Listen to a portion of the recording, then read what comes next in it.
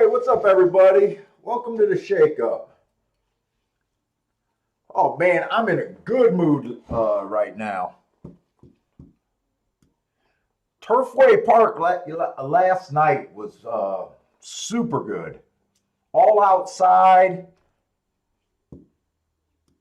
Didn't quite have a Rolex day, but had a really good day yesterday. I backdoored that $250 exacta. I backdoored that and then hit the last two races. But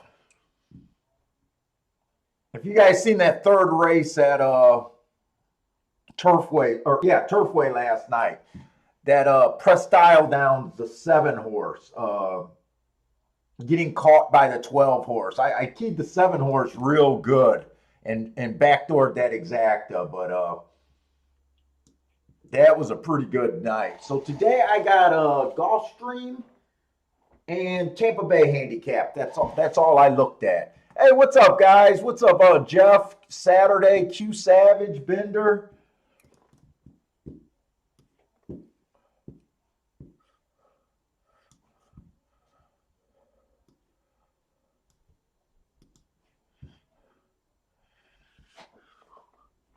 Other than I want to say the 6th race yesterday. Other than that 1 horse winning at Turfway, Turfway has been all outside, absolutely all outside.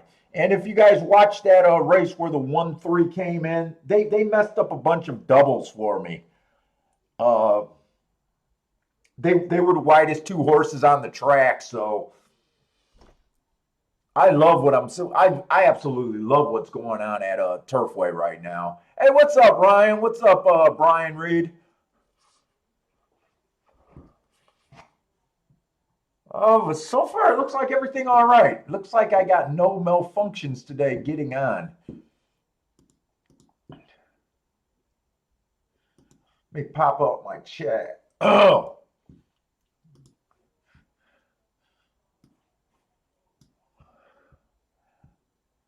I need to grab my. Let's see. I need a betting window too. Where's my betting?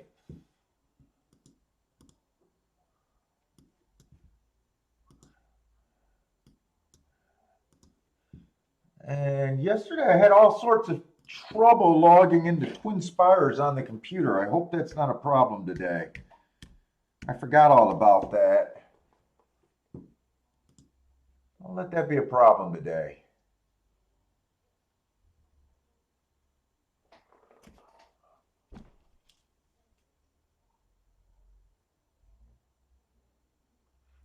Is anyone else having problems with their Twin Spires? It's got to be the my cookies or something on this computer. It's got to be. All right, I'll just. That's right. Yesterday I bet on the other website all day yesterday, so I'll just go over there. I forgot all about that. I forgot that I was having problems. No big deal. I could still get on it on my tablet. The only problem that I would have is if I got crushed. I don't have nearly enough money in this account.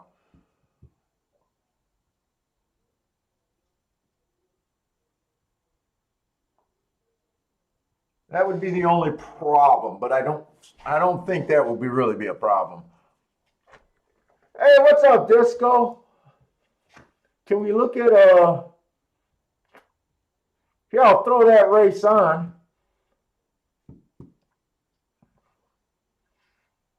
I think we got a lot of time for Gulfstream. Yeah, we still got 16 minutes, even with them going off on time. You know what? I want to see if I can. I don't want to use my little tablet. Let me see if I can get on Twin Spires here. It's got to be a cookie issue.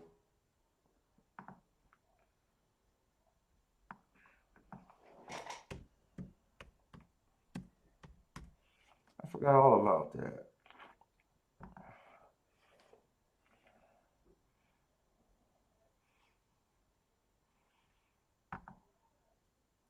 I don't know if I ever tried to go on this computer.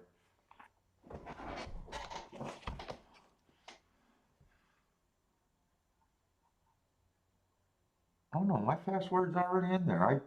I use. Oh, you know what? I do use this computer to go to Twin Spires when I'm in Vegas. That's right. I don't know what that. Yeah, yeah. It's got to be my browser or something, because I'm on here. All right. Well, I got everything. I don't got to worry about nothing. I'm able to get on. Hey, what's up, Garth? Who you need here at Aqueduct Disco? Who else is in here? Hey, what's up, Chris? Chris likes the 6 at Aqueduct. You know what? When I just marked Gulfstream actually I marked Gulfstream 2 days ago. I did not mark Gulfstream last night. I marked Tampa Bay last night. Vinder's saying it looks like a tough card today. I was going to say when I marked it last night, I had no feelings one way or another, but that's not true. That's about the Tampa Bay card, not the Gulfstream card. Now, yesterday I did not do any of my charts or anything because I had to handicap Tampa Bay, and then I did that while I was playing Turfway last night. I didn't do the charts. I kind of wanted to get the charts done to look at. So I don't think the rail was super good yesterday. Really, there was some outside horses that last race that what was it, 9-11 exacta. That was a tough race though, but I'm not sure about what I thought about the rail yesterday.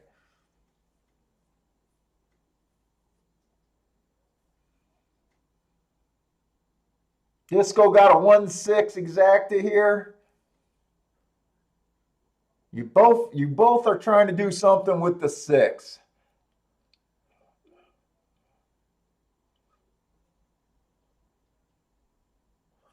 I should have went and grabbed a cigar. I didn't realize I smoked all of those cigars.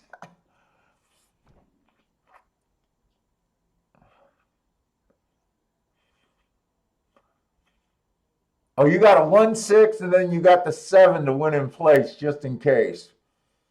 Yeah, I think you're going to need that 1-6 because your 7 is not going to do anything just in case.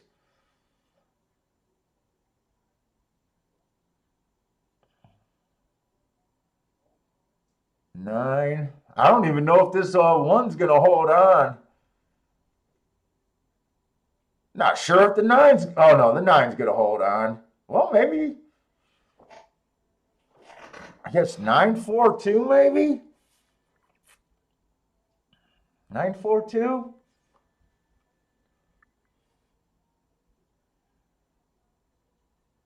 Why does it look so cloudy there? Is that my computer, my vision, or is that just the dirt that they kicked up? Or is there a big low point? I don't think there's a low point where it's just going to be foggy. All of a sudden the camera got like, maybe the cameraman's smoking.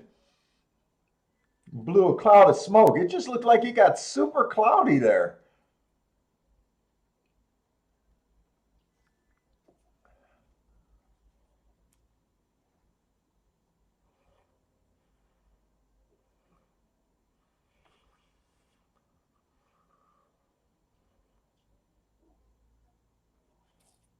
Was that a 6 furlongs or a 6.5 furlong race?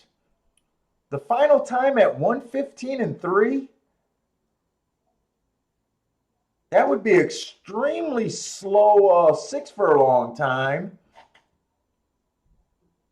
I usually don't look at the finish of what to expect for 6.5 furlongs. I usually stop my handicapping at the 6 furlong mark. That might have been 6.5 furlongs. I don't know. Fractions look pretty slow overall. 23-3, 48-3, 115-3.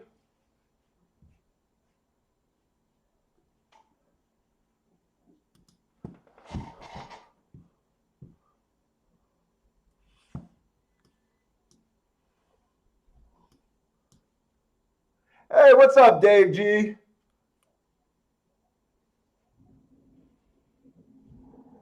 Oh, you are saying it is a little foggy there, baby. All right, let's get to Gulfstream. We still got 9 minutes, so we got plenty of time. I don't think this is a real good race, though. I think there's way too many first-time starters for me. So what we got? We got 7.5 furlongs on the turf. Maiden claiming 35,000. I'm still in my standard taking it easy on the turf routes right now. But just looking at the first part of this race, I don't think I'm going to be that tempted. We got 3 first-timers so far. The 1, the 3, the 4. I don't have any opinion on first-timers. The 2 horse, I don't have anything there. The timer malfunctioned. I don't have anything on that race. So I guess I'm starting with the 5 horse.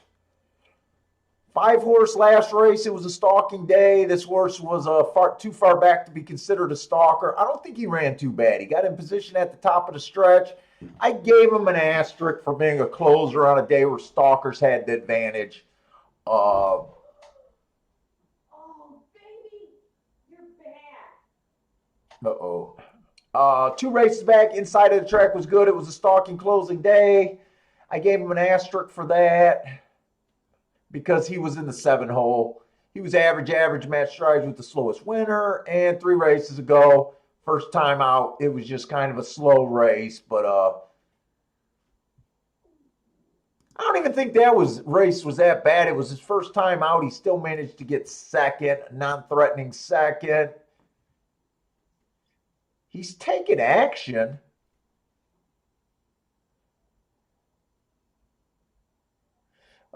Six is another first timer. 7 only ran 1 race. I can't judge his talent off of 1 race. He is dropping a bit in class. He does have an excuse last race. He was pinched at the start. It was an early pressing day. He was too far back to have a shot. But honestly, I can't bet him with any real thought. You know, I can't really get to him myself. We got the 8 horse, bad rail last time. He was well off the rail. He ran second best. It was a bad rail closing day. He tried to go wire to wire. Gave him an asterisk for that race, and he went too fast to win. That's the best race I see on paper from anyone. First race out, got in position at the top of the stretch, finished 4th, was an average day. Nothing wrong with that race. 9-2, not a bad price. It's really hard for me to decide if he deserves to be 9-2, just because I know we got at least 4 or 5 first timers. It's really hard, but that's the only horse that even tempting me right now. The 10 horse, inside speed favoring day. He had speed, he had the inside, finished 4 by 13. He came out decently fast, average. 2 races ago, early pressing day, average slow. And 3 races ago, speed favoring track, bad rail. He had no shot that race. 6-1. That's probably a fair price, but it's really hard to make a morning line in this race to me. I think it's impossible. 11's another first-time starter. 12 ran with the inside of the track last race. To me, he ran with the bias. He didn't do squat. I don't like him, but I can't even say that he's a complete throwout. I don't like him, but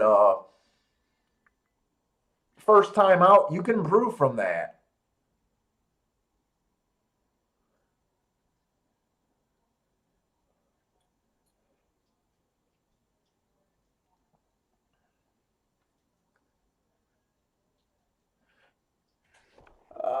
I don't know if I want to. I'm 50-50 on even if I want to play this bet. The most I can play on this bet is a $20 win ticket. That's the most I can do here. And the only horse I can really bet is the 8. Even though the 8 has an excuse and basically has my best marks that I give, in my opinion, it's so hard to be too aggressive this race. Just because of first time starters. 2, 3, 4. There's 5 first time starters. I can't get a gauge on any of them. And then if that's not bad enough, there's 1, 2. There's 3 horses that only ran 1 race that I would not have a problem with any of them improving.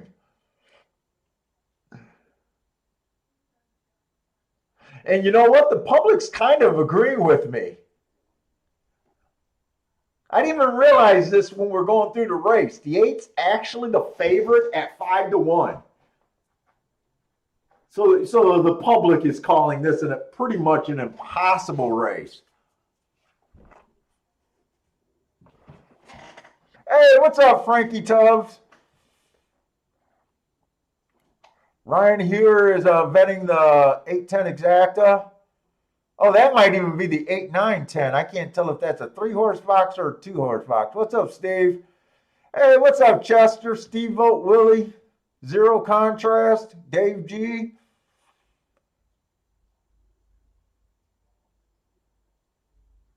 Jim. Jim likes the works on the 11. Maypop today. Well, 40-1 is the right. I would say 40-1 is definitely the right price to play almost anything at.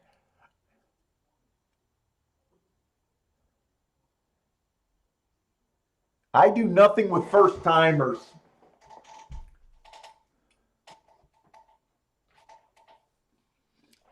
I'm still borderline. Let's see what. I'm probably going to be betting on both computers actually today. I'd rather keep betting in my Twin Spires than this other account.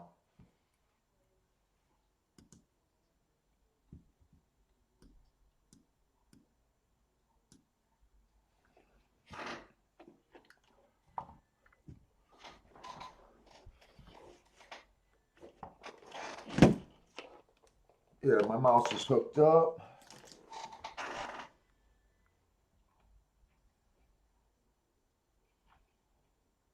You know what? I wonder if I'm going to have the problem. Let me see something.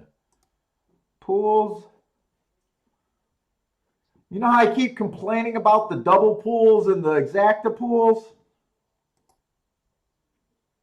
Oh. This is not giving me that problem where I got to keep scrolling back and forth. I might keep playing on this. Maybe that's maybe it only has problems on my browser or my personal computer for whatever reason. That's a Mac. This is a Microsoft. Maybe it works better in Microsoft. I don't know. I'm still. You know what? I am going to put that $20 just to win on the 8 here.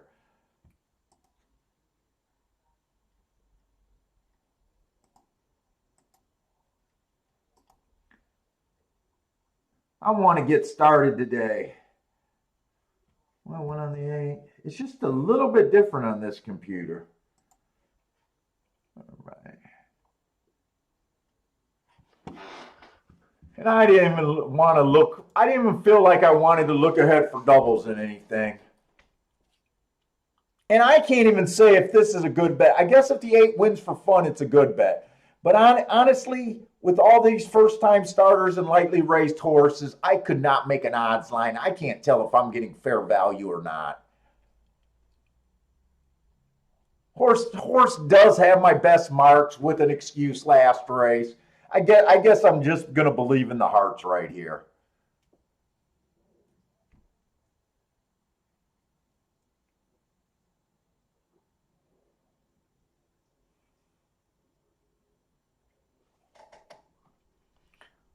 Oh, you're going to take a shot with the 8 with a money back guarantee. That must be on, I guess, TVG from what I'm looking at.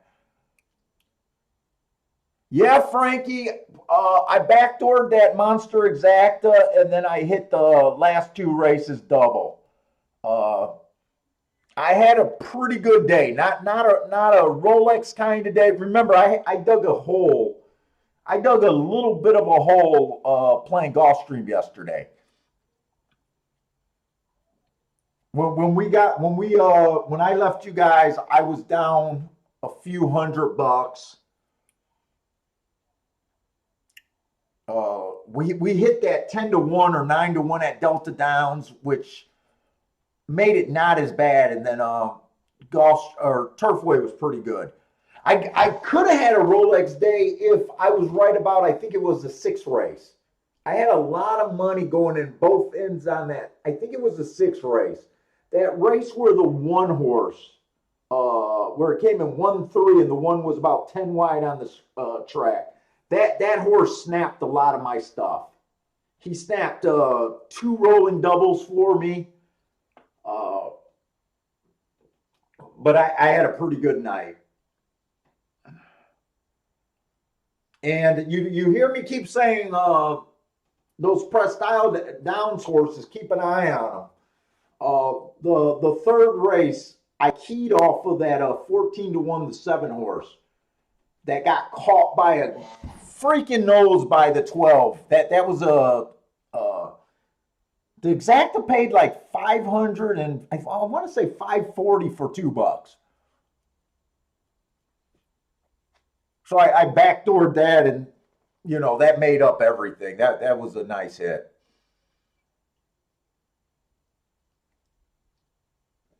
If he would have been a nostril or a head faster, I would have had a really, really, really big night last night.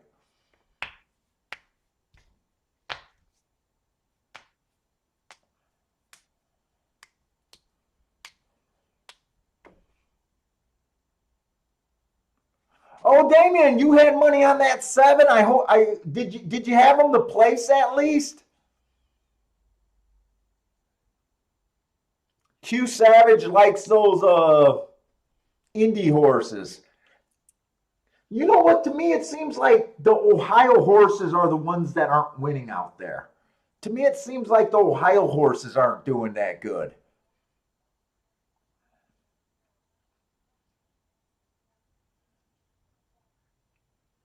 The Indy horses aren't really sticking out in my mind. I guess I know that they're running well enough.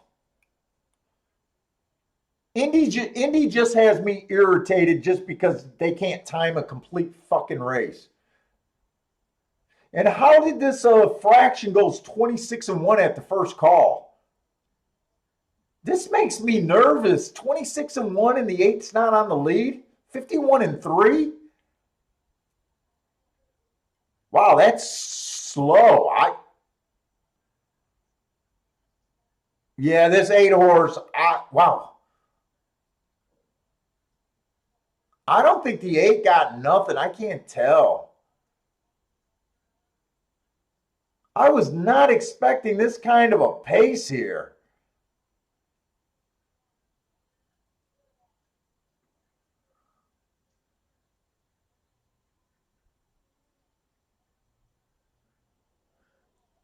Well, I tell you what, the 8, due to his performance, was not worth 4-1.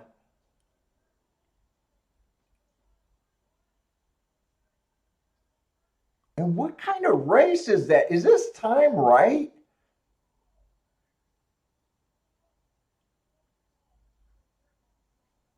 $26-1, and I gotta watch this race again. I'm not even sure who won this race. I'm not sure where he came from.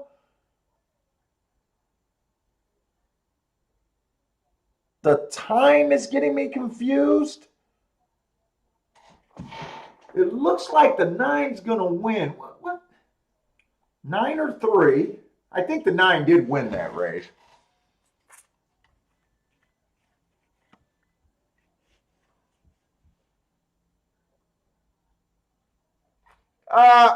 I put that bet in, and you know, right now I'm a little. 9 was a first time starter.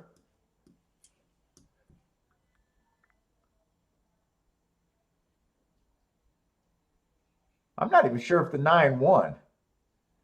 What was 3? 3 was probably a first time starter too. I'm gonna have to wait till that's official. That was a bad bet.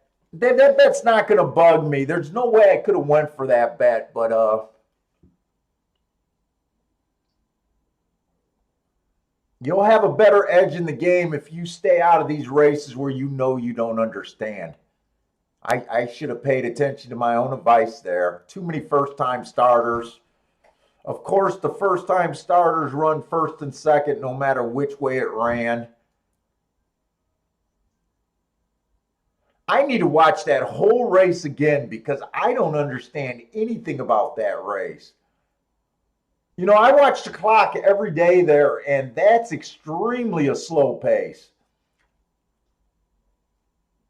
Yeah, Sky, same old turf way. It isn't even close. You know, I talked to Parsons this morning, and, you know, we were talking about Turfway being same old Turfway. I told Parsons that I don't believe in really caring all that much and really trying to figure out what makes a bias. Why is Turfway still running the same way? You know, I think it's better just to see it, recognize it, and freaking crush it. Uh,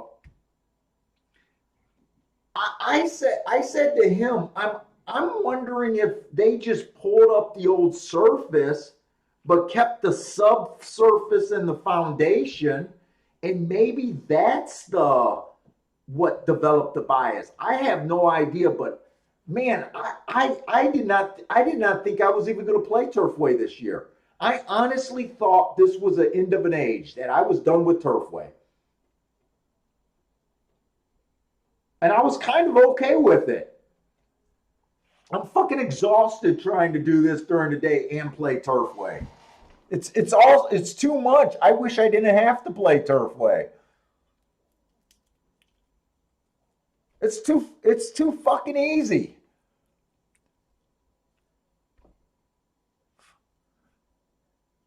Oh, Scott, you watched them do it, so you know that I wonder if that's why it's playing the exact same way. It's playing the exact same way. It's not only playing the exact same way, like result wise, just with a lot of outside posts winning, but close your eyes. I tell you what, if you could, I don't look at replays, but if you could get replays from a year, 2, 3 years ago, replay them next to yesterday's result. Just blindly grab a day. I guarantee you got a 70% chance watching the exact same move. Watching the exact same move at Turfway. Like, it's going to be no difference. And right now, if you watch this whole starting couple weeks, almost a month maybe, of replays, if you just watch one replay after another, after another, after another, you'll be able to spot the odd races. That's when a 1, 2, 3 gets the rail and holds on to a win. For a route, like the routes, it all seems like it's stalking, closing towards the outside. You'll be able to just say, wow, that was an odd race, or there's that move again. Oh, wow, they're winding up. They're gearing up on the outside. Here they come.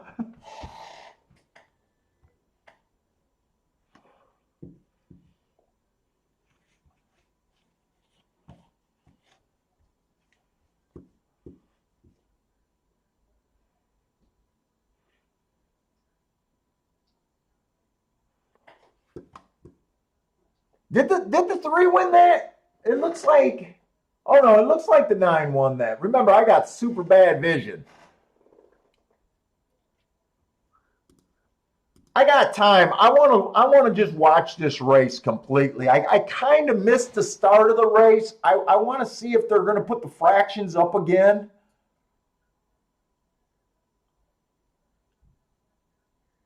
I really don't understand why the 8 wasn't closer to the lead.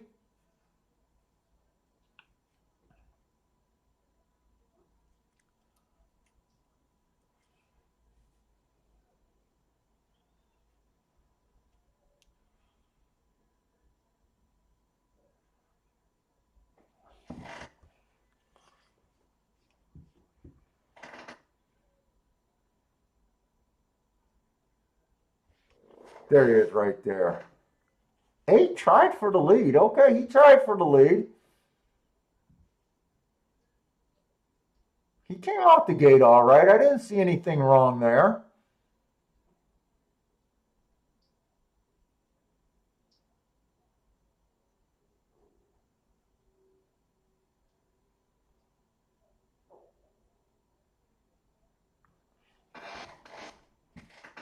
Does anyone have a hard time believing that that first fraction was actually 26 and 1?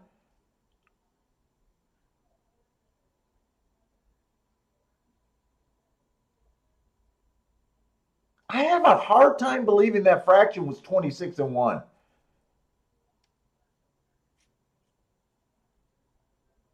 Soon as they put up the chart at equine base, I definitely want to see the chart soon as it's put up. They're putting up the fractions like they don't think the clock malfunctioned, but man, that is slow.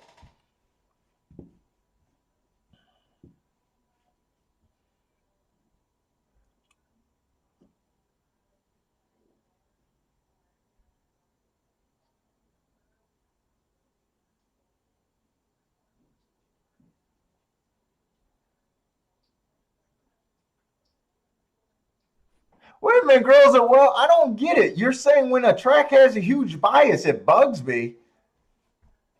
That's not what I said. I said I don't try to figure out why there's a bias. I see you said just pulling my leg, but I don't get that. Fuck no, dude. I want to recognize the bias, and I don't ever want to leave. I want them to keep playing on the track and nothing to ever change.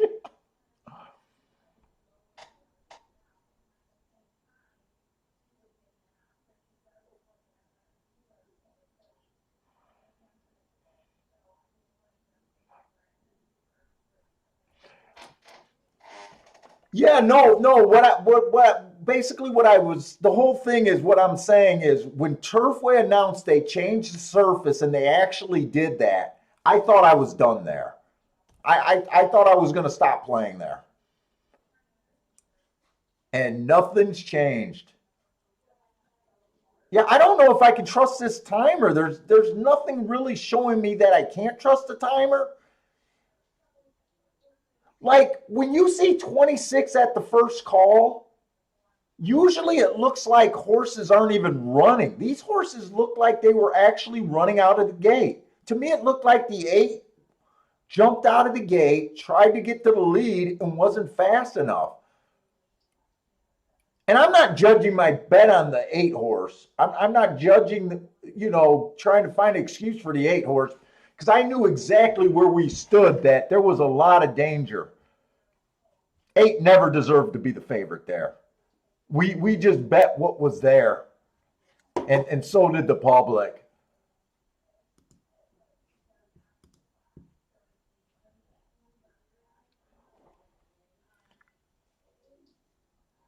Yeah, girls. Well, I agree. You don't see 26 and change at Gulfstream. I'm not saying it can't happen, but I'm having a hard time believing it.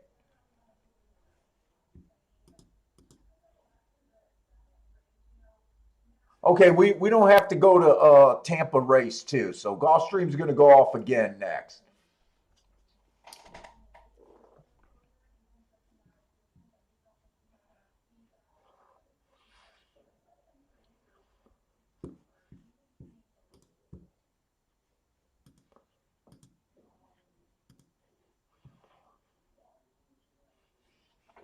And because I didn't do the chart, I do want to look at the charts today.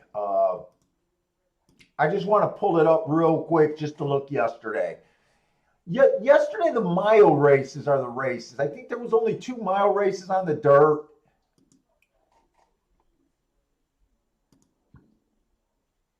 It really helps when you look at the charts before you start playing.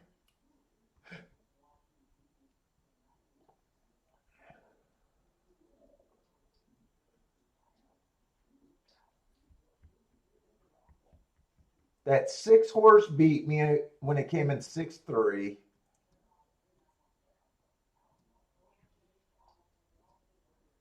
What was the other race? I think it was the last race. And the last race, so they ran 2 mile races yesterday. They both came off the pace and they were both outside.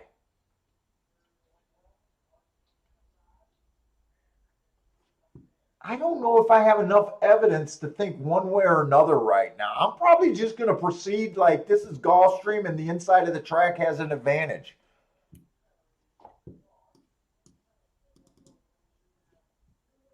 That last race was kind of impossible for me, right? That last race was a tough race. I know a couple of you guys hit it and did a really good job, but for me, that race was impossible.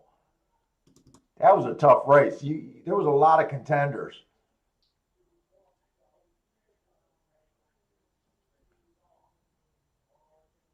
They've only ran 19 races on the dirt so far for routes.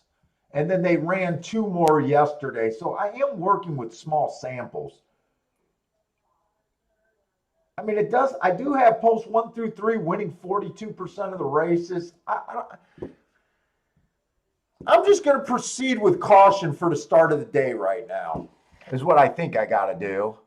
Hey, what's up, Hawk Rivers? I don't think I've ever noticed Hawk Rivers in here before. Welcome to the show if you're new.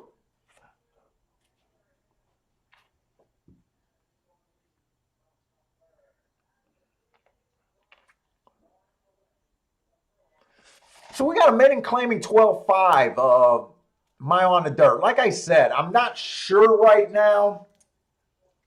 Hopefully I can figure it out on the dirt. I'm going to handicap. I'm probably just going to proceed like it's still the inside. We just know for the last 4 or 5 years that it's been better to be on the inside than not. Oh, you changed your name. Okay. You were Patrick. I do remember seeing Patrick.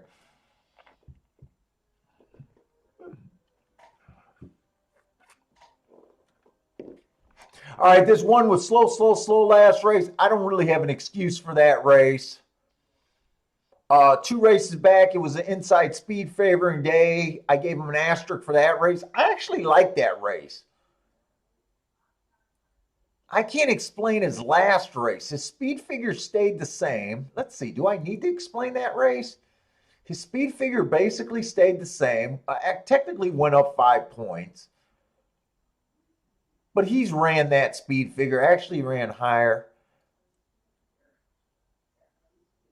I don't know. I like that race 2 races back. 3 races back, it was just a bad rail closing day. He was a closer. He was off the rail, and he was still average slow.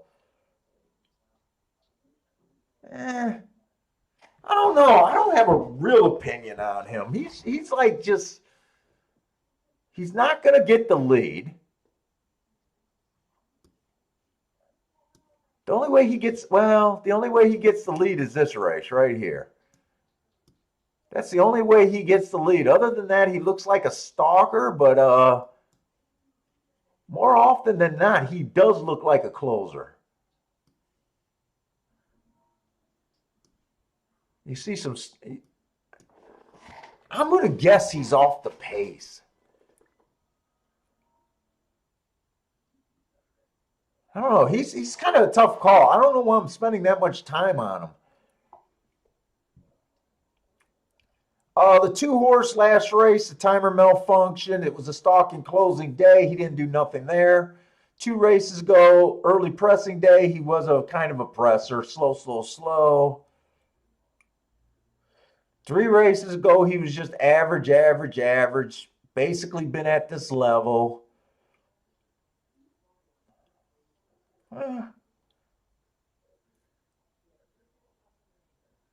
I don't know. He's pretty bland. I think we're going to have to do some extra handicapping in this race. Right now, everyone just looks very bland. The 3-horse, average, slow. 2 races ago, inside speed favoring track. Gave him an asterisk for that. 3 races ago, another inside track. He was on the outside. Gave him an asterisk for that. He has a few excuses, but questionable speed. Early speed, anyways. 4-horse has been average, slow. 2 races back, slow. 3 races ago, ran against an inside bias, but ooh.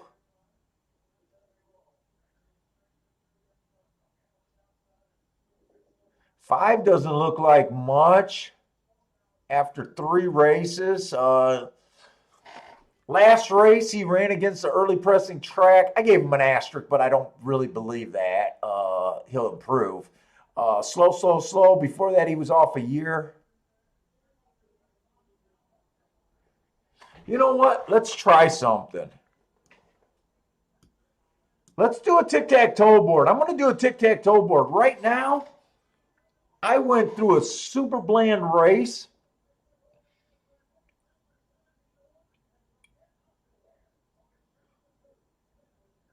No one is I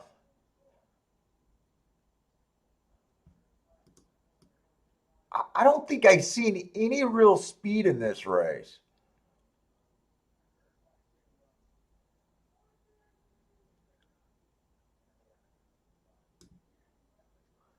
Does he at least?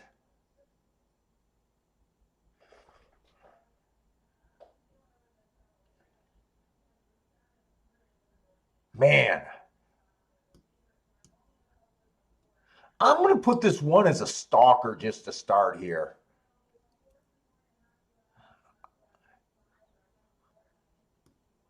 He was at a little bit higher of a class. Maybe he has a little bit of a front end against these. This is tough.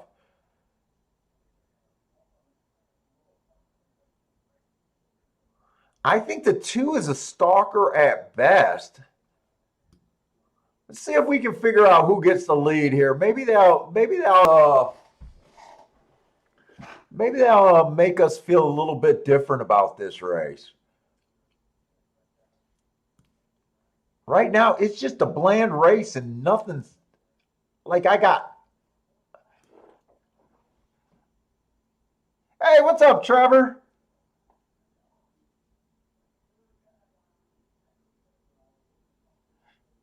Yeah, no, I'm not really. I mean, nothing happened with me and Wild Bill. I think he started painting again, and then hunting season came up. I just haven't been able to get a hold of him. And I'm not sure when hunting season's over. I keep getting voicemail every time I call him. I'm not sure what's going on with Bill. He's always welcome back. Nothing happened.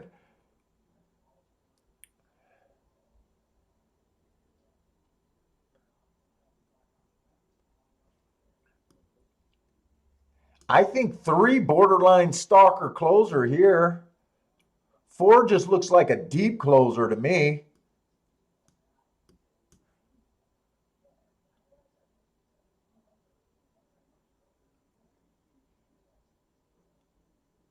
Hey Jay, the way that we do it, the way that I like to do stalker closers now, it's not exact science. So what I'm doing right here, I mean, you could probably already figured it out maybe. If I put them up here, it's wired. They're likely to show speed. In this second category is stalkers. In this third category are the closers. So that's how I got these signed up. If they border a line, like I got them straddling a line like this 3, I think he's capable of stalking and closing. But the way that I found best, and I didn't make it up, I read it in a book. And to me, it's always explains the races. I like to look at first and second call. So I also have real definitions for what I mean. I think wired speed horses, they need the lead. They go to the lead. You probably already know that. Stalkers. This is when I start getting in my definitions. Stalkers to me are horses that win. I'm having problems writing. They win from 1 length out to 4 lengths out. That's a stalker. And as soon as you hit 5 lengths out or farther, you're a closer. So I like being, where everyone's talking about the same definitions. So after that, I use the first and second call, but the first call is more important. And all we do is go down the line and see. You don't use the position number. If you know how to use a racing form, you use the beaten lengths, the smaller number. So really, if you see a horse with a bunch of 5, 6, 7, and 8s at the first call, he's probably a closer. If he's between 1 and 4 lengths, he's a stalker. And a speed horse, you'll see a bunch of 1s, second by a head, 3 by a head. They tip their hand and you know what they're going for. And in lightly raced horses is a little bit harder to do, but like this horse, we're on the 5 right now, looking at the first call, 10 by 10, 4 by 6, 9 by 14. 3 races is about enough to kind of figure out what a horse is going to do. Maybe the light ball comes on and he can switch, but we kind of don't expect to see that horse early. So I put him in that. And then you just kind of go down the line. The next thing you want to be careful of, you want to compare routes to routes and sprints to sprints. So if you got a route race, you want to look at the route races and not the sprint races. I got a few rules that change. Usually route horse going to a sprint, let's just say I think they're a speed horse. I don't like that angle, so I put them in the stalker category. If they're a stalker, I kind of put them bordering the line, and if they're already a closer, I just think they're going to be farther back. Sprint horses going to a route, I do the exact opposite. I expect them to be able to run at a faster tempo. So if a horse is a deep closer, I might put him as straddling the line. A stalker, I might put him in a speed category, especially if the race is weak with speed. But that's how we do it. Hey, what's up, In the Money Mike? So the 6 horse, I'm kind of putting him as bordering. Right now, I'm not showing any speed. 7 horse only ran 1 race at a sprint. That might be the first horse that's going to get the lead. 4 to 5, I'm not interested in.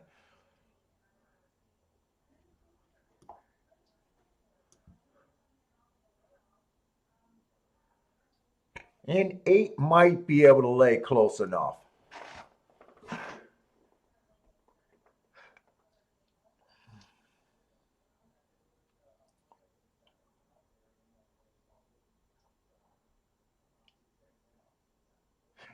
I don't think much of this race. I'm gonna bet it. I'm gonna bet another in my play bet category. I'm gonna play towards the inside. I'm gonna take a shot on this 1 and this 2 horse though. I'm just gonna bet both of them to win. Is that the right race? No. What's going on? Oh, I got it. Oh, it didn't go to the second race for me.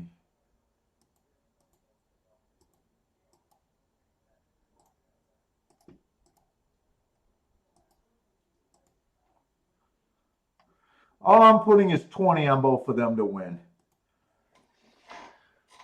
Play bet.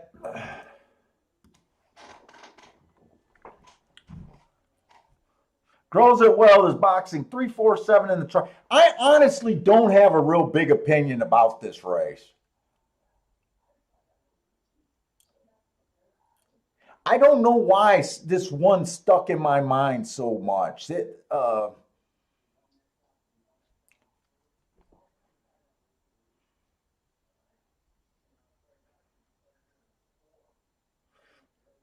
So I kind of thought 7 was the most likely to get the lead, and I thought the 1, the 2, and maybe the 8 might be sitting in position. So I'm dead wrong about the 1. The 8 is sitting there in position. The 2 is a little farther back than I thought, but we were kind of right about the horse most likely getting the lead. This does not look good for me. This doesn't look good for me right now at all. 24 seconds on the front end.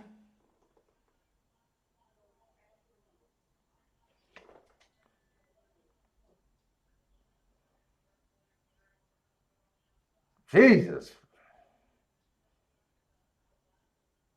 My 2 is that far back?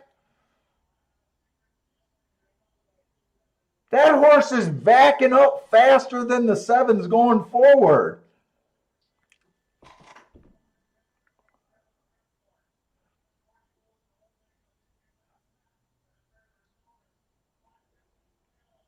This is terrible.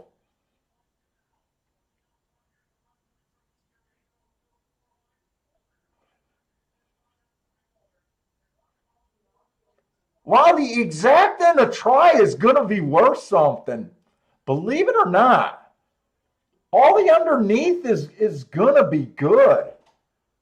I want to look at this race again. I knew I didn't have an opinion about this race. I probably shouldn't have played a race yet today.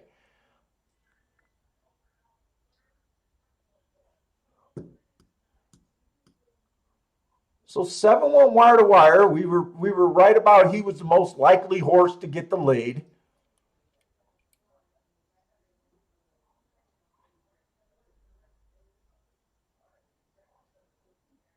I got no problem with him winning. I wouldn't have been interested in that price.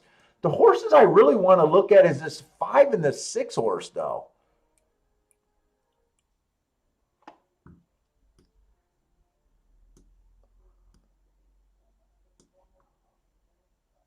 Let's see. This looks like this slid higher. These are supposed to be right here.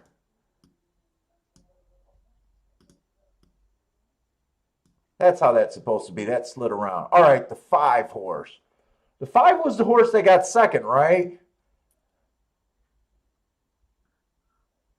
Oh, I did not spot this. This wouldn't have made a. I'm sorry, I'm circling the wrong thing. It wouldn't have made a difference in my impression of the race, but I did miss something on the 5. I didn't notice that the 5 ran 3 races of sprints. Let's see, he had an excuse last time he ran, and before that he was coming off a year layoff. I wouldn't have bet him, but you know how I was saying to who was I talking to? To Jay. You know how I was saying that, if they're a sprinter and they're going a route, I move them up a category. I would have moved the 5 up. But other than that, I wouldn't have. It's not like I would have jumped in and bet him. He did have an excuse last race, so he ran against the bias, and before that he was off a year, but I couldn't have got to him. Who was the 6 horse? 6, last race, the timer malfunctioned. The 6 horse actually makes more sense to me than the 5. Last race was on the turf. It was his first race out. I didn't dive that much into it because the timer malfunctioned. I guess if you wanted to look, throw that out just because it was a turf race, you would have looked at 2 races back to back where I thought he had an excuse. He earned an asterisk 2 races ago and an asterisk 3 races. He actually makes sense. Why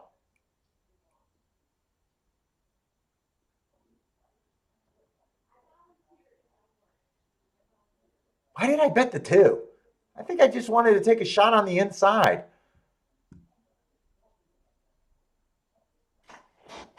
I just wanted to bet that race.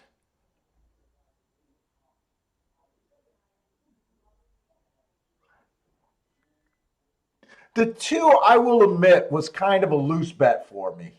That was even looser than I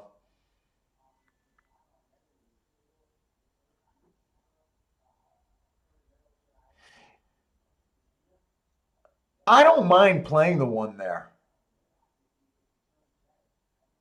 I thought there was a chance that he might have been closer to the pace. I also thought there was a chance that he could come from behind.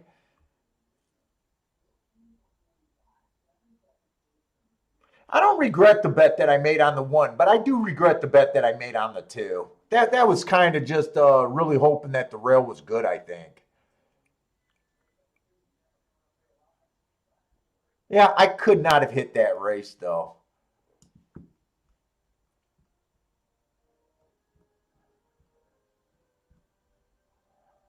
Oh, this is the part I want.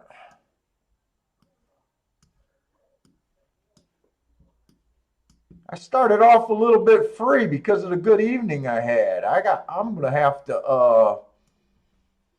I don't want to do 100 play bets today, especially when they're not freaking running.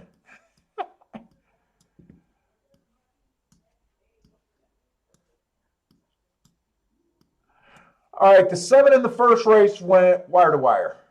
Or I'm sorry, the 7 in the second race went wire to wire. Did that did that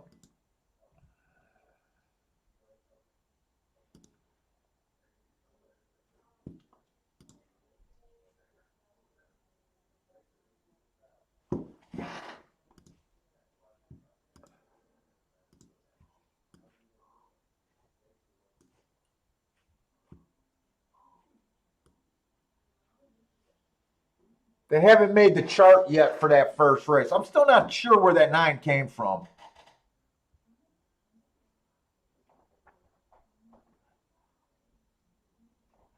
Oh, and the money Mike, did you bet on that 6 to do anything?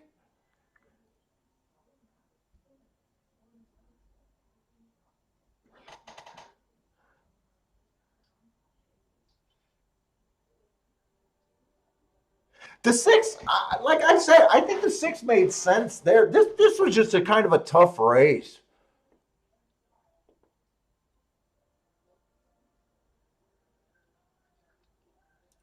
When we did the tic tac toe board, it really felt like whoever got the lead was going to have an advantage.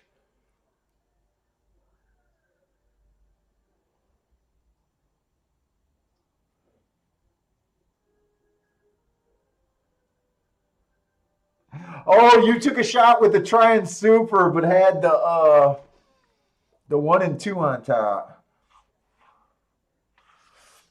Hey, what's up, JT Gator? Are we that close to Tampa Bay? I guess we are getting close to Tampa Bay, aren't we? Shit. All right, Tampa Bay is loading the gate.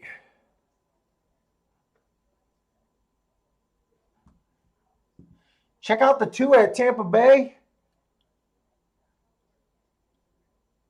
2's making a big class drop. Wait, this something's.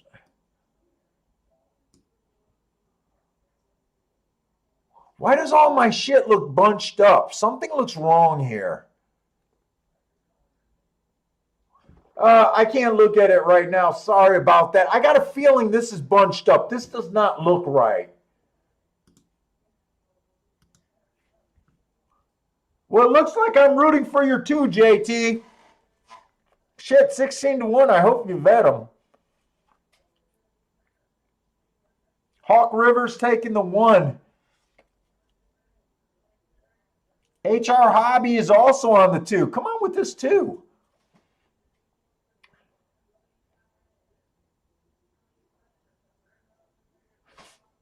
Now, Tampa Bay dirt is a surface that I've never been able to beat. I've never had a winning year on the dirt at Tampa Bay. Last year was the first year I beat the meat, but that was because of the turf racing.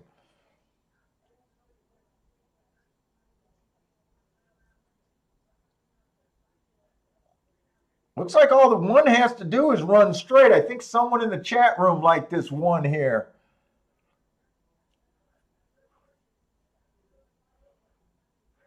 Hawk, oh, what the, wow. I thought he was going. I was looking to congratulate someone.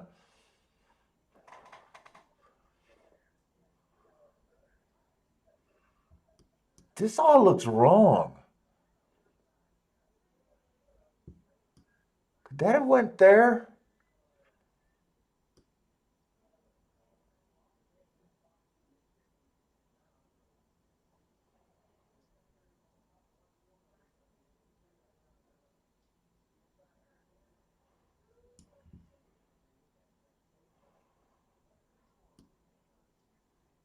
That looks like,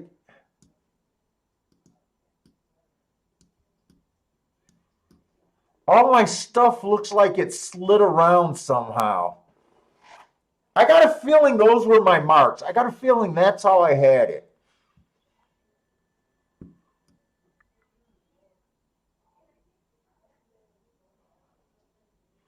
The horse coming from Woodbine won.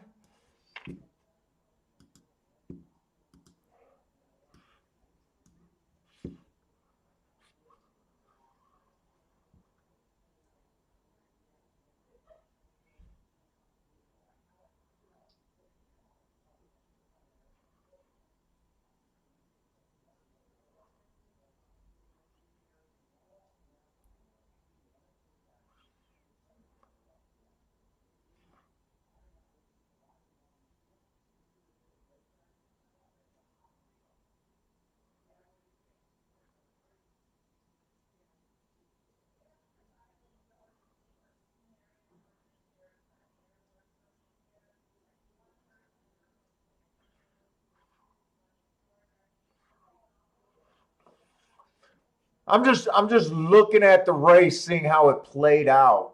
I think they closed that race.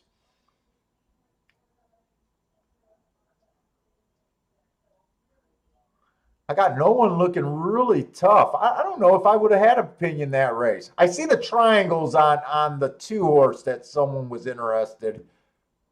But I do know that those were earned at a mile, and this was a 7-furlong race. I always like 6 furlongs. I don't think the 3 would have really been on my radar, though. Partially because I think that I think the 3 closed, and I wouldn't have been looking for closers.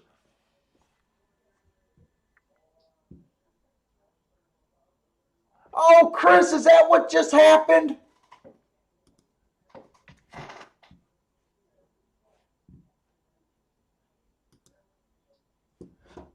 Thanks, Chris.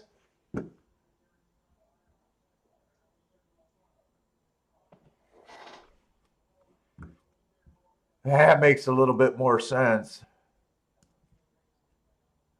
2's coming from Indiana. Okay, I see the speed now on the 2.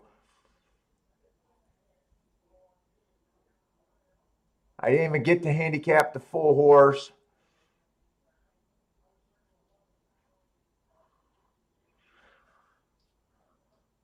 That was a claiming $20,000 race.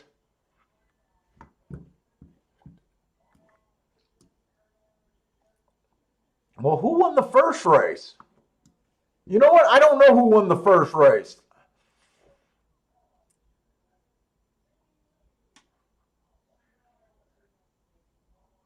I don't think I would have had a real opinion in this race.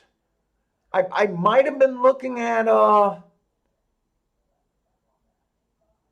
kind of the 6 and the 8, depending on the odds in that race. But I don't think I would have been that depending on the odds, I don't think I would have been that interested in this race. And I think I would have been looking at trying to find a horse that I thought could get the lead. And that probably would have been the 6 and the 8.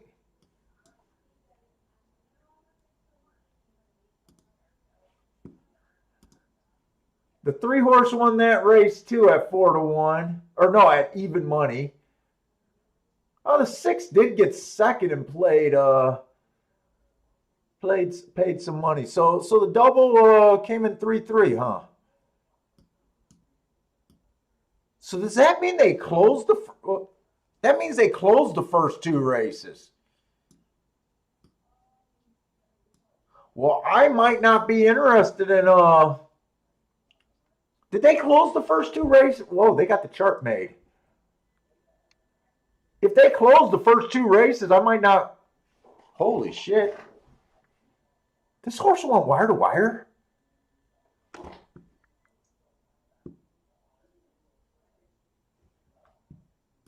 Are you shitting me?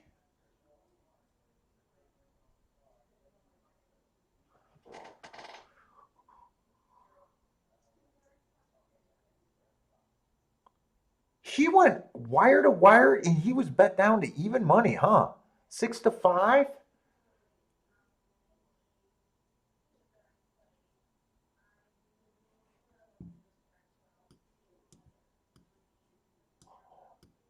Wow, there's absolutely no way I would have guessed that.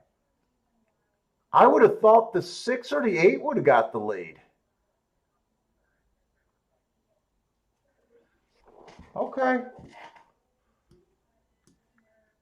So the double came in 3-3. All right.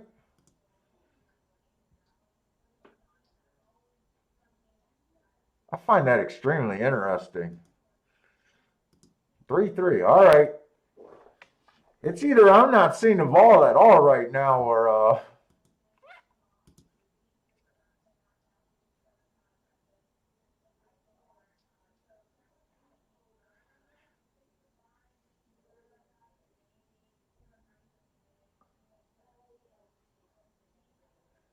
how did Tampa Bay made their result charts already? I'm still waiting on the first result chart from Gulfstream. I'm still waiting. Hey, Groza, well, the inside of the turf doesn't really matter all that much at Gulfstream. It's for sprints, it's speed.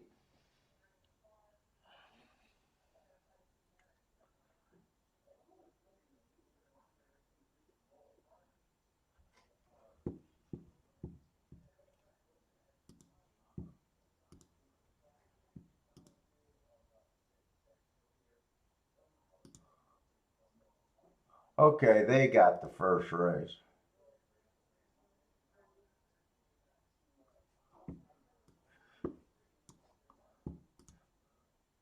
I know I'm not crazy, so equine base for that first race, they got the times is not available. They don't trust. Something went wrong with the timer again, and that 9 came from 1, 2, 3, 4, 5 lengths back. So the 9 closed.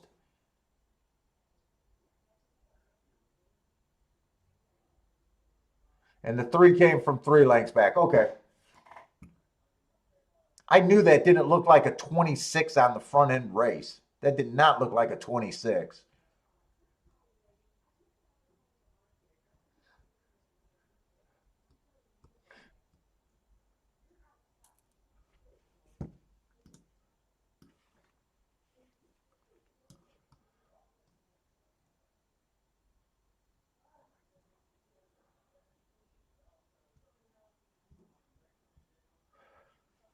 Oh, that was a turf route, right?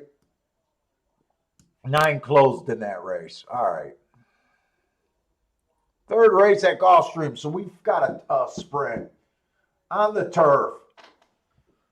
Speed, we want to be on the lead or within 3 lengths of the lead.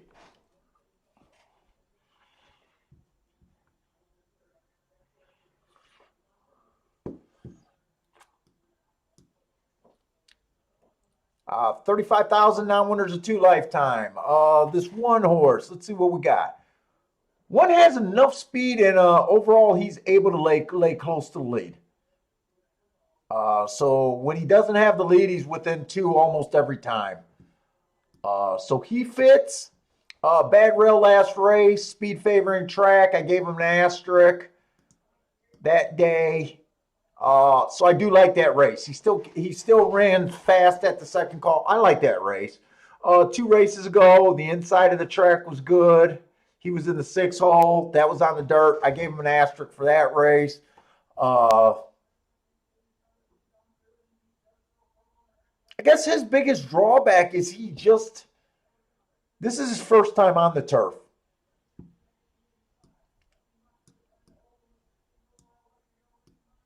First time on the turf. So that's his biggest drawback. But I do think his running style fits. And that doesn't bother me. It just depends on how much other speed is in this race. The 2-horse absolutely fits on the lead. For the most part, when he's not on the lead, he's still within 4 lengths. He's been off a year. That's a big drawback.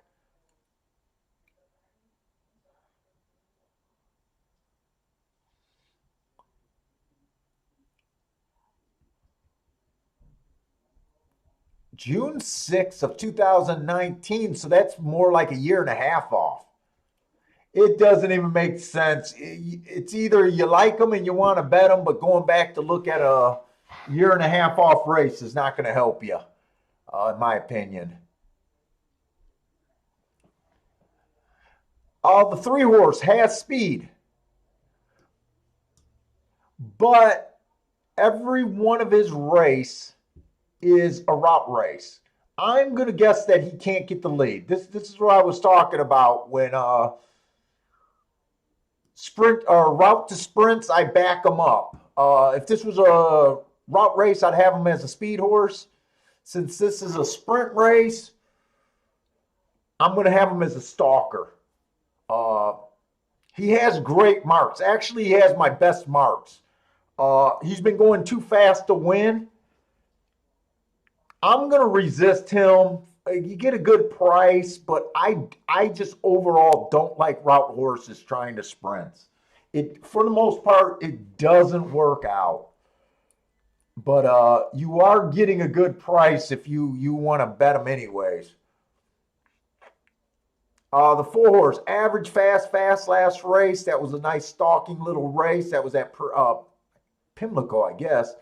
2 races back, average.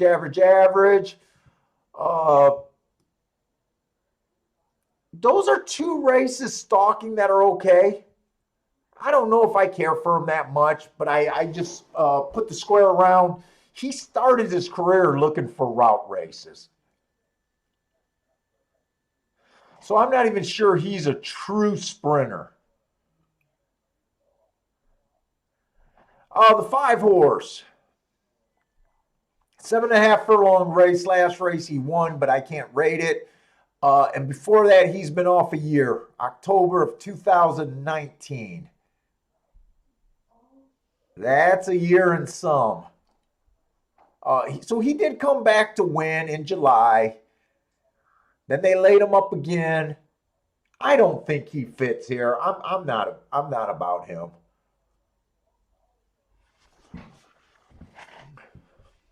The 6, we got the favorite.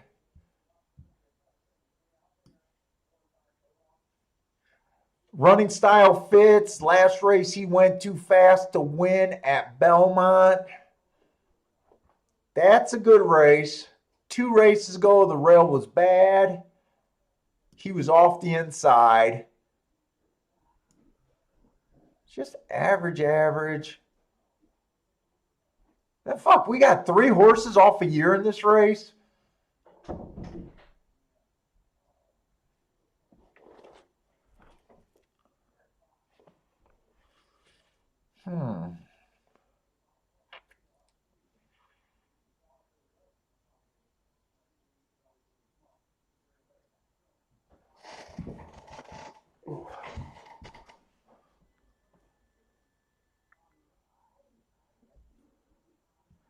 So what we got? This race is a race that it's kind of hard for me to understand right now. I'm going to say that I think that the 6 deserves to be the favorite here. I can't get behind the 6. That's not going to move my bankroll, and I'm not willing to bet enough money to actually try to move my bankroll on him. But I do agree he deserves to be the favorite. We did have a horse that kept us out of a race yesterday, that one horse that came off a year and won. And it was kind of, the same thing as this 2 horse and this 7 horse. The 2 horse fits here, but you're taking the year off. I just fade the year off. So he just adds mass confusion to this race for me. The 3 adds a bit of confusion. Myself, I don't think he's going to be fast enough. If he is fast enough, he's going to be extremely tough. If he can get the lead, I don't think they'll be able to run him down. I'm willing to bet he doesn't get the lead here, though. He has great marks, and actually, I still think 8-1 is a good price on him.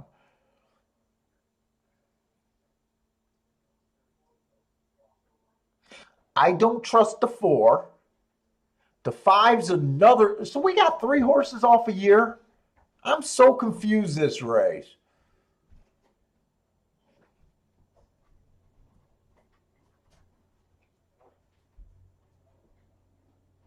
I guess if I was feeling crazy, I would just box to 136. But I'm going to sit out this race. I don't feel like I understand it with so many horses off a year. And I kind of agree with the public that the 6 just deserves to be the favorites. So really in my head, the only thing I can do is box 136 or try to beat the 6 with the 1 in the 3, even though I think the 6 has a pretty good edge on them. I don't want this race. I don't need this race. Elliott Black is taking a 6-1 exacta code.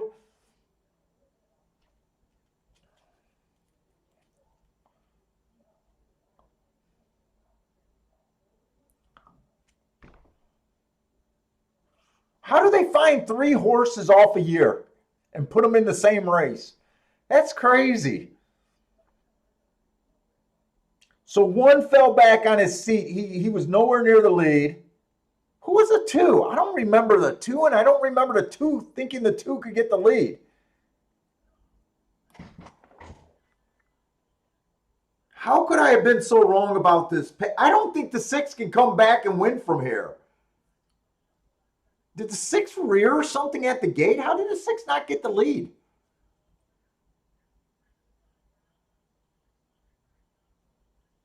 This 2's gone. They don't come from that far behind. They don't come from behind here.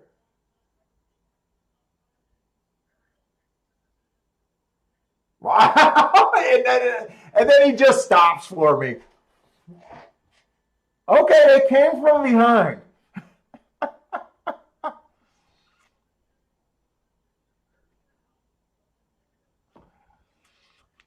It's good at least knowing when you don't recognize, when you know you don't understand a race. That actually ended up being a really good race. Did something happen?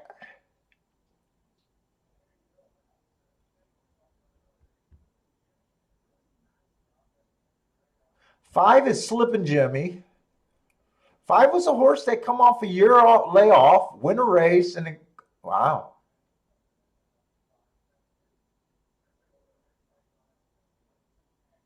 Is that their move? The trainer just figures he's so good with 8 and 9 month layoffs that he pops a second by a neck. I'm so good, I'm going to lay him off for 8 months. Comes back, hits for 8-1. Nah, I don't want to bring a horse back in good form. I'm going to sit him off another 8 months and comes back and wins at 7-2. I don't know. I had mass confusion this race. I'm going to have to watch this replay because I don't know how the 6 did not break.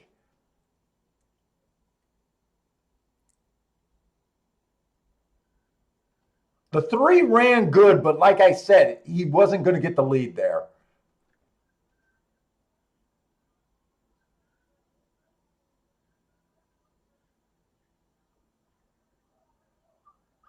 Oh, I was a little surprised when they were turning from home. I thought the 2 was gone. The 2 is a horse coming off a layoff. That makes sense to me. I could actually see him running that race. I was almost scrambling in my head thinking, oh my God, they came from the back end.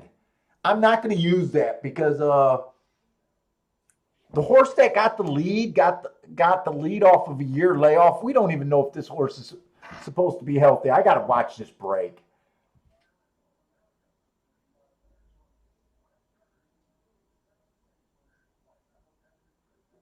Can I see that break again?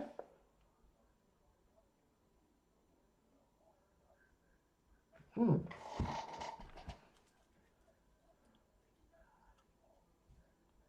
Oh, Lou, 5 is off only 4 months. I did the math really fast in my head. What is it? July, August, September, October, November. Hey, yeah, you're right. 6 did get pinched at the start, but I, you know what? I don't even want to give the 6 that kind of an excuse.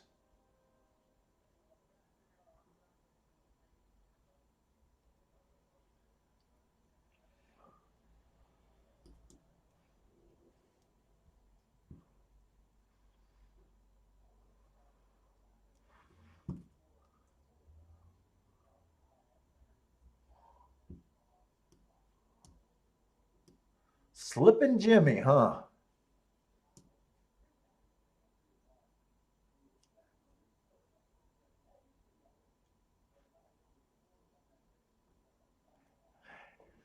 He would have, if I would have played, I don't think I could have got to this horse in any situation, especially not at 7-2. It would have been easier for me to bet the 3 to win at 7-1 than the 5 horse. I really want to watch that break again.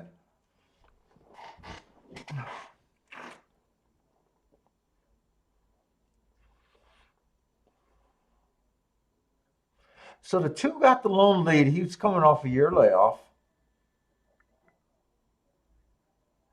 I'm not going to judge the profile based on this race.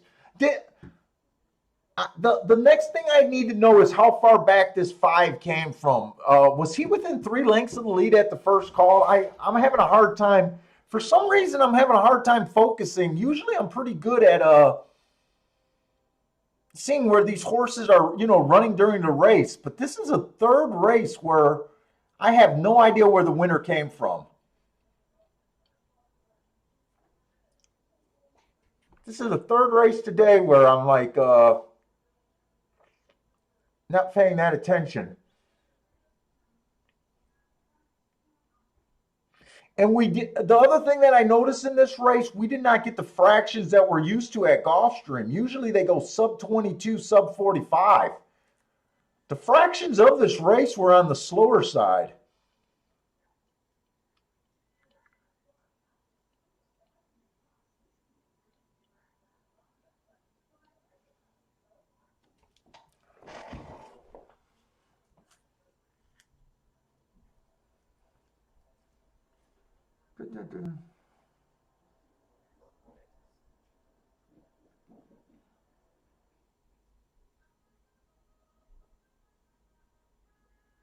Come on, I really want to watch this. You know what? I got to make sure Tampa Bay is not. Hopefully, Tampa Bay's on the turf today.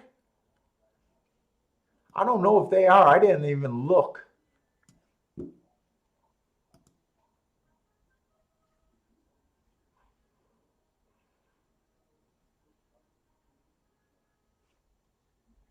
Fuck, I don't have enough time to watch this race.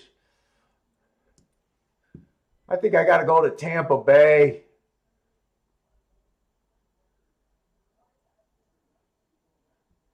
Tampa Bay, they're already in the third race.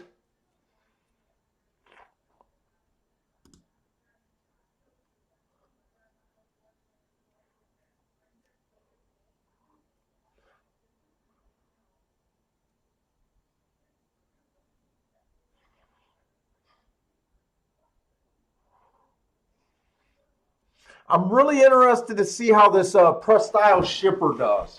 I've been liking the press style shippers, going to a few different tracks. I noticed at Tampa Bay we're getting a lot of them. I'm trying to keep an open mind up to them. I don't remember them how they did in years past. I'm almost wondering if this is a newer thing, seeing this many press style horses.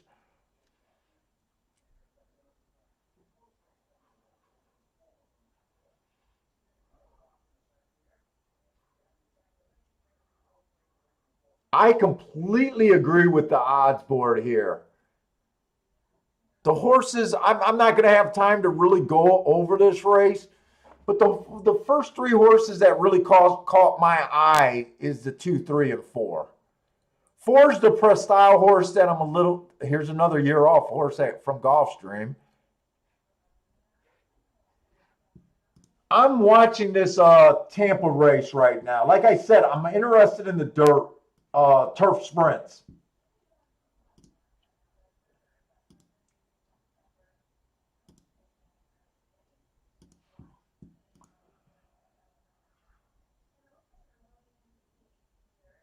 Oh, good. I'm going to be able to see the replay. I'm going to try to watch both of these races.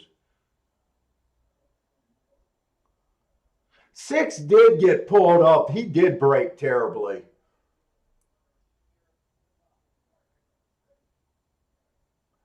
One, two, three. The 5 came from 5 lengths out to win, and so did the 4. So they did close on the turf to win that race. I'm talking about the turf, the Gulfstream race that just ran.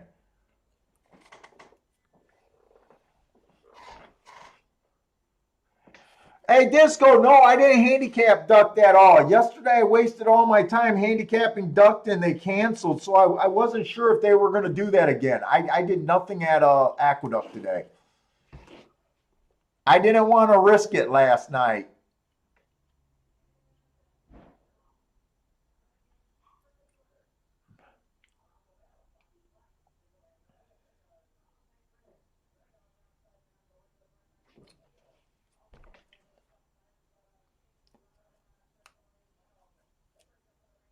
The 6 ends up clearing pretty easily here, huh? I'm a little surprised he got that kind of a lead. 22 and 3, the fraction's not extremely fast.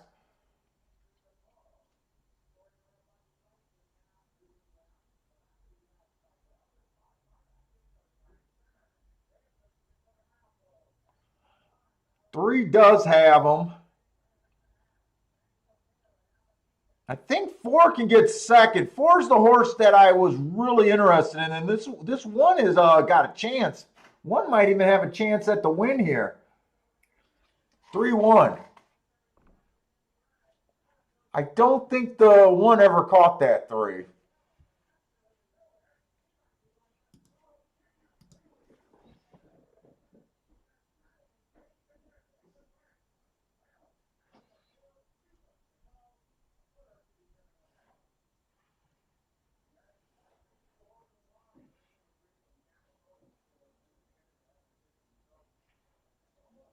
Six did have some speed. I just didn't have any marks on him.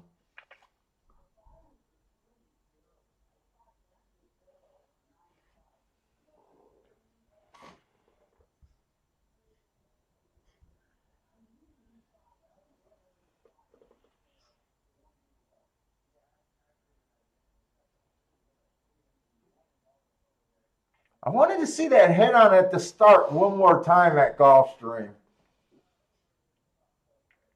I think I missed the head on replay watching this other race. Disco is taking the 1-6 at the Duck. Is that race ready to go off?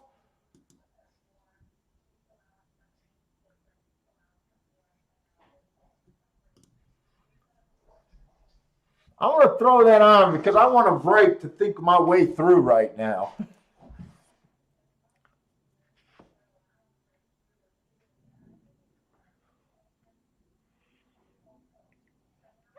I feel like the 6. I feel like I'm getting off to a rough start right now.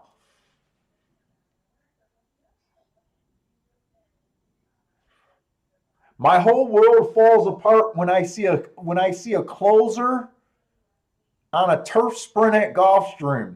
Things aren't right in the world. I'm not supposed to ever see that. I'm trying to tell myself it's okay. The horse that set the fraction and killed the other speed was a year off horse. So I'm trying to tell myself it's okay, but I don't know if I believe that completely.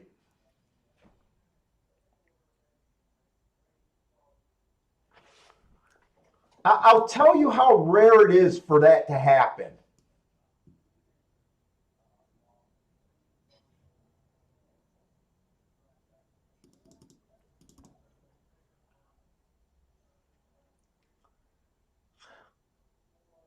Last year there was 249 turf sprints. 249. 20 of them they came from 5 lengths back or farther to win. It's a terrible way to try to win over there. It's so terrible. My world does not feel right when it actually happens. If it happens 2 or 3 times in a single week, it might be the sign of end days to come. That's how rare it is.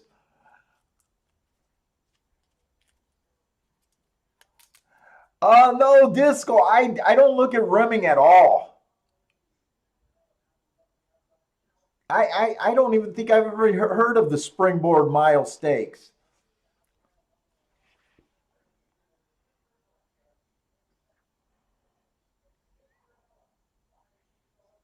I'll be watching Gulfstream or Gulfstream Turfway.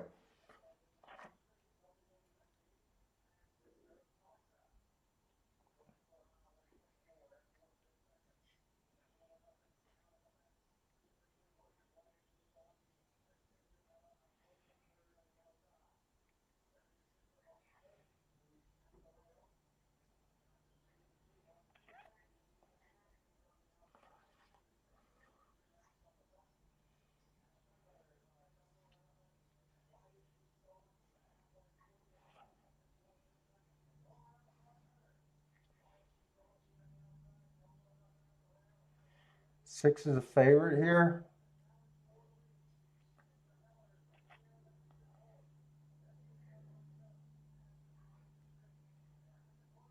I guess 2 can still win, can he?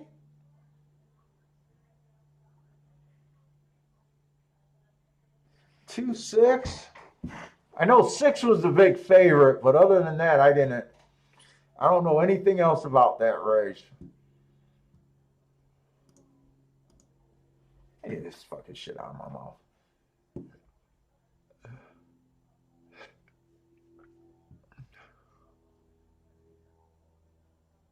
2 was 9-1.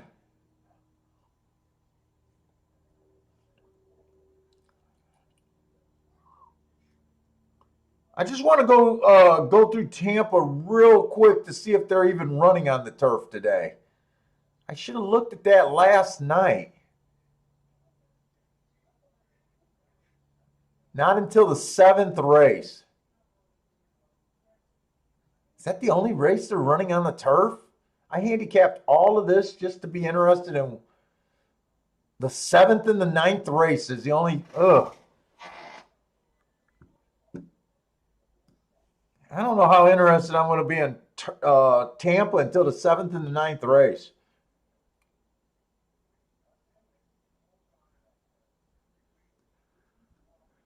Let's find something today.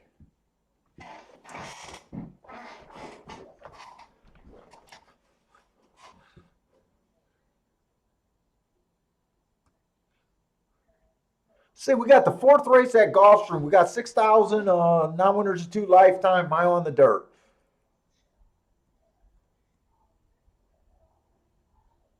We got just 7 horses here. I'm bringing out the stops today. I feel like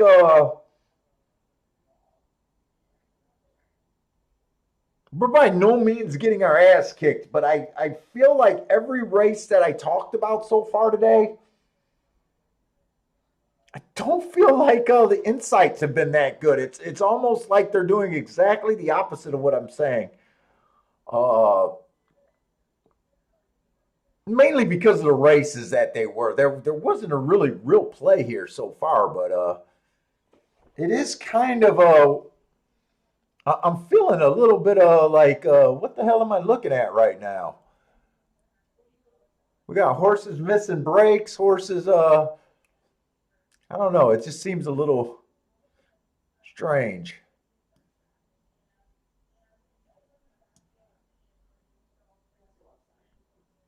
Let's see. This one horse came out one tick slower than the fastest winner at the first call, average at the second call, slow at the 6 furlong mark. He just fell apart. 2 races back, bad rail. This horse was on the inside. I gave him an asterisk for that. And before that, he was at Delaware. For the most part, I do not trust his speed. The 2 horse, last race he showed speed and went decently fast at the first call before falling apart. A little bit higher of a level. 2 races ago, he had a bad rail. I gave him an asterisk for that. He still got in position by 2 lengths at the top of the stretch. I like that. 3 races ago, he earned a heart. He went too fast to win at the first call. I'm a little bit interested in this horse. He's only technically had the lead last race. And I guess right here he dueled for the lead at 7 furlongs. Couldn't quite get it. I guess I'm going to have him as a little bit more of a stalker. He might be able to get the lead, but let's see what else is here. This 3 horse dropped to basically... oh, wait, these horses are still dropping again. This is for 6,000. That's right. So technically a small drop. Technically a small drop. Technically a small drop. Yeah, everyone's kind of doing the same technically small drops here. I'm on the 3. I don't think this horse has any speed.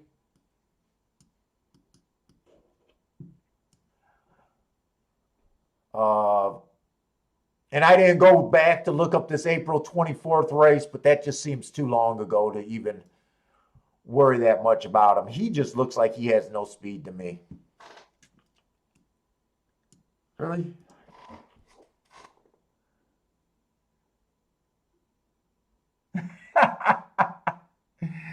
Oh, don't do that to me, Groswell.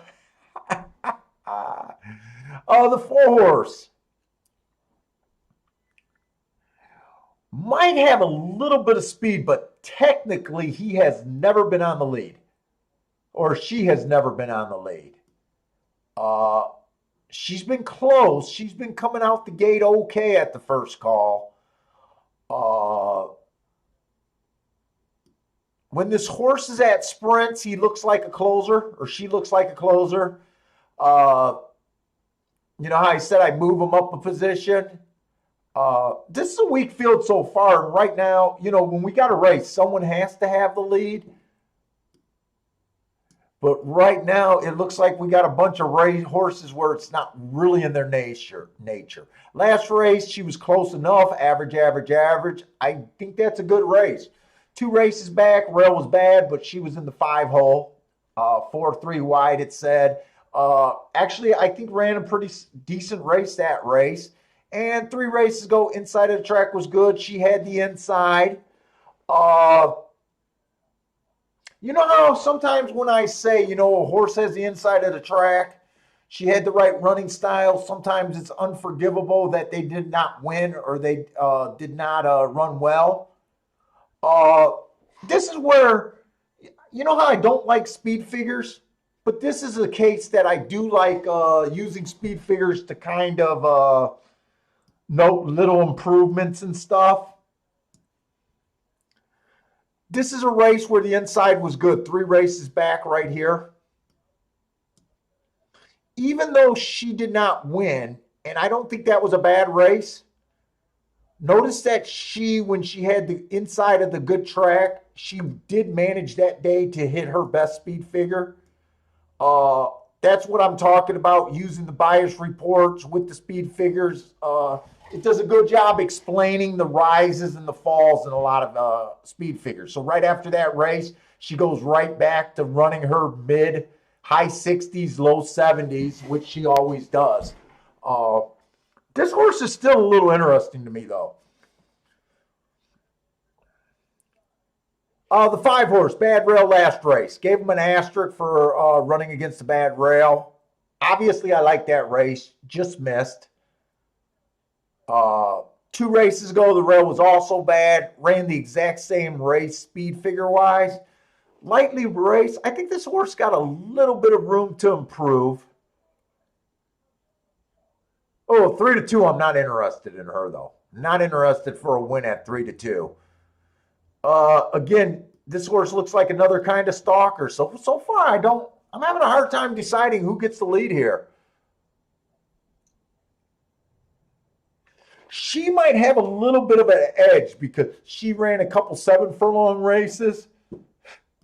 Maybe I might want to have her straddling the line. Let's see, that leaves us with the 6 horse. 6 horse had a bad rail last race. Uh, that might explain that speed figure dropping pretty good.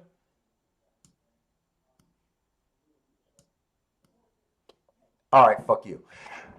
2 races ago, stalking closing day. She was a closer. She ran with the bias, was slow. 3 races ago, inside of the track was good. Ran a decent race. 2-1. I don't think I'm that interested in her. She's been at this level. We got a lot of horses that are kind of dropping to this level for the first time. I'm not saying she can't win. I'm not interested in her at 2-1.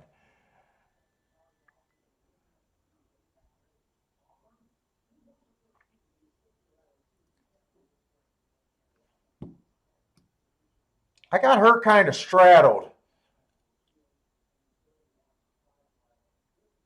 Last 2 races, she tried to close. Ooh, that might be an aggressive call right there. 7 might show. Had the lead back here at a mile. Tried for the lead there. Came out 5-2 there. Been at this level. I don't know. I think I'm reaching a little too far on the 7, though. Who do I even care for? The most interesting horses to me are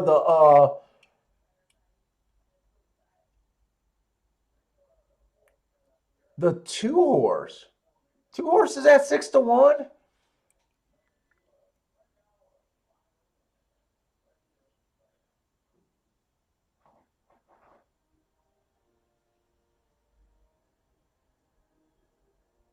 I'm mostly interested in the 2 horse here.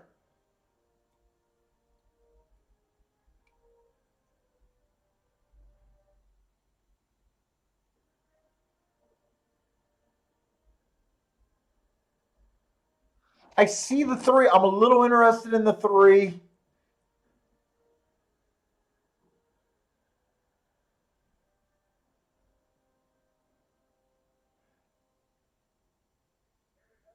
You know what? No, I'm interested in the 2 and the 4.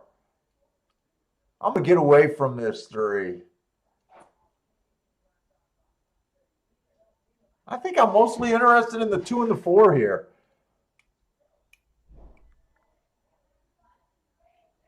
What is the next race here? I'm running out of time, but I'm interested in that 2 and 4.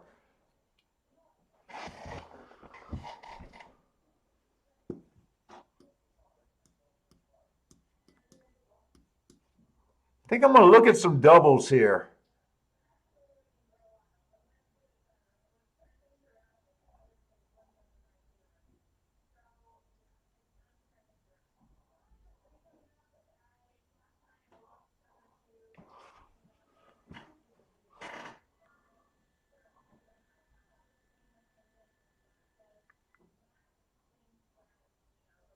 Man, this next race is going to be I'm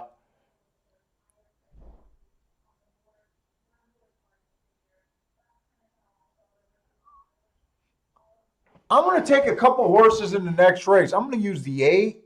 I don't think I got enough time here to really I'm going to use the 8, the 4, 8, the 4, and the 2. 2, 4, 8.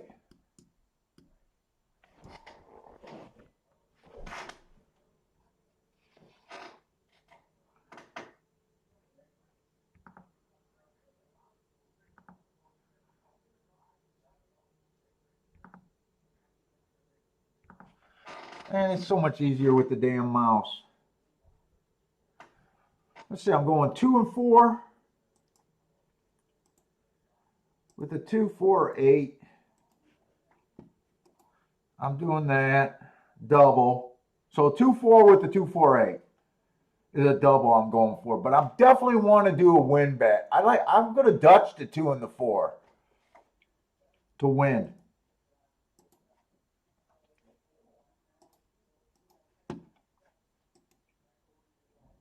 I'm going after this race. I made 2 play bets today. This bet I'm actually going to play a little bit. I'm going to play that a little bit better than my I got to go back. Bethany just pooped. I'm poop too. Everybody poops, Kiki. Don't be ashamed. Don't be ashamed.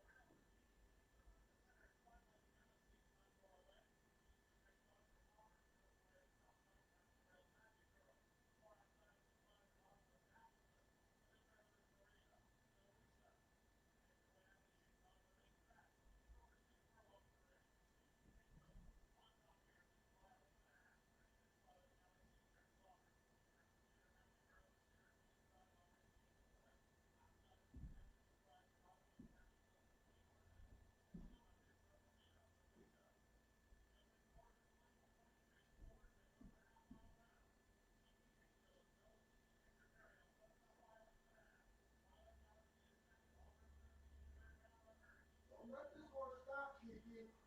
You ride this horse.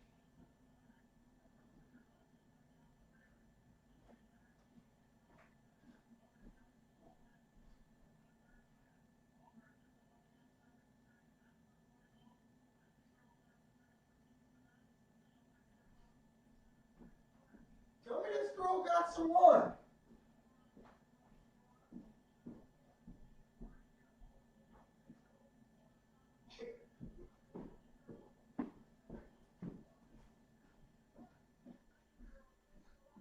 No, don't let it be a 1. You mean to tell me I finally get off the fucking rail? Oh, that one's irritating to me. That is irritating to me right there. Mr. HR Javi hit that. Nice hit.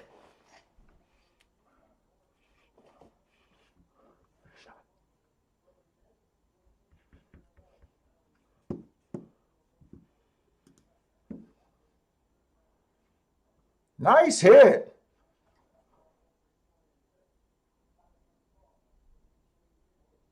I kept looking at this horse too. I really did. I can't believe if you guys watched my bets the last 2 days, it's all my bets started with the 1 and the 2 on the dirt. All of my bets started that way. I finally got off of it. This horse makes sense. I knew I wanted to go for the race, but I didn't want to be that expensive. God, did he make sense?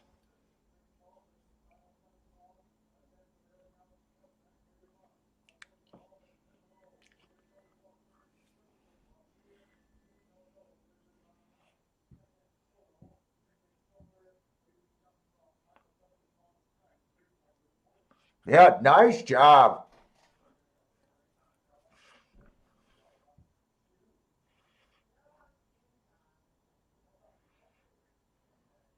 The 2 and the 4 never made it past that 6. 6 actually ran a really good race.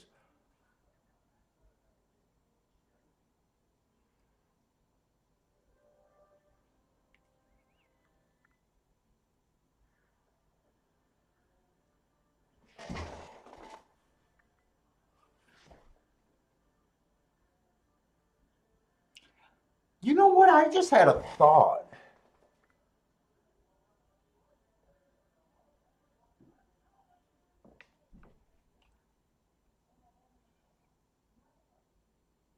I'm trying to think of the results the last couple days, especially on the routes. Have they been got tobacco in my mouth? I'm almost having a thought. I'm trying to replay the last couple races in the last 2 days. Have they been coming off the pace?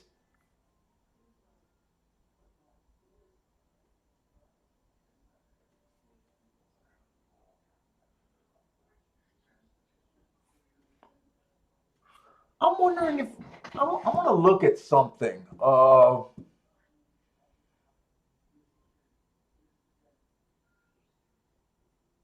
they been coming off the pace almost?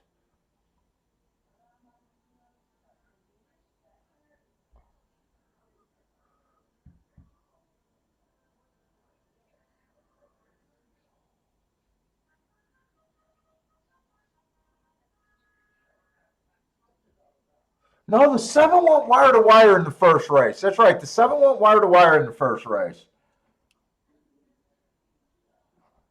Yeah, no, no. Remember that 7 went wire to wire. He went wire to wire.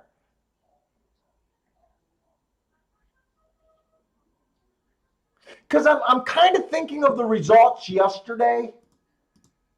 If you guys remember, I took 2 shots. Well, the last race I did not play, but I kind of was aggressive in one of the earlier races yesterday when the 5 horse beat me. No, I think it was the 6 horse that beat me. The 6 beat that 3-4 exacta. And that's when I really started questioning the inside of the track.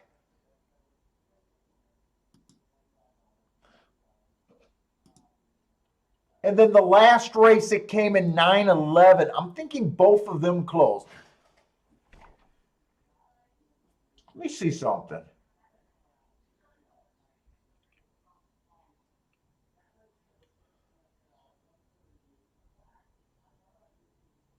Well, that 6 horse that won that race, he only came from 2 lengths off. And he was a chalk. That was a horse that I said I was scared of, but I was trying to beat him. And in the last race, honestly, the last race yesterday, I said was unplayable. I tried to sneak in a bet at the last minute, got shut out. And the 9-11 came in. Both of those horses came from far back. I almost feel, I don't know if right now my confidence kind of got shook at Gulfstream. I'm just kind of like a little irritated because my bets have all been starting with the 1-2, and I finally get off of it. And this 1 horse actually made sense. He actually made sense. He went fast at the first call last race. Bad rail 2 races ago, got an asterisk, was dropping in class. Actually, him and the 2 horse that I bet basically are the same horses. The 2 horse has a couple extra marks, but they both ran fast at the first call last race, and they both had a ooh. I picked up the 4 late. You know what? I think I know what I did.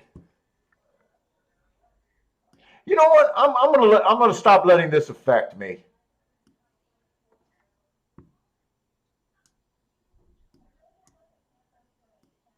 Maybe I should have just stuck with the 1, 2 and not picked up the 4 instead. I know that's when I made the difference. I did see these two $6,000 races. I knew I wanted the horse on the lead, and I thought the 2 or the 4 was the most likely. You know what? Nice call on you guys that stuck with that rail one more time. This was not. I honestly think that it was easier to bet the 1 horse than it would have kind of been to bet the 6 horse.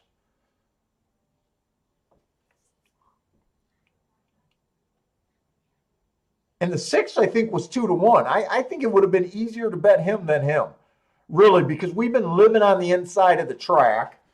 The 6 has been running at 6,000. I feel like I missed something there. I feel like I missed an opportunity there. And I think he closed. I think he ended up closing.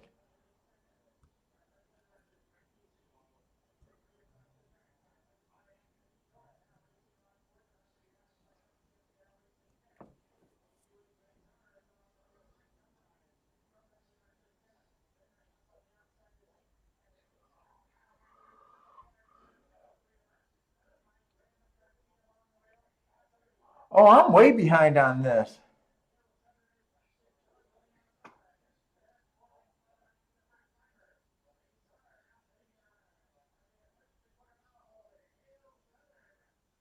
Start at the bottom, they'll start up.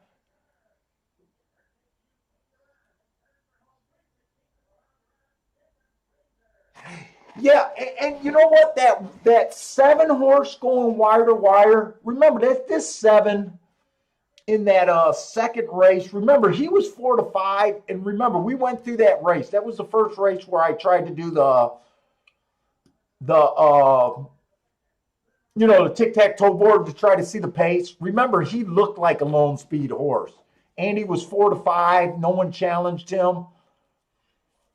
I'm kind of questioning the track right now. Right now, I'm kind of losing my confidence on the inside of the track, I think.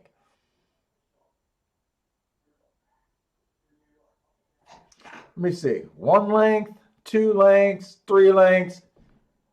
It looks like the one maintained a 4 length back. Uh, right there, that looks like 5 or 6 lengths back. I'm gonna call him what he did a closer.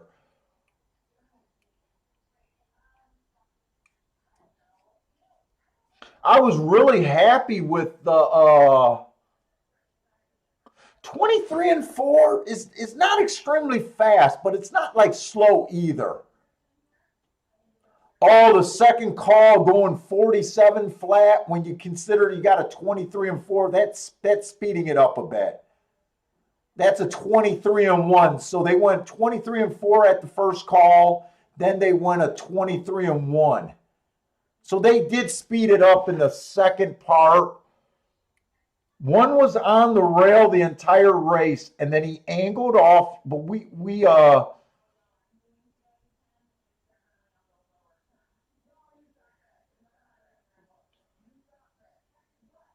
112-3 would be what? 7, 8, a 25-3.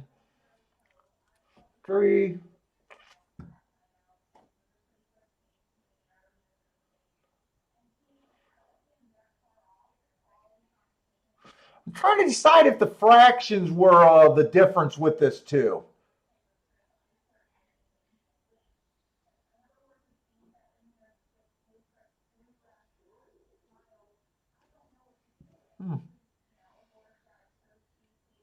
The 23 and 4 were okay. The 47, but it's not like he controlled that. The 6 was always behind him. He had to do what he had to do. I'm not mad at that ride. That's for sure. I'm not mad at that ride. I'm just trying to make sense of the race to myself. I got a pretty good gauge on myself when I start feeling, when I start feeling like I'm feeling on the confused side of things.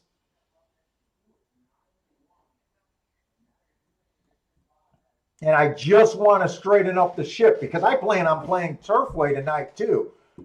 I want to feel like I'm sharp.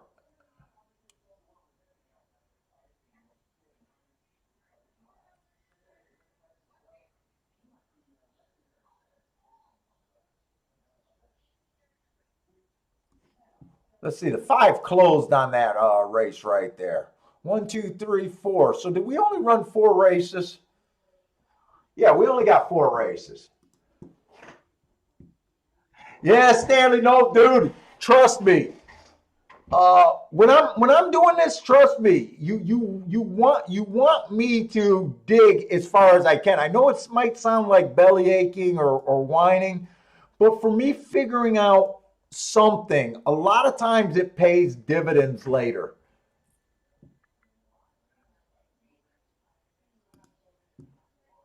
I'm looking to make adjustments, but I don't want to feel like I'm just making adjustments to make adjustments.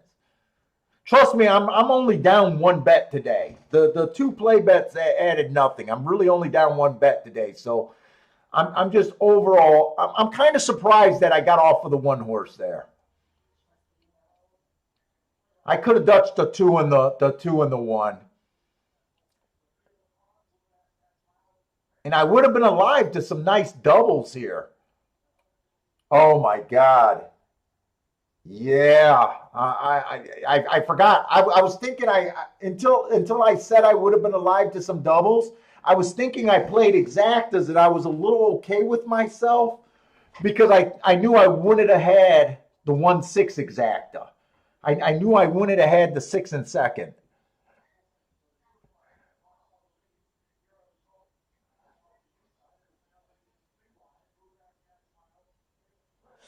Let's see. We because of my belly aching, we have not made it to really a race at Turfway or I'm sorry at Tampa Bay today. I think this one just won over there at Tampa Bay. I think the one just won.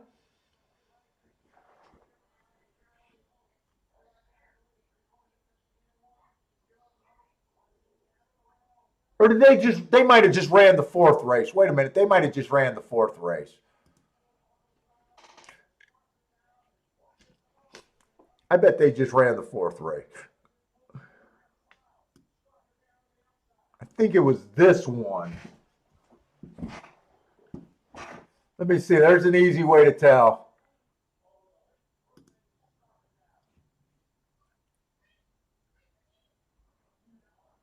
Results. Yeah, 4th race, the 1-1.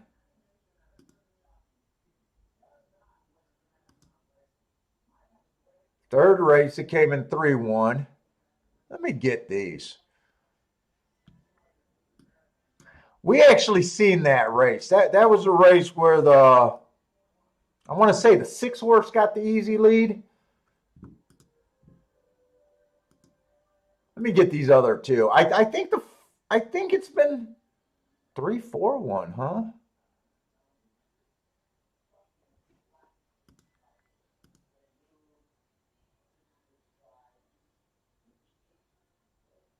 He stalked too. Oh, he has some speed. That's not the horse I was thinking of. And in the first race, the 3 horse. You know what? It's been very inside at It's been very inside at Tampa Bay so far today. The pick 4 came in, or the first 4 races. I don't know if they have a pick 4 there. Came in 3-3. 3331. 3331. Okay, Gulfstream's going to go off first. Gulfstream, I was trying to get alive to a double. And we got another turf sprint there. Right? Yeah.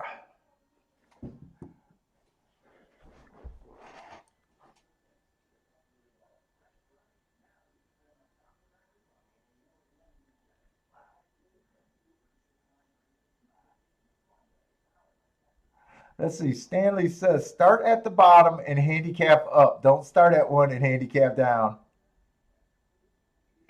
Why do you want to do it backwards, Stanley? Just to change the luck? Is that a superstition?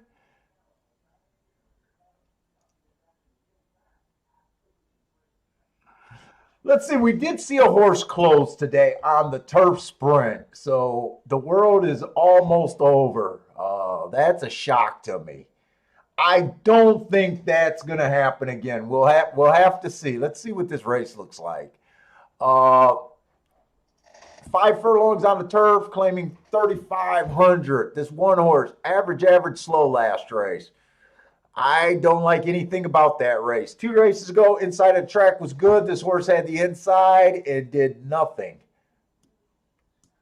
3 races ago, inside of the track was good, had the good inside, average, slow, just fell apart. Looks like he's in complete terrible form. And in fact, the only time he won at 35-1, he's been in terrible form. How much you want to bet that was an inside bias day on July 17th?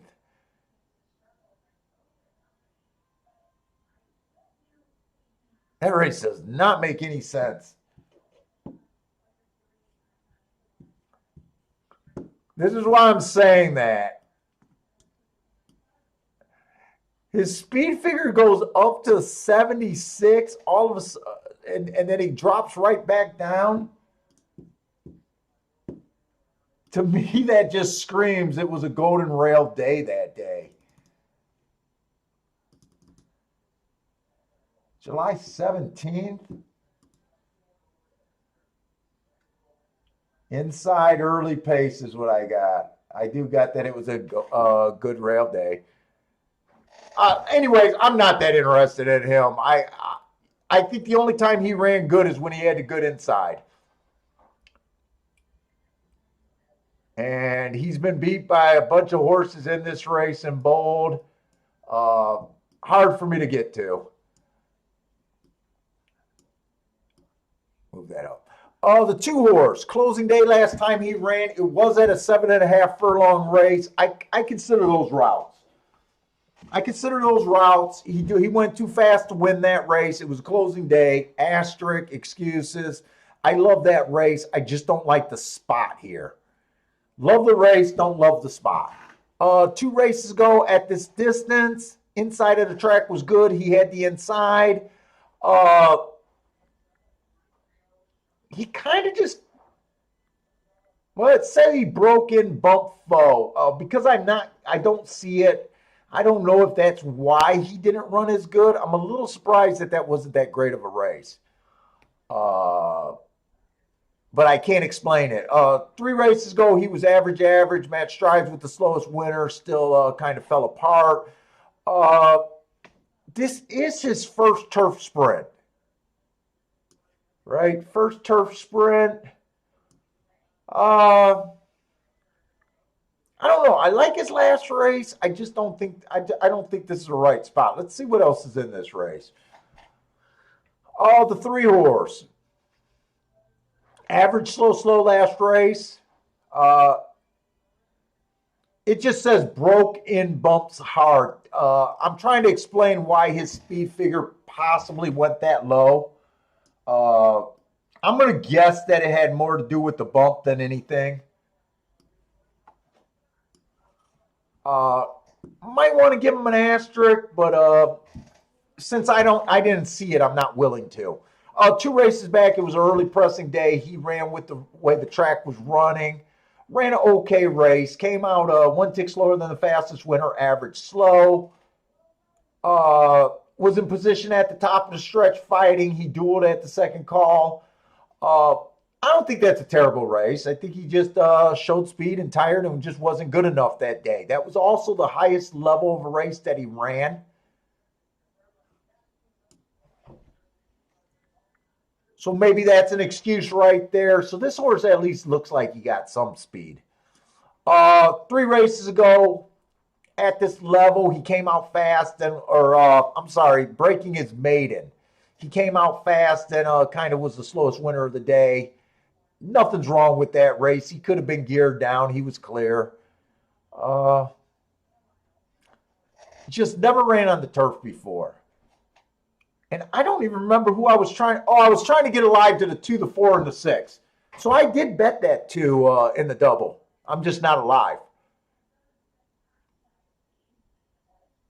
So I didn't use the 3, even though I think he kind of fits. I just taken a stand against him. The 4 was one of the horses that I do like. Average, average, average last race. He's trying to turf for the first time, so we do have question marks. Uh, I think I liked him because he looks like he has front speed. And he's taking a bit of a class drop here. 2 races ago, inside of the track was good. I gave him an asterisk for that. Average, average. 3 races ago, inside of the track was good. Gave him an asterisk for that. So he does have a couple excuses, higher level. He makes sense. I was trying to bet him in the double, but he makes some sense. I don't think I'm going to do anything with him at 5-2, though. The 5 horse came out fast last race, average slow. That was at Laurel. The races before that were at Delaware. I can't look up these Delaware races. He does have what I consider the right running style for this race. Well, I'm a little shocked that he's 14-1. I thought he would have been a little bit lower here. And then the 6 was the other horse I used.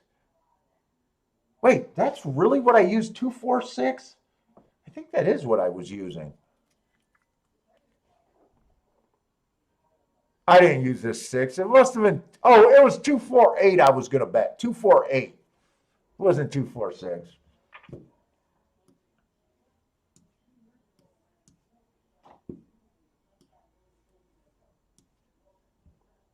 Where did the chat room go? There it is.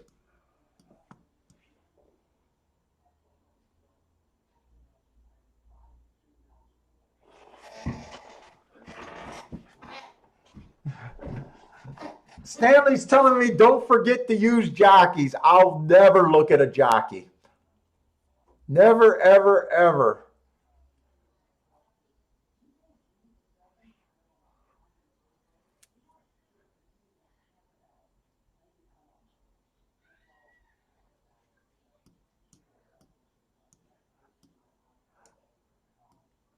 Let's see, the 7 horse, early pressing day last race. Average match strides with the slowest winner slow. That was at one of those minor stakes.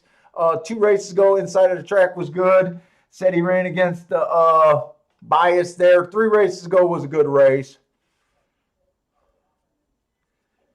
8, I'm getting 4-1. I'm still a little interested in the 8. Inside of the track was good last race. He had the outside. He's trying turf for the first time. There's a lot of horses trying turf. He got an asterisk. He went fast, right running style. It's just trying to figure out if he wants to turf or not. And the 9's another horse that fits. It's just, you know what? I'm just realizing that this is a race where I can't believe I didn't notice that. Most of these horses have not rode on the turf. I'm surprised I completely missed that. I like 248 here. I think I'm just going to Dutch the 2 and the 8 and maybe start a double.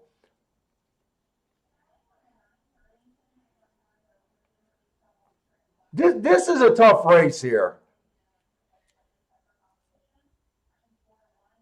The biggest question mark, I feel confident about most of the horses I left out. The horse that scares me is kind of the 5, but I don't mind the Laurel race. It's the Delaware races that are getting under my skin. And then the other horse that might scare me is the 9 horse. Man, I wish this cursor could just write numbers.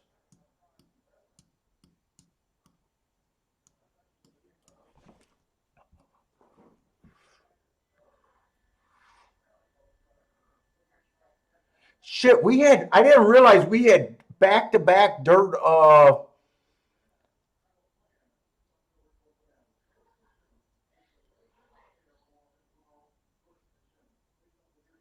we got back-to-back dirt sprints. I did not realize that. Dirt sprints are supposed to be my mandatory play. We got another year off horse. I swear to God, in the last 2 days, I've seen more year off horses than I swear I've ever seen.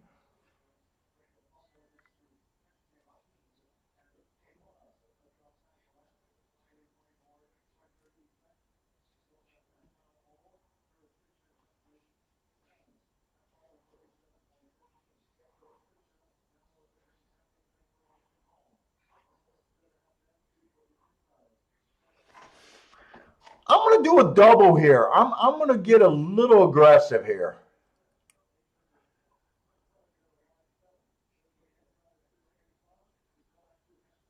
I got a lot of unknown horses in the next race. Like this 6 horses, but I think I'm going to use the 4 and the 5. I'm running out of time.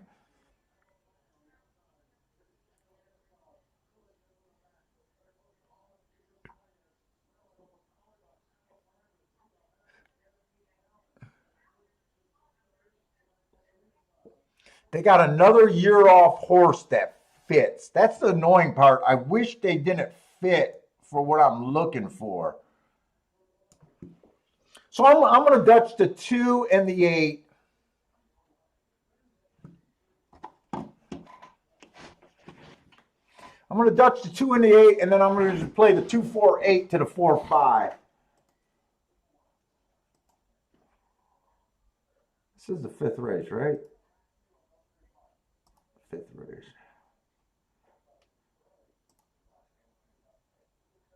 2 and the 8 to win. Then I want to double. 2, 4, 8 to the 4-5. 2, 4, 8 to the 4-5. Do I want to do that for 20 bucks? I'm not sure if I want to do that for 20 bucks.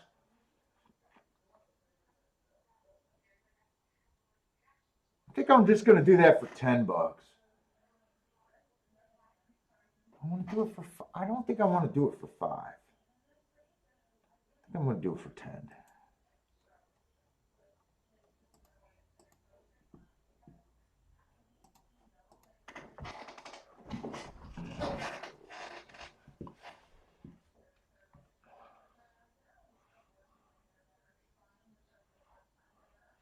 Stanley thinks the 2 and the 8 is a good bet. I hope so.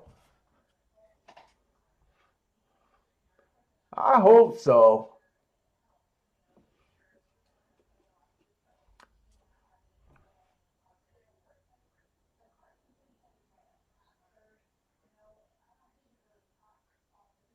It's so funny. I started today full of myself because I had such a good night last night, and then after 2 play bets, I'm all of a sudden questioning.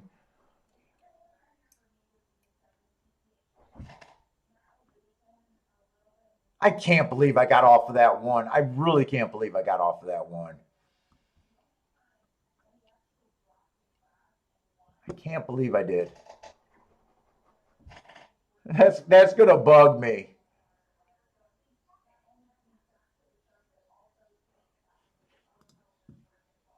I'm surprised I got off of them. Really. Hey Leo, no, I don't use the buyer speed figures. I think okay, so I don't like speed figures. It's final time handicapping. Uh I use them to justify my bias notes. Like I like looking at them to see speed figures go down when I think the horse ran against the bias, or when they go up. I like when they go up when they ran with the bias, right? But I don't ever use speed figures to find winners. I think speed figures get you off of more price winners than any other thing out there. I think they get you out of, you never catch a speed and fade horse with a speed figure. You never, catch these horses that matter. So my basic philosophy is I don't worry about a higher win percentage. I worry about I want to keep it between a 20 to 30% win percentage. My goal is to find higher priced horses. The reason why I win every year is because I'm able to find higher priced horses and bet them how most people bet chalks. I think that's the difference in the game. I think too many people look for catching more winners, a lot of times regardless of the price. I'm okay with catching less winners, but at a higher mutual. Uh, and I just feel like speed figures with the pop, especially buyers, with the popularity of them, the ease of use. Look, you can teach a person how to use speed figures in about 10 minutes. Uh, so I really think that they're a crutch in a lot of ways. But I have been playing over 30 years, and I will admit, I went down all the rabbit holes with them and everything. And, they make you feel good about your selections a lot of times. They get you close enough where you feel like you're just, close enough to being a really good handicapper. A lot of guys will say they're a good handicapper, but allows a lousy better. I think that's just a cop out and saying you're not as good as you think. Uh, so I think they're useful in a way, but I think they're also it was really hard to get off of them. Really hard to get off of them completely. And I need speed to hold up.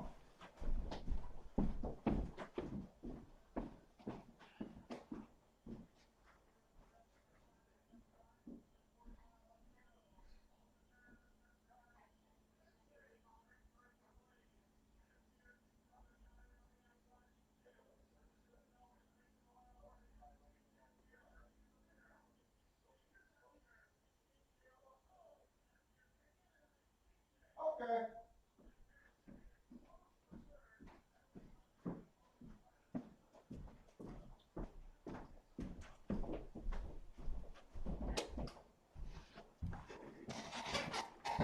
All right, that's a decent start. I wish it was a two horse, but it's a lot better than it being the full horse though. So I'm alive. I'm alive in some doubles. I did cut my double down. I did not play $20 doubles. I decided to play $10 doubles, but I bet bigger win tickets.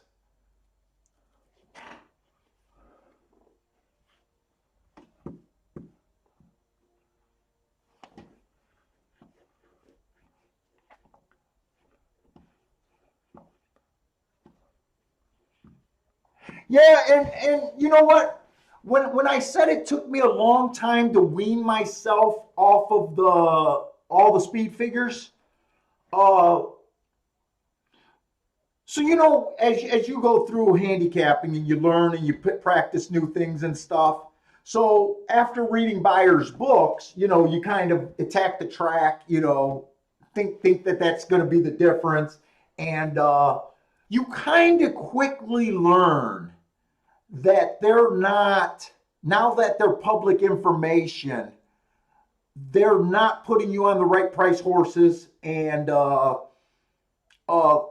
you quickly learn that they're not gonna, put you as a winning handicapper, right? I think a lot of average handicappers find that out pretty quickly. And then I think a lot of the handicappers do what In the Money Mike does, and I did that for a long time.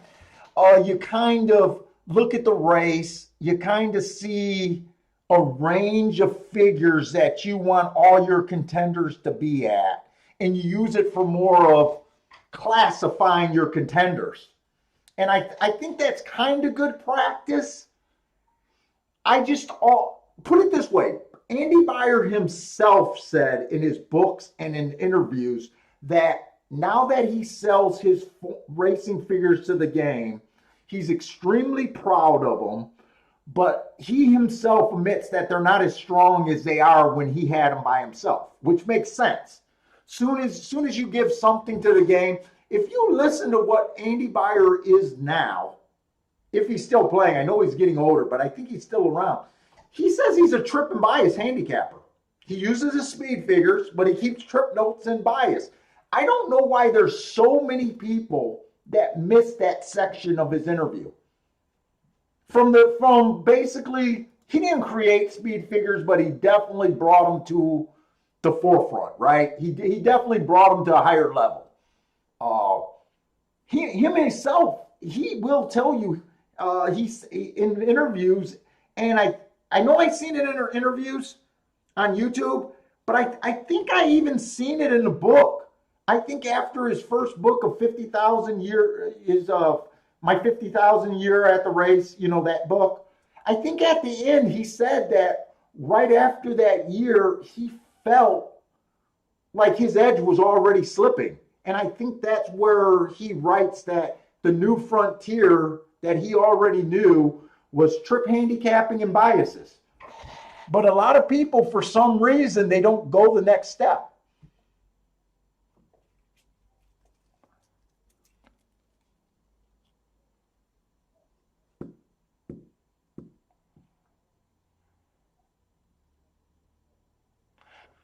Paul, I have two programs you can get here. One is on DFR, the other is on, but the speed or buyer numbers are never close to each other.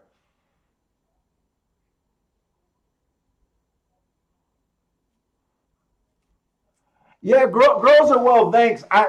Like I said in a lot of shows, I haven't looked for a new handicapping angle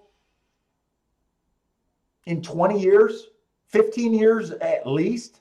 I don't think I read like I said before, once you start winning at the game, you develop, once you win your first year and then you win your second year, I think you'll quickly realize it has more to do with the little edges that you gain in the game, and you work on those. I don't know of any high level guy that I believe is a high level guy that I know personally. They're not pouring over, and for the most part, they just became an expert in what they're an expert in, believe in what they're in, and take advantage of their edges. I don't know if I know a single guy that I consider a really high level handicapper that's like running from program to program, trying to find a new program, or asking people, what do you think of this speed figure? What do you think about, all the new stuff?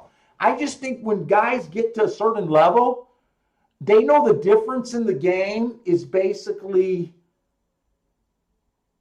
knowing when to sit out of races, more controlling yourself than your handicapping. I really believe that. It comes to, how I said that this year, beginning of this year, we were planning on being really aggressive. My buddy Bill Parsons and I was each going to take three tracks, and we were all going to handicap 3 tracks every day and basically apply our beliefs to those 3 tracks, and we'd be able to play the best races out of 9 races every day. If Gulfstream looks like crap, we could go to this track B. Bill would be better at track B and so forth. But it never worked out that way. I ended up having my best year ever, and actually my play has went down this year. I'm making well, today it doesn't seem like better bets, but I'm being more selective. I'm staying away from more 3-to-1s and under. I'm not willing to take big bets on 5-to-2 horses. Playing combinations that don't move your bankroll. It has a lot more to doing with that. So many people think this game is about picking winners. This game is not about picking winners. This game is about getting paid when you're right, and that's it. You can be think of it. Think about how almost every big score movie you ever seen or big score handicapping movie, other than the Richard Dreyfuss movie where he just hit every race that day. Usually, every big score is around 1 or 2 races, right? But it's taking advantage of that, and then once you learn how to do that, it's just doing the same thing over and over again.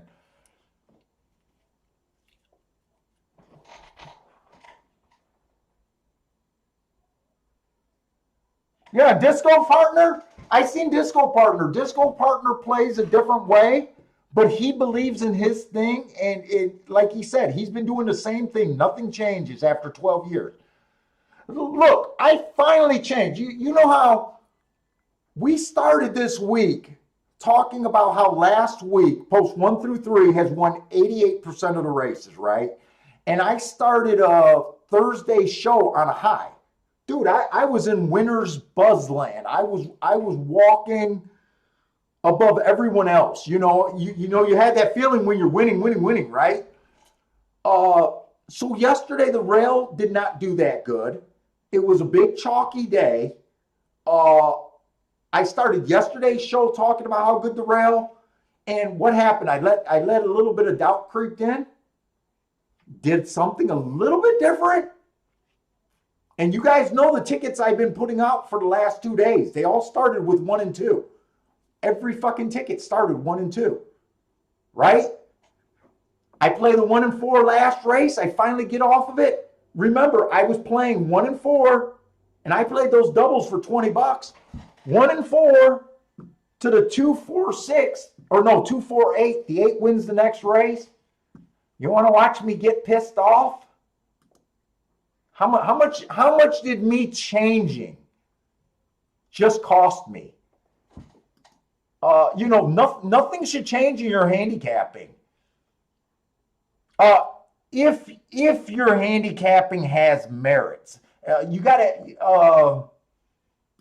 I'm sorry, it's hard for me to keep my thoughts together. You guys know that I'm retarded.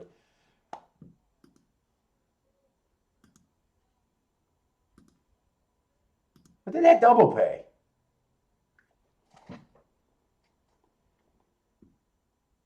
That double paid $64, so I cost myself $12.28, $12.28, something like that, $1,228.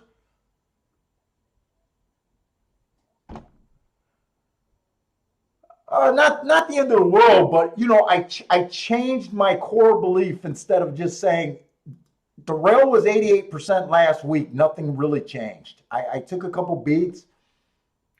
This is a tough game, guys. This is a tough game.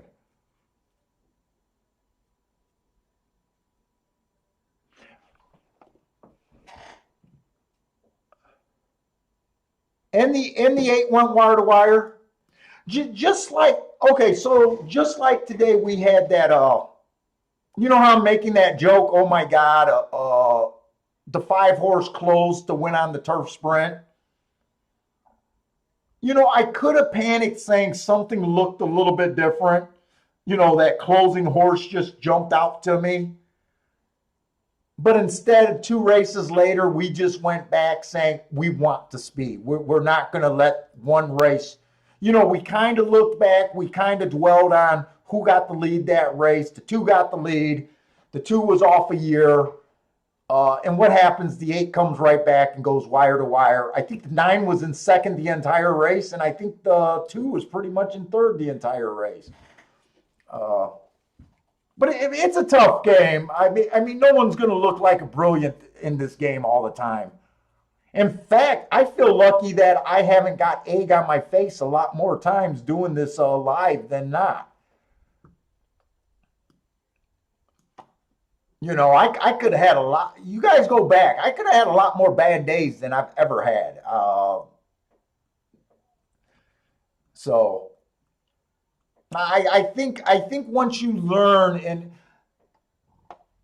I think the first thing you really have to ask I might be going on too long, but I think one of the things that you really got to ask yourself, and right now with everyone playing at home, I think it's the easiest thing to do. The first thing you should ask yourself, am I a break-even player for any amount of time? That's the first thing you should ask yourself. If the answer is no completely, you got to look at your handicapping. And the real thing you want to look at your handicapping, because I know there's a lot of guys that play and lose a ton of money that consider themselves good handicapping and bad bettors. I think you really need to look at your handicapping style. And honestly, the way I judge handicapping style, I've got 2 criteria. Does it give me enough plays? And does it give me enough 10-to-1 winners and higher? If you look back and all your scores are 3-to-1 and under, and you've never had a winning season, you have to improve your handicapping. You got to figure out to trade those 3-to-1s for 5-to-1, 6-to-1, 7-to-1s. You need to be put on enough of the horses that matter, not the horses that the public is mostly cashing. You know what I'm saying? That's the difference. Because I tell you what's harder to improve. It's easier to make a switch from low-paying horses to high-paying horses than it is. Let me get this right. It's easier to make the switch to get better at finding longer-paying horses than it is to get better at your win percentage. The win percentage is the hardest thing to say. And if you're at about 20 to 30%, moving it past that is damn near impossible. It's damn near impossible. Trust me, damn near impossible.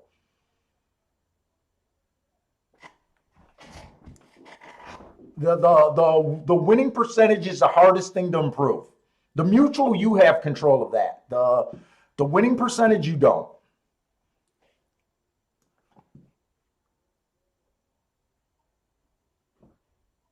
I know this, dudes. I know it gets to be my soapbox. I know it, and I'm sorry. I apologize to you guys. I know some guys actually like it, and they're dude. I'm just passionate about the game. I'm just passionate, and I want to help people. And I'm sorry, guys. I'm sorry. We need Bill back to get me off the damn soapbox. But Disco, am I lying about the win percentage in the mutual thing? I mean, do you disagree? If someone disagrees with me, I won't take it personal. I'm okay with talking about it. But overall, is it, you know, do you really do you know, overall, do you agree? You know, do you think it makes more sense than the other way? It's terrible not only when I get on the soapbox, but when I'm talking, I'm a moron. That's the worst part about it. At least you should have someone well spoken.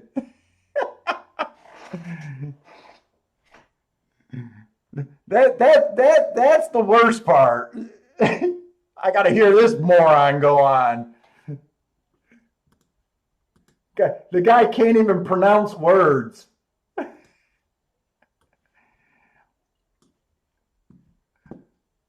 Let's see. I think we're going to Gulfstream.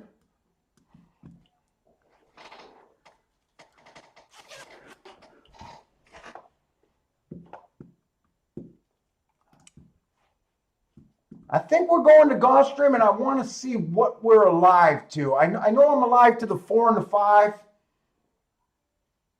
I I just put that double in, and I didn't even see if it was really worth.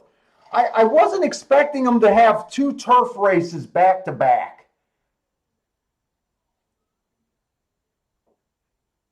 Why is it showing me that? Am I in the right race? Oh, you know what? I'm betting on the other computer, so none of the races advanced. That's what didn't make sense. Let's see. Pools, wheel pace. Oh wow. I'm on a decent little hit. I got both of those doubles for $10. The 4 is paying $35 for $1. That's okay. The 9's a decent hit. The 9's paying $9.70. $97 for $1. Uh, Now, when I bet this, I knew I was rushing. I knew I was rushing. So I could have made a mistake. Remember, I'm looking for speed in the turf race. I want to be on the lead or within 3 lengths of the lead. I'm going to start this race now. So we got 5 furlongs on the turf, claiming 20,000 non-winners of 3 lifetime. The 1 is just his last 2 races marked slow, slow, slow, slow, slow, slow. Couldn't get the lead. Was nowhere near the lead going a mile. I don't care how bad your form is, you're supposed to be able to flash speed if you're a sprinter going a route. That really makes me not like him. I'm also looking at some of these other races. For probably the last 6 races, he's kind of nowhere near the lead. I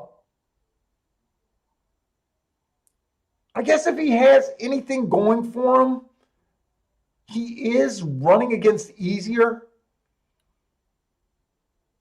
This is his first time, from what I can see, running against the non-winners. So I am against him, but I can actually see why he's getting a little bet. I can see the class players liking this horse a little bit. The 2 horse, I guess he's stepping up a little bit of class. He's been off a year. You guys know that I just fade horses off a year. I just fade them. I don't know why I'm doing that. If he gets the lead by himself, maybe he can be deadly, but I'm just against him mostly because that's what I do. The 3 horse, looks like he has about the right style. Made a drop last race, still managed to go slow. He's coming off of basically, I guess, a 5-6 month layoff.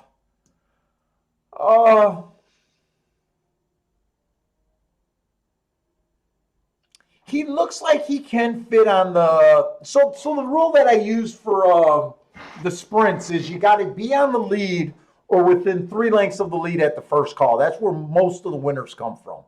If you're not on the lead, you got to be within 3. He fits. I don't trust him, so I don't have him. I didn't realize I played this 4 horse. I didn't realize he was a Laurel shipper. I just played that he was fast for the first 2 calls last race.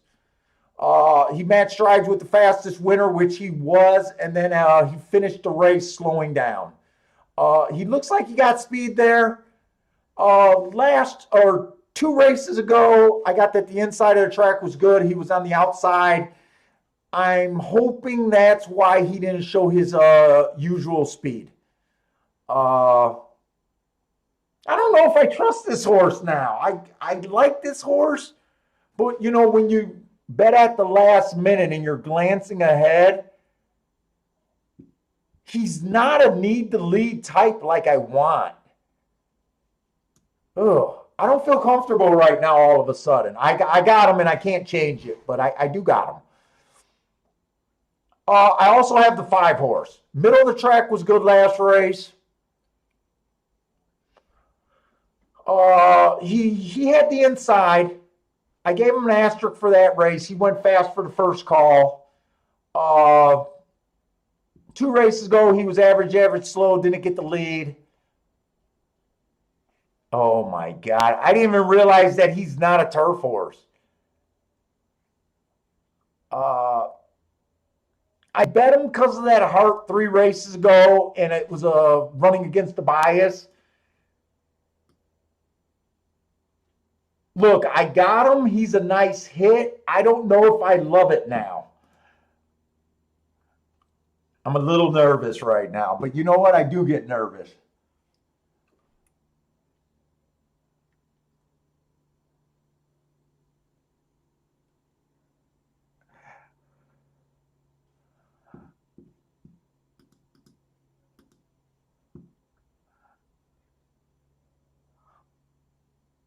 I'm almost wishing I could change my bet right now, but you can't.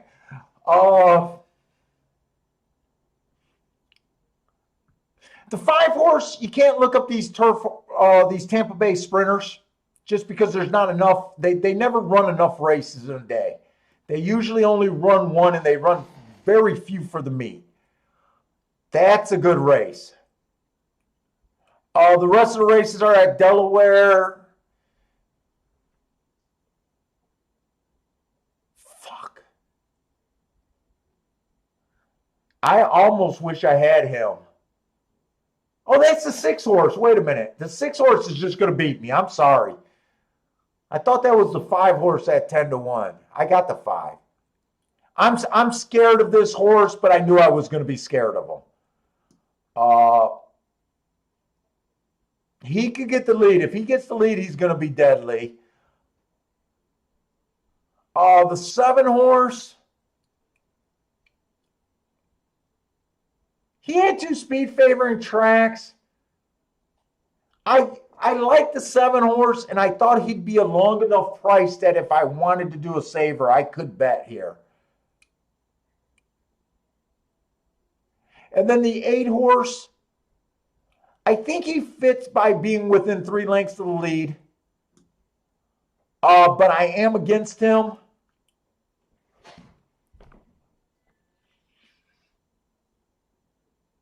Because I'd rather make him come and get me at 2-1. The only 2 horses that I'm willing to do a saver bet on is kind of the 7, which is not a big deal because I can do a very small bet and make a profit with him. The 6 is kind of the horse that if I do a saver bet,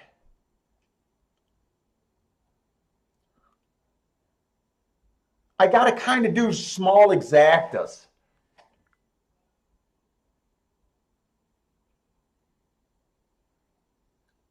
I might just let this ride.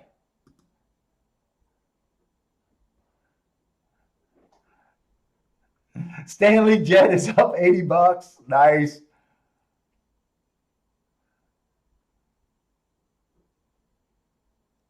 Well, hey, what's up, Case G? All these horses going to the glue factory.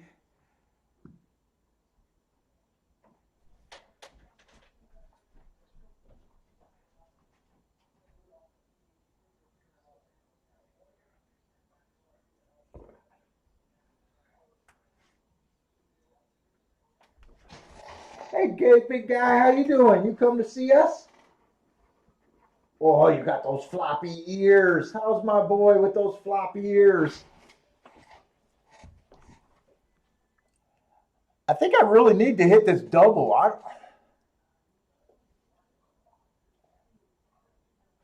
I'm gonna do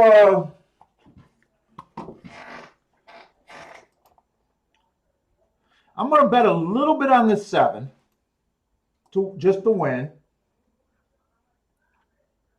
But the bet I'm really going to do is a saver, and it's not going to cost me that much. I can't bet the 6 just to win.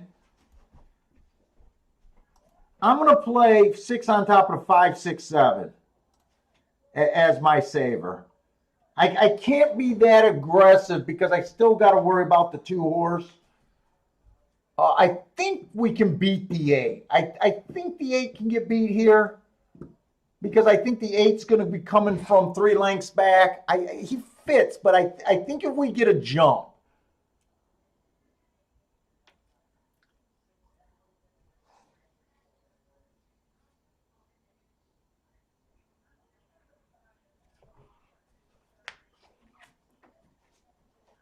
5 would definitely be my best outcome. I get close to a grand back if the 5 wins here.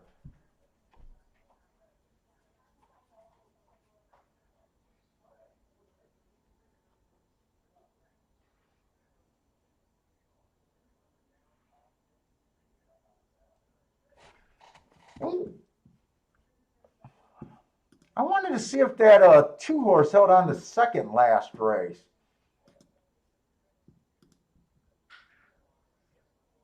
For some reason, I don't remember if he did or not. Yeah, it was 8-9-2. He did finish third. I meant to say third. He held on for third. I knew he didn't get second. Oh, the 3 got the lead, but everyone's right there. Come on, 4. I think I'd rather hit the double with the 4 than hit the 6-4 exacta.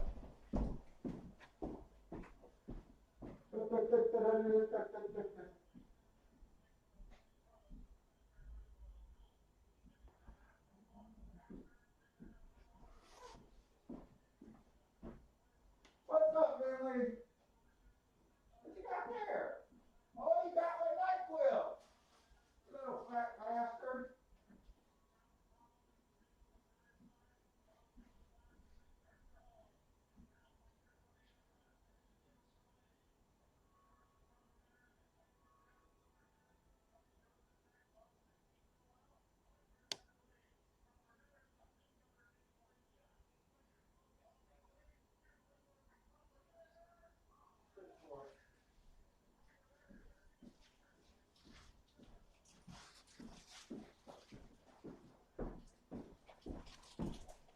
I tell you what, I cannot wait until we get to the point where we get rid of these year-off horses.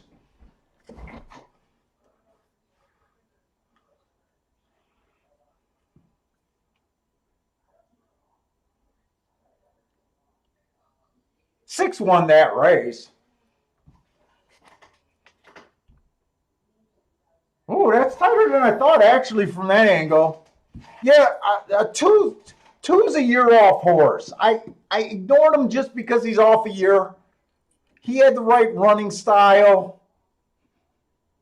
Granted, he did come from behind, but I can't wait until we're done with these year-off horses coming. I don't know why we're getting so many of them the last couple days.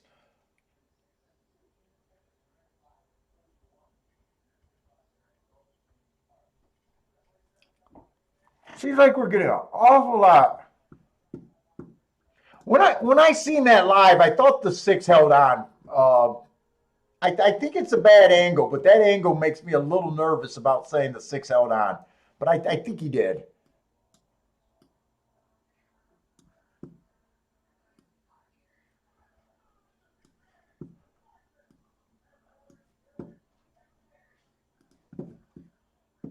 I thought the 4 should have been gone. I didn't see the fractions of that race. Stanley calling a dead heat there? I really thought this 6 won it. You guys are thinking dead heat, huh?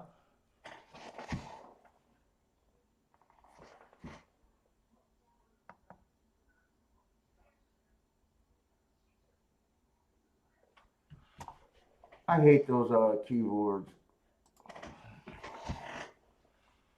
Wow, Frankie thinks the 2 got it, huh? You guys know that I'm blind, so I could be completely wrong. I'm sticking with the 6.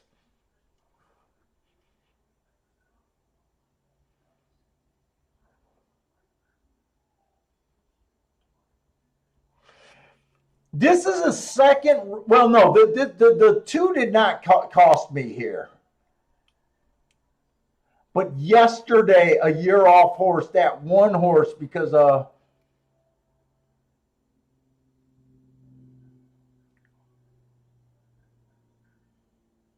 that one horse that won, that was off a winner. He beat that 18 or 16 to 1 horse that we had.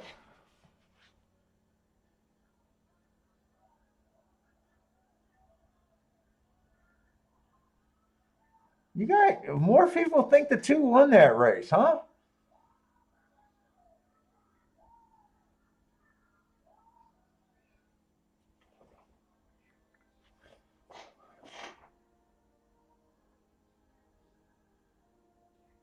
I tell you what, I'm looking at the fractions.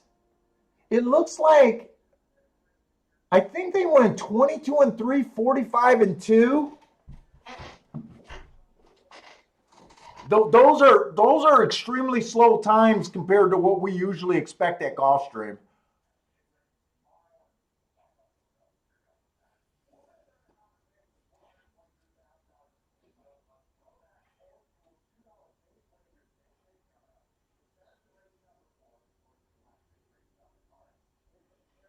Six was always up there. I think the 2 came. I'm not sure where the 2 came from. I don't remember spotting the 2 at any time during the race. Hey, what's up, Gregory? What's up, Trevor?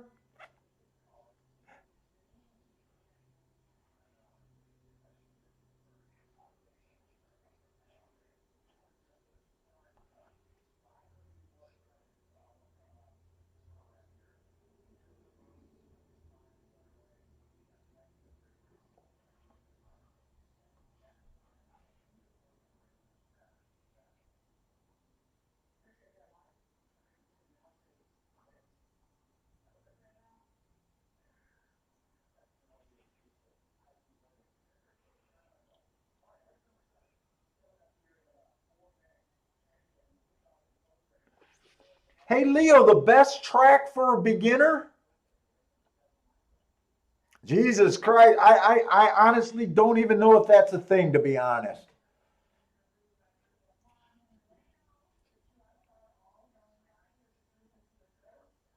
They're all an equally hard puzzle. Maybe some of the guys in the chat room might have an opinion on that. I don't have an opinion on that. All I know for the most part, I think almost every track year in and year out, the favorite wins about 30 some percent of the time on average. Uh, but as far as finding a track that's easier than another, I don't think you'll ever get a consensus answer on that one. That's just a tough thing.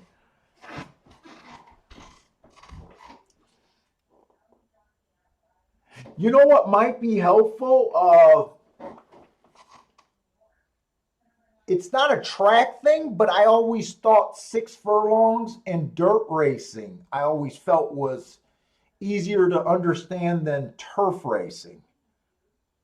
Uh, when I first started playing, I played nothing but turf or dirt sprints. I found those to be more not interesting, but more. I felt like it was easier to predict who goes to the lead and who stalks and who comes from behind. Uh, for 6 furlong races, it could just be a me thing.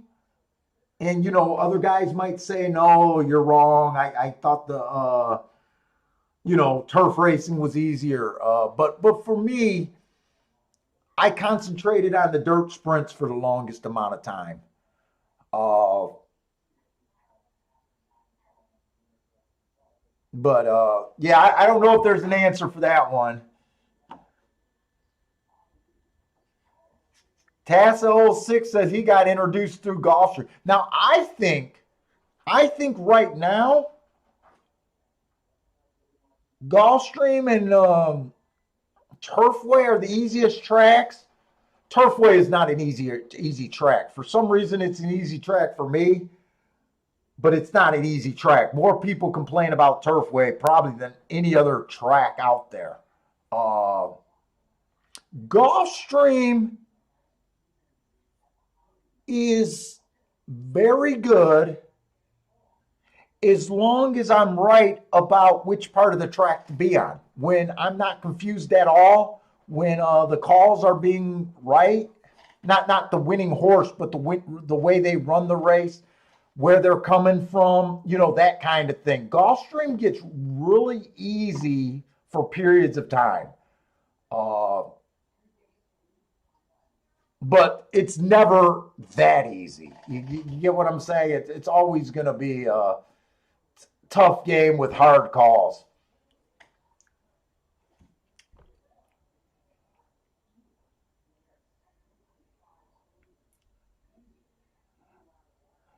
Trevor's kind of saying the thing I agree with. A track like Woodbine used to be my favorite track, but they made me leave. And you don't make me leave because it's easy for me. They made me leave after years of winning because all of a sudden they kicked my butt for a period of time. But I do like what he's saying. If you're going to start playing and following a circuit, I would do what Trevor's talking about, play a track with a longer circuit. Gulfstream runs pretty much year round. Woodbine runs year round. Philadelphia Park runs year round, but they got a higher takeout. It's probably better to play on a single surface than, like New York, where they run 3 months, go to a different track, run a couple months, go to a different track, where you're always the hardest part of any meet for me is the earlier part of the meet. When you get a horses coming off layoffs, coming from all different surfaces, coming from all different parts of the country. Like right now, this part of Gulfstream meet is called the championship meet for the next 3 months. It's the part of Gulfstream that I don't like. I don't hate it because I do well during it, but I do get less plays during this time, and I don't attack it like I do in the summer. So you want to recognize the little differences of different meets. Like right now, I think because it's a championship meet, how I was just complaining, why are we getting so many horses off a year layoff? They're getting these horses ready to come to the championship meet, but it's making our job as handicappers a little bit harder, trying to figure out, it's not normal for a horse to run real great after a year. They're capable of it, but it's not. I put it this way: it's not ideal.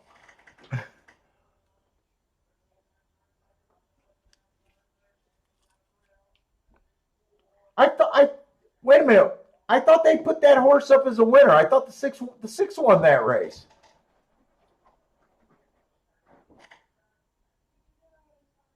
You guys let a blind man. You guys let a blind man call that wire. Shame on you guys.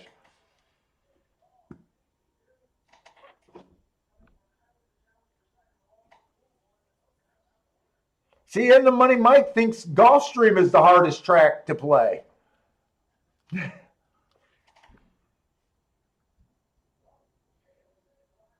I tell you what, the last 2 days, the 2 days on the stream, I kind of feel like Gulfstream is kind of tough right now. Championship meet is a harder meet.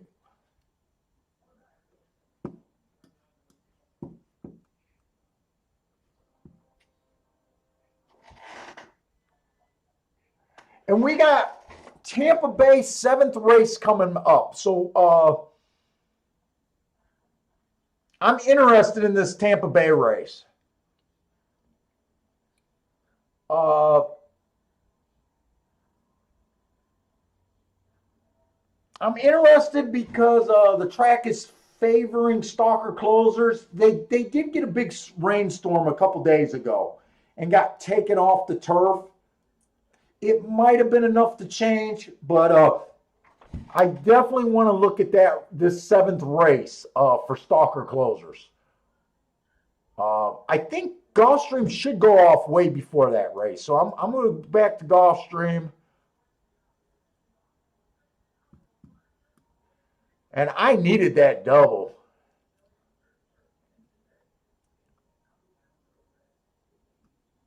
So the 6 horse did win that race.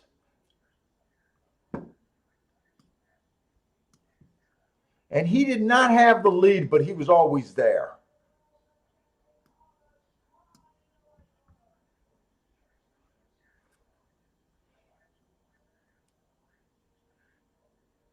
Let's see, we got the 7th race.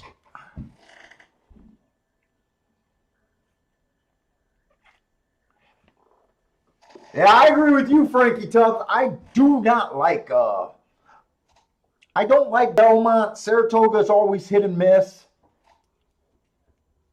I'm either interested in it and love it, or I'm not playing it. Aqueduct, I'm holding out hope for Aqueduct this winter.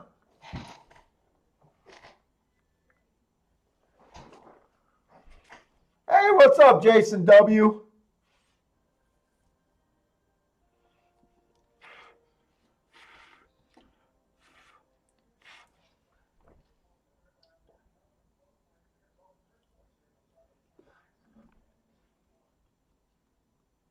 Let's see, we got the 7th. What do we got left at Gulfstream?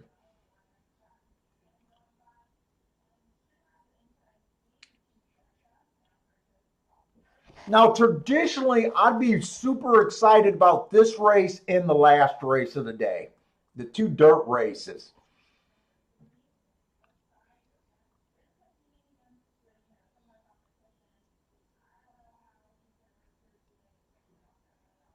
Where's my stuff at?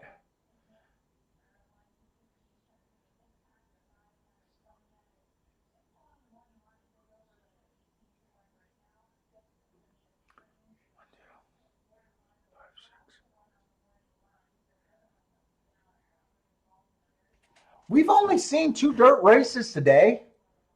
I didn't realize that. We've been mostly playing on the turf, huh? I guess that makes sense. We've already had 3 5 sprint races on the turf today.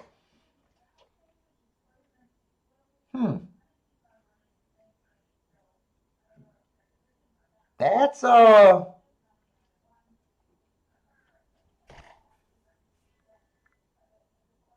So really, we only seen 2-mile races today. One of them went wire to wire. The other one basically closed.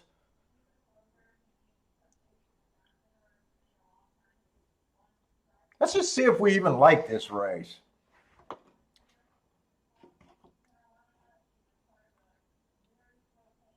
Yeah, Jason W. I never play the Stronach 5. I don't play. I haven't played pick 4s, pick 5s, pick 6s for a long time. I used to play those. I've never played the Stronach. I gave up on them before that.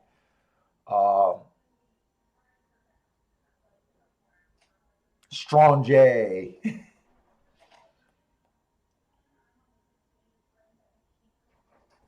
Someone loves the 4 horse, Empire of the Nile. Is that why I keep seeing Empire on the screen?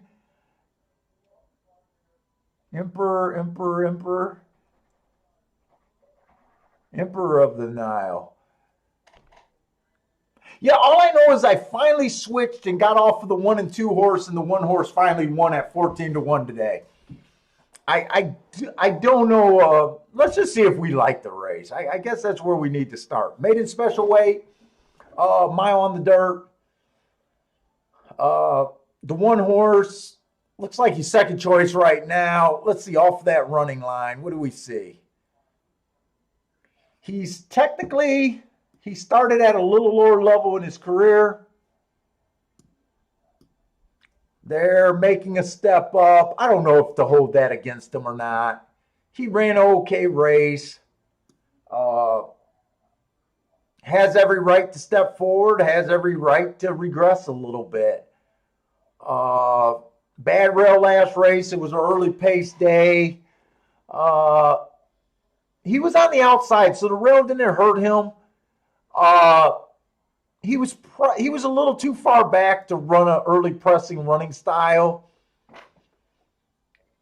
He's only ran 1 race, so it's dangerous to lock a horse in a running style.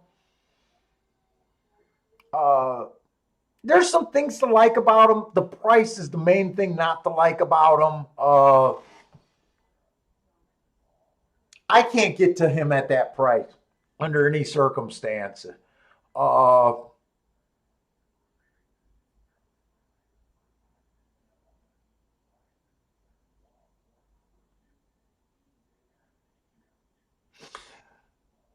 I decided to give him that asterisk. If he's a deep closer, if his running style remains a closer, he probably doesn't deserve the asterisk because for the most part, we know that closers win the least amount of racing in North America. They just do almost at every track, almost.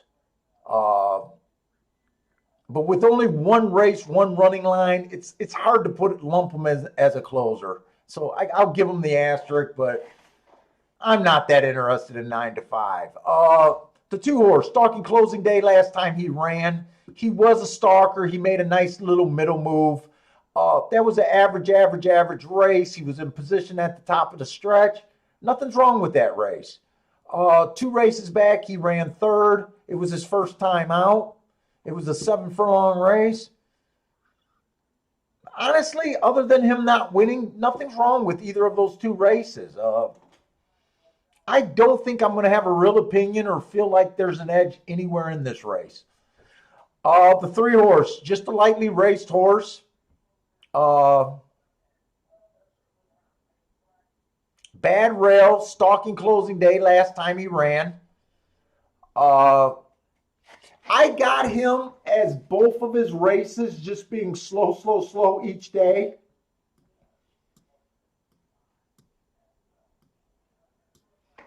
Those were at 6 furlongs.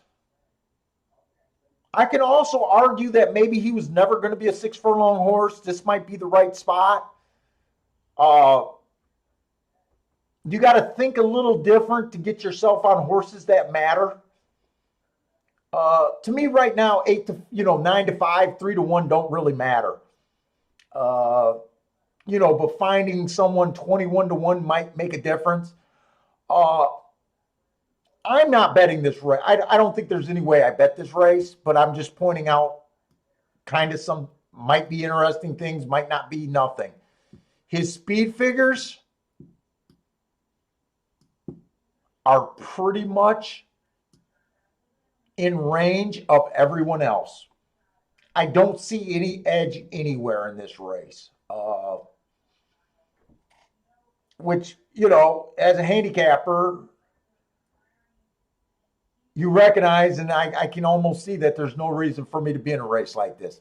The 4 horse is a first-time starter. I have no game with first-timers. Not ashamed to admit it. I can't get to him, but I have no opinion about him. He's just in the race. I ignore him. And we got one of the most special horses today, another year-off horse. Welcome back to racing. I don't know. He's been off a year. Maybe he'll show the speed that he used to show. He runs his best race January of this year. Runs his best race. And then they laid him off.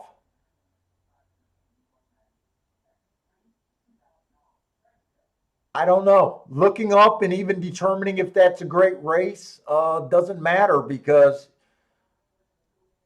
it all depends on health there. This race is a nothing race. This race is a race that I can't do anything with.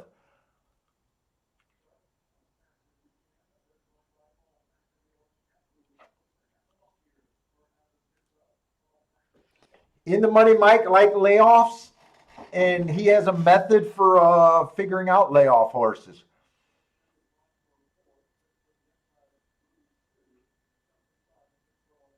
Grandpa knows best. Let's see what this is, Case.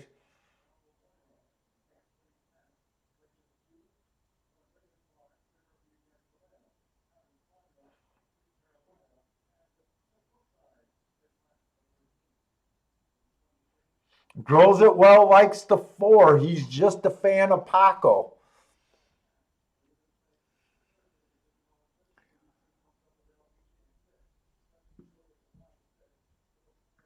Paco is a 20% jockey.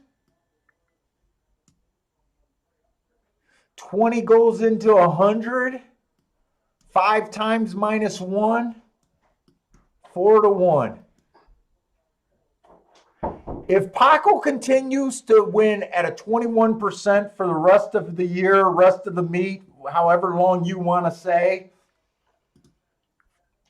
4-1 is the fair value price if all you want to do is look at a jockey and just be a fan of someone. 4-1 is the right price on Paco. So right now you're getting a little bit of extra value if that's all you know, his winning percent. But his winning percentage has to stay the same.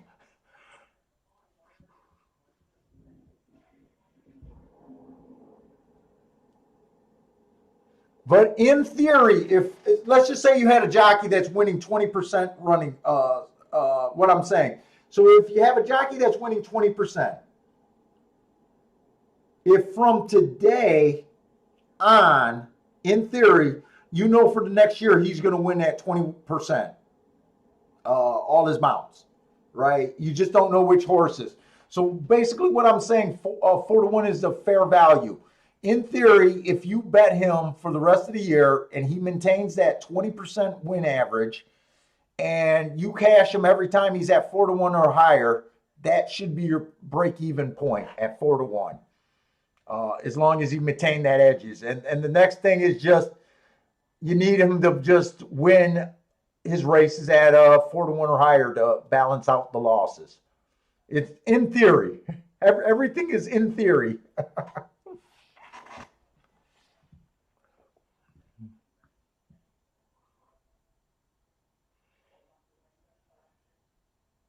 Yeah, so right now, it's really hard. So when you get a race like this, it gets really hard to judge pace, right? You look at paper, it almost looks like, hey, it looks like the 6 horse might be the most likely to go to the lead. He had the lead twice in his career, right? But the question is, he hasn't raced in a year. So maybe he'll get the lead at a short price. It sounds like a bad bet, but then you got to look at their competition. Well, maybe the 4 can get the lead. It's his first time out. Maybe he's fast. We don't know. And then what makes this race is really tough, the next 3, the 1 through 3, they're all super lightly raced. It's really dangerous to guess if this is really their running style. The one try to race, it was at 6 furlongs.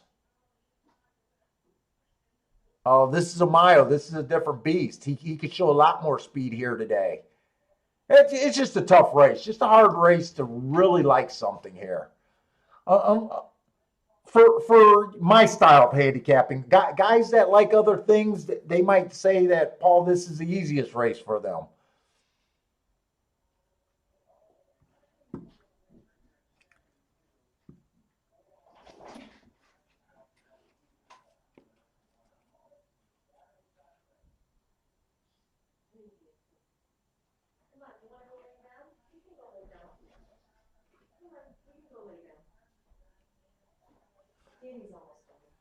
Hey, I thought the 5 scratched here.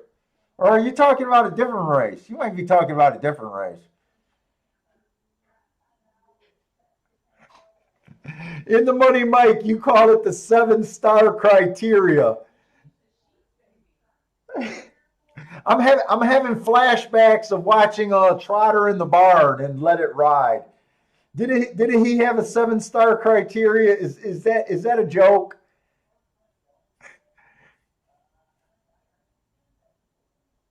I think when the bartender was talking about his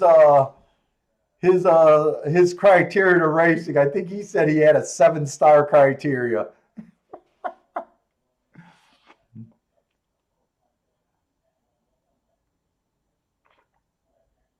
Someone said they love Empire. Oh, Empire is the first time starter. Okay, Emperor. I wanted to see who that was. That's the first time starter.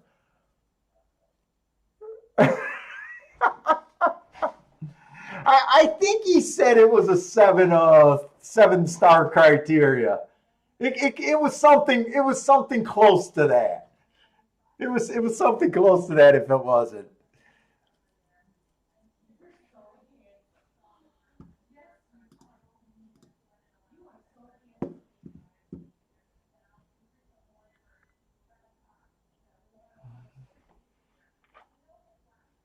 Girls are well. I got no opinion here at Gulfstream. I'll tell you what I would do. Let's just say this was a mandatory tournament race. I would bet the 3. That's all I would do. I have absolutely no opinion here. And luckily, this is not a mandatory race. I don't know. I don't understand this race. But if there was a scenario in life that I would have to bet this race, it would just be on the 3.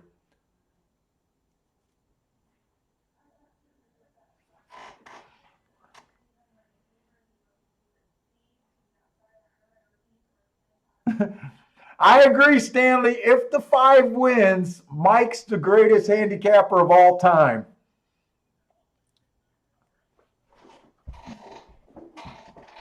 I know there's no 5 in the race. I think that's the joke.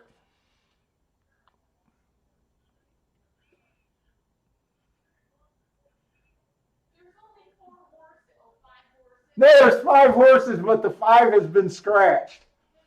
I think that's the joke, Kiki. My wife is going, it's not even worth playing. We did not play this race.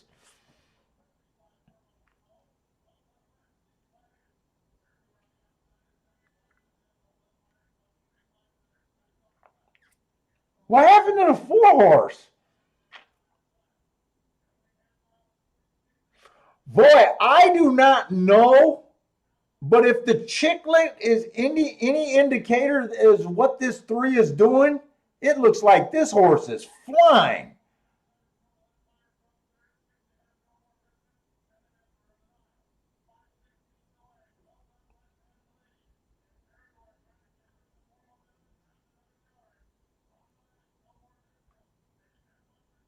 Well, you know what? It's going to come in 1-3-2. I'd like to say that it was all due to the rail, but actually, this ended up being a very good exacta.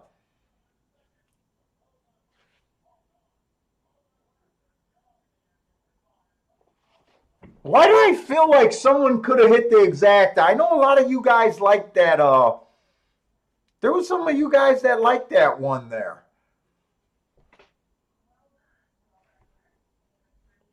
I'm I'm almost wondering. By the way, how bad of a bet? If you guys bet the 6, I don't want to rub salt in the wound, but in a way, you almost deserve it if you bet a year off horse at 3-5. I don't want to rip on anyone here, but I'm going to rip on the public taking this horse at 3-5 off a year layoff.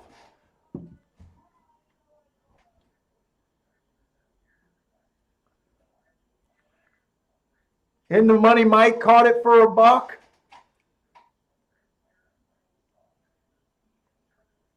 Maybe after we seen that one horse win at 14-1, maybe we should have just got back on our rail. But you know what? I'm okay with not being super aggressive right now. Like I said, the only thing I would have done is if I was in a tournament, like a win place tournament, I would have bet that 3-horse to place. Or I'm sorry, the 3-horse would have been my bet. And win place tournament, that's all there is.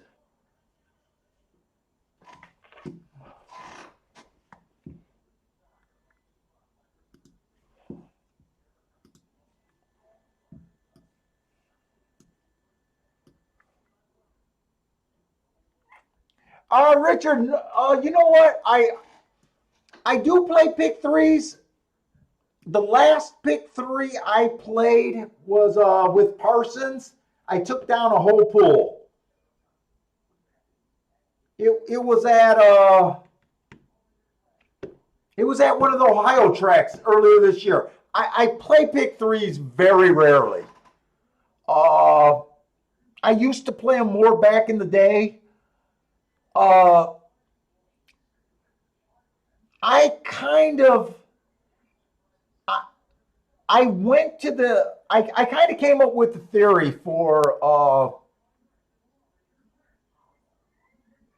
it seems like everyone's an expert 4 out of 5 in the pick five, 3 out of 4 in your pick fours, right?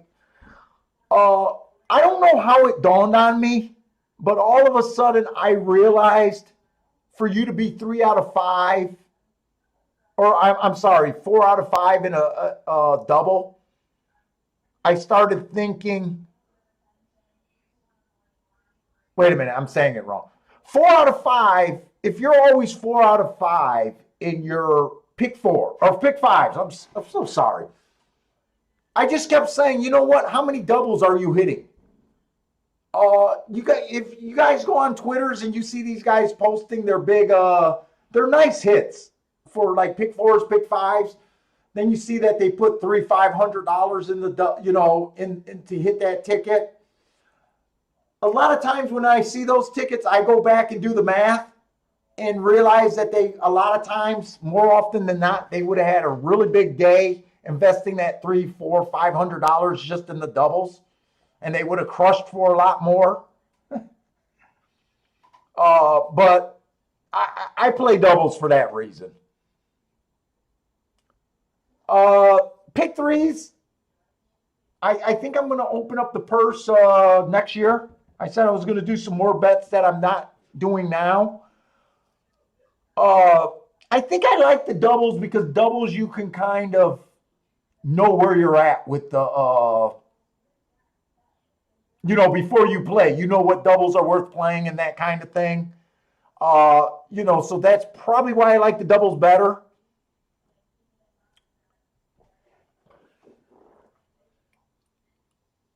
But it's like that day, that other time where I showed you that guy basically did an all single, all in his pick five.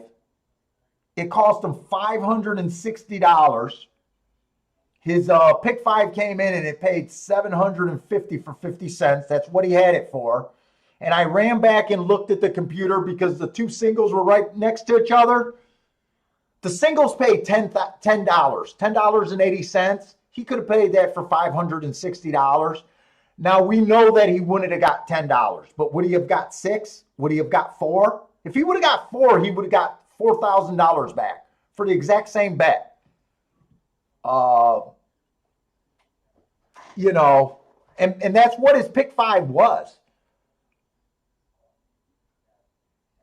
So the reason why I wanted to look at this 7th race, I hope I didn't wait too long. Tampa Bay speed is at a real disadvantage. And stalkers and closers are winning all the races. Now, it has rained out there. They took a day off the turf. I don't know if that's going to keep going, but I'm handicapping this race with that in mind. God, I keep hiccuping. We got a claiming $16,000 race, my own 16th on the turf. This one horse, slowest winner of the day last race, coming from off the pace. I like that. 2 races ago, he earned a heart while being a deep stalker closer. That's the big indicator. Too bad he wasn't a price his next race, but I do like that. But he kind of has the right running style to me.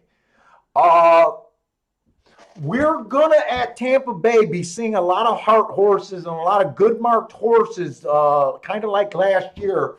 And I think as long as this bias stays, we're going to have to resist the urge to play a lot of these horses. 2's one of them. He ran against the stalker closer day. He went fast. He looks like a speed horse. But if I'm right about the track, he can't win. And I got to look fast. Same thing kind of for this 5 horse.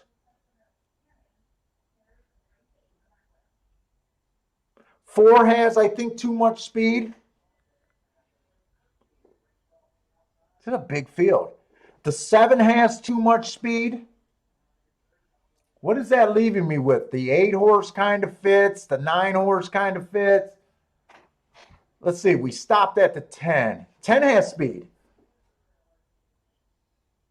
So I got to kind of do this fast. So I'm kind of glancing. 9 horse, I'm not sure if he's a real closer. I do think the 8 horse fits.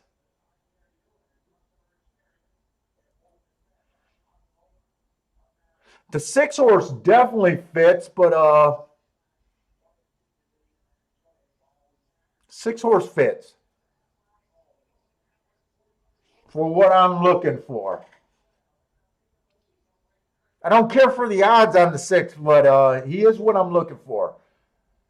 So that's what I got, 6 and 8, right? I'm thinking 6 and 8.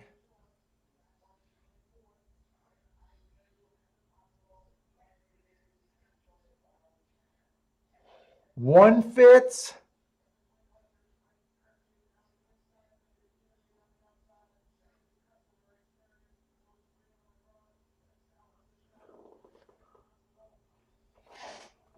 I'm going to play this bet a bit.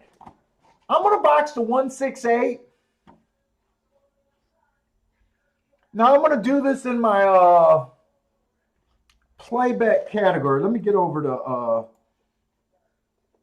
Tampa Bay. Oh, that happened faster than I thought. And I'm going to Dutch the 1 and the 8 to win. 1 and the 8 to win.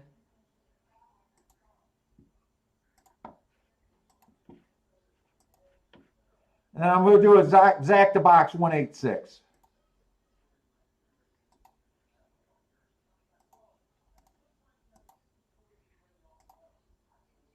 186.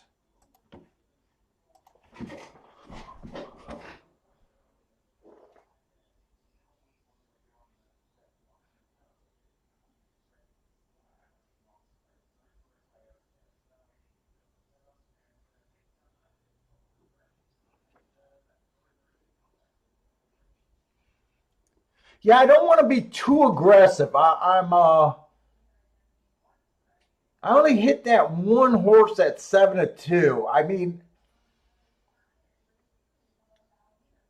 I wasn't aggressive on any bet today, but I'm definitely down a little bit.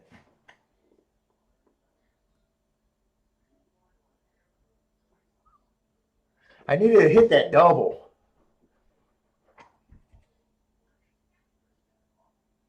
I don't think I played that many races. Yesterday I was like, I don't think I played that many races yesterday. Yesterday I was kind of disappointed with myself. Well, I'm talking about just during the day. Everything's right after Turfway Park last night. But I thought I was overly aggressive, especially on one. I think the first bet or second bet of the day. I wasn't happy with that bet. That bet irritated me. Frankie Tubbs is taking a 1-2-3 at Tampa.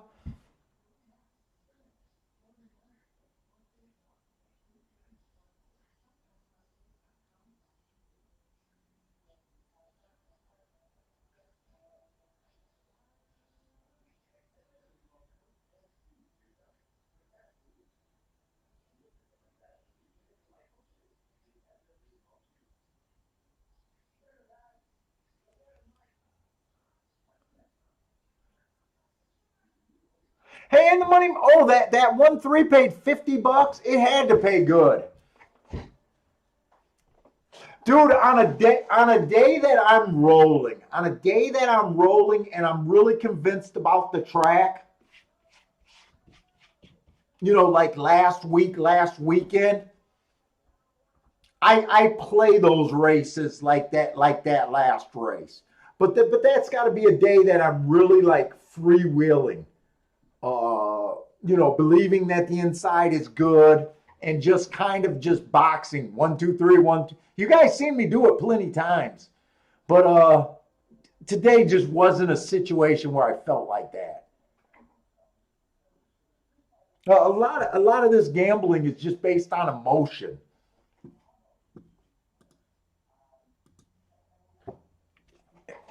What did that horse play to place, by the way? I said if I was in a tournament, $15 to place. That would not have been that would not have been a bad. I thought maybe he could have paid a little bit more, but that was a short field. That definitely would not have been bad in a tournament. Actually, it would have got you more than the winner.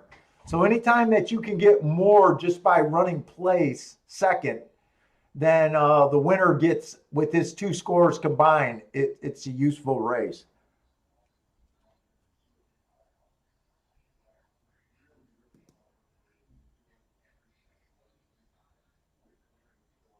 I do better with the doubles usually than the exactas. It's close at the end of the year. I probably play more doubles at the end of the year too.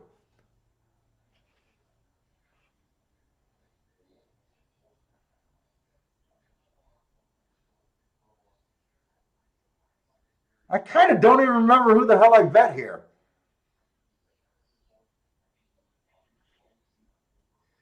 What was it? The six?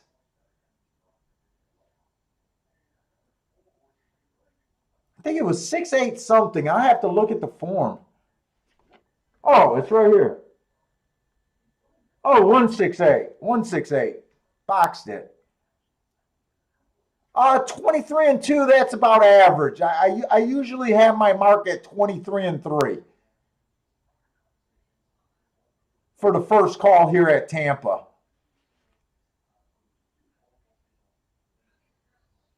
Did my one get a notice that the race is even start? Okay, there he is. Shit, my one and my six is way back there.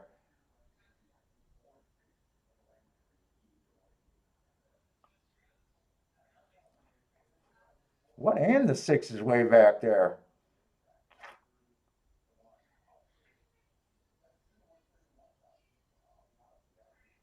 I don't know. Maybe they're not going to come off the back end right now. This does not look or feel good.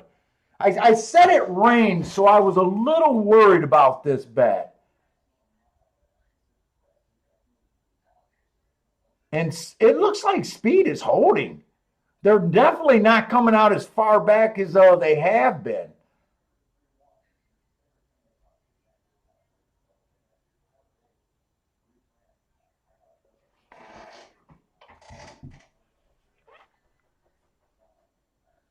Well, that's not what I was expecting there. I'll be honest, I wanted to play this race, and then I really wanted to play the ninth race. If this race turned out good, I think I'll probably just end up watching the last race now. That is not what I was expecting. They've been coming from the clouds. Nothing's been staying up on the front end there.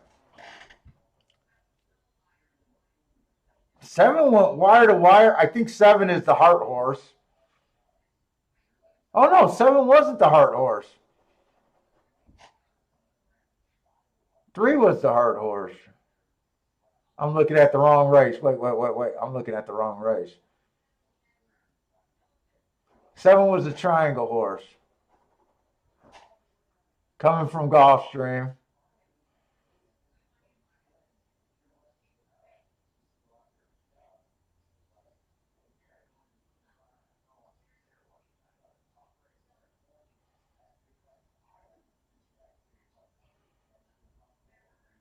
Wait a minute, Paul. Hold on. I want to glance at this race real quick. I seen something glaring here. This is a $16,000 race.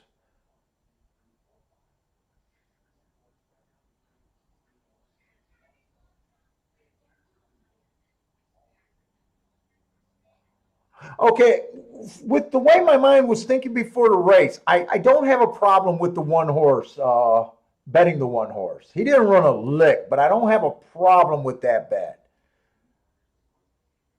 I think I got a real problem with the 8 horse, though. I really do.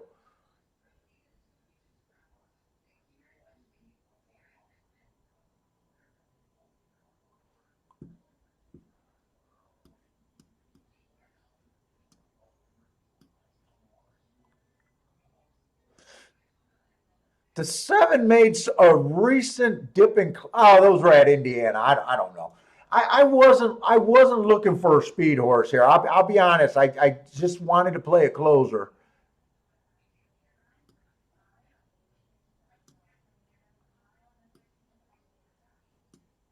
I played the 8. I hate the bet that I made on the 8. I hate the bet that I made on the 8.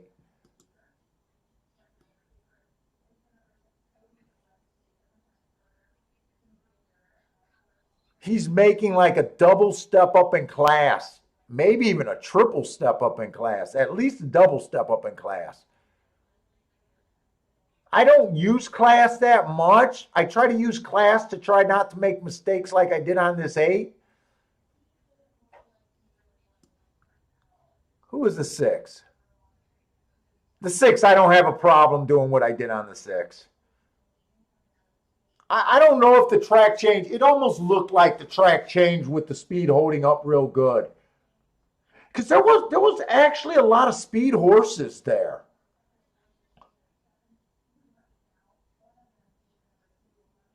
Even on a track that I thought played fair, I would have thought that they would have had a hard time wiring in this race.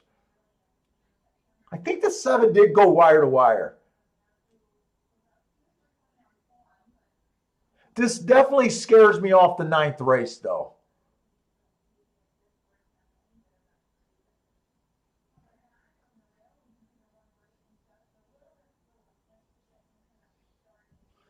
This race does look like a good race, but I was not looking for a front end horse. I really wasn't.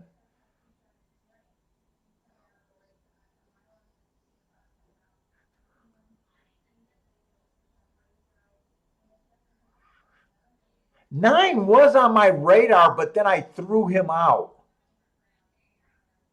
I said I first liked the 9 and the 8, and then I threw him out. Kind of the same reason why I should have threw the 8 out.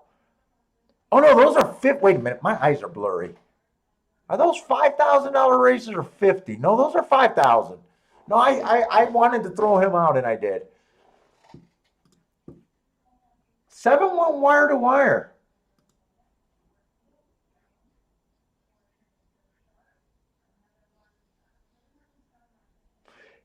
If someone would have gave me even money in a big bet, if in the bet was if someone was going to go wire to wire in this race, I would have said no way in hell, and I would have got crushed here.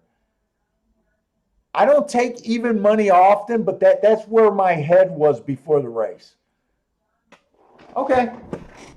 I don't. I think I'm probably going to watch the last race or the 9th race, but I'm not going to be as anxious to bet it like I was this race. Because not only did a 7 fall apart, nobody came that was running as a closer. No one. Well, 9 technically did. 9 came running, but he was non-threatening. Was this 7-2 all the way around the track?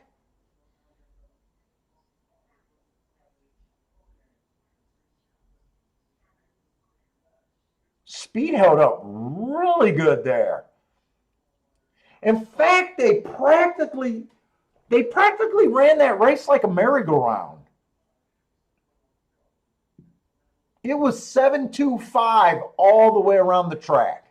At the end, the 5 just caught the 2 horse. Yeah, that makes me a little nervous about thinking that the last race is going to close. The 9 came running like crazy, but I thought there was better closers in the race.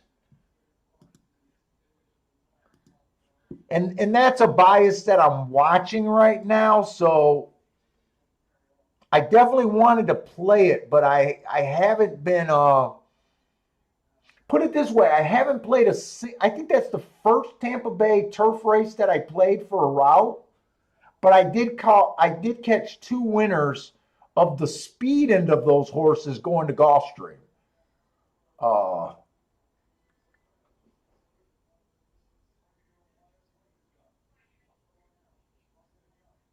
Well, good for winning today, Stanley. It's always a decent day when you win.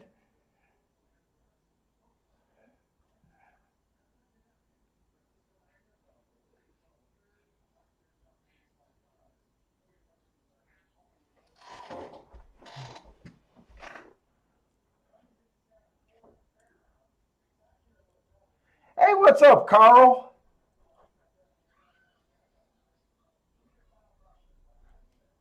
Yeah, 10 more yards, Carl. Your 9 would have been pretty good there. He would have definitely moved up a spot or two. He might have won with 10 more yards. He was full of run.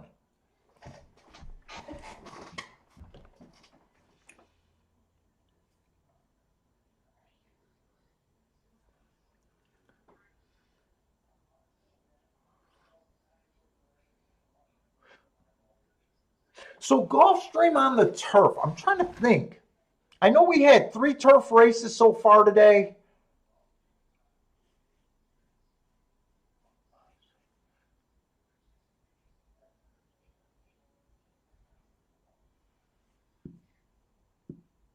I think the one just won there on the dirt, right? So we've only seen one turf route and they closed today. And on the bias reports, I do have speed only wiring about a really low percent. I think it was like 15% so far this meet. That's really on the low side. I don't believe it's going to stay that way.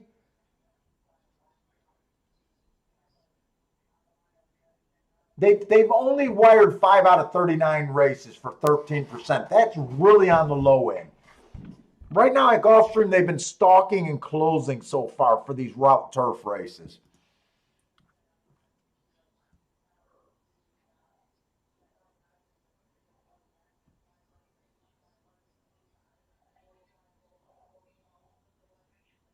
So I'm not feeling speed right now.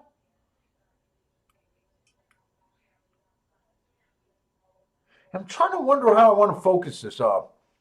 So we got a optional claiming 50,000. This starts getting to the level that I really don't care for in racing. Uh, I really like the cheaper horses. The one horse had an excuse last time. Stalking closing day, this horse tried to go wire to wire. I just said that they've only wired 13% of the races. Trust me, that's really, really damn low. So I believe in that asterisk there. He went too fast to win, which is even better. And he finished the race average. He is a low price today. We've only seen one turf route today, and they did close, which is kind of good for me saying that stalkers and closers. But that race was so long ago, I don't even remember that race, to be honest. That might have been the first race of the day, actually. I don't even remember when the route race. 2 races ago, it was a bad rail closing day. This horse was off the wow. Okay, so this horse not only is last race a problem, possibly. His first race out, he started his career looking like he could possibly be a closer. So he won his first race out on a closing day while being on the outside. This horse has done nothing wrong in his career, honestly. But it's hard for me to do anything with him. It's hard for me to really tell what kind of horse. Is he a front runner? Is he a closer? Is he just a talented horse? I'm not good enough to answer that question. I don't know. The 2. Last race was a 1-race sample. He won that race. Obviously a good race. That was at Gulfstream Park West. But I can't rate that race. I don't know. His first race out, it was just a stalker closer day. He came running with a rush. So I guess it made sense that he was able to win his next race while running the closing running style. I believe he's more of a closer than I can make a statement about the one horse. I don't know what the one horse is. Am I willing to take 3-1 or 7-2 on those two horses? Not really.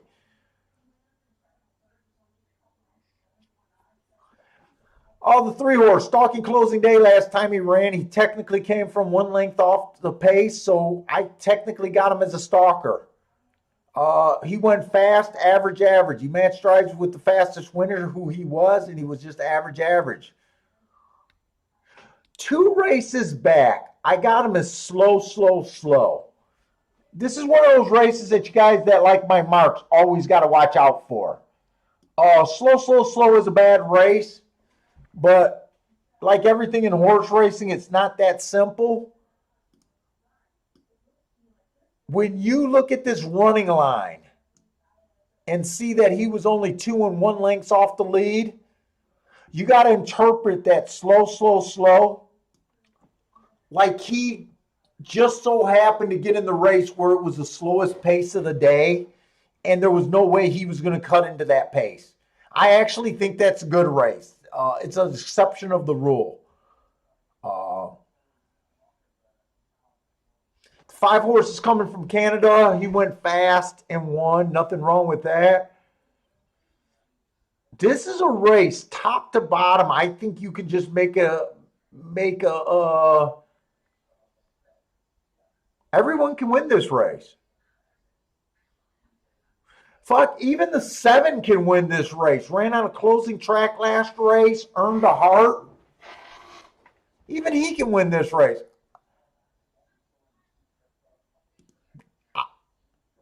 I don't have an, in fact, I don't have an opinion, and they're going to go off.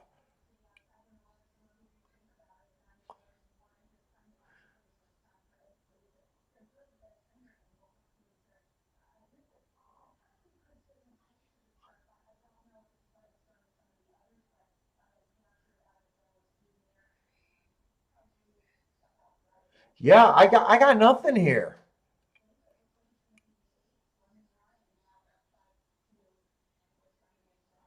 I even think the 7's worth a play at that price. I honestly think you can make a case for every horse in this race. I would probably, if I had a couple more minutes, I would probably want to go through and see the pace breakdown. We said that speed's not really holding up. Maybe could have handicapped this race looking at the stalker closer kind of angle, throwing out maybe these 2 front runners, the 9 and the 3, maybe.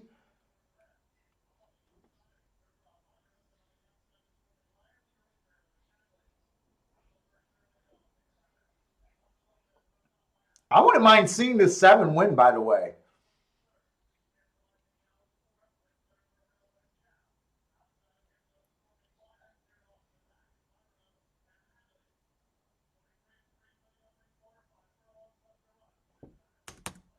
Oh, I shouldn't. Oh, good. Come on, 7, go. I wouldn't mind seeing this horse win. This is a 45-1 that I think he's only 45 because the field is so tough.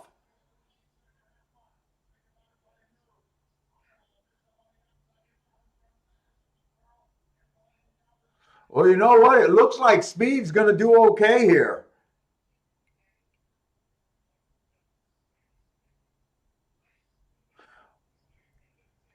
One got to get out of his own way.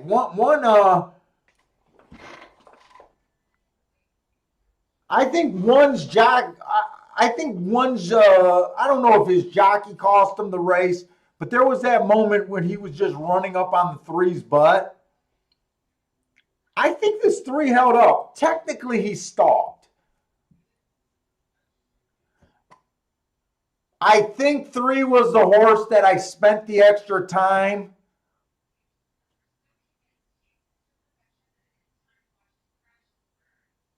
Three was the horse that I even knew to spend the extra time to talk about that slow, slow, slow that's not bad.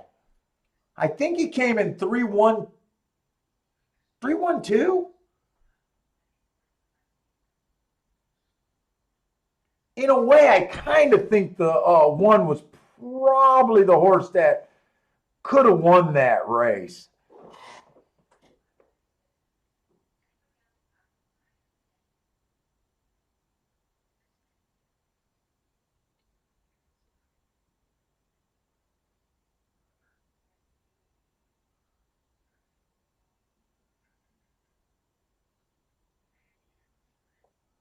Yeah, I don't think they've ever passed the 3.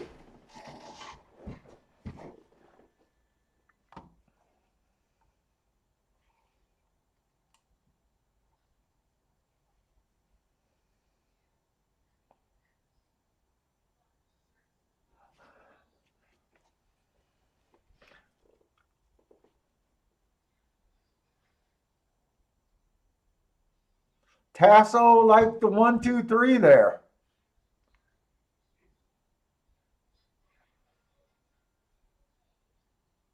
I don't think that was that messed up of a race. That race ran pretty to form.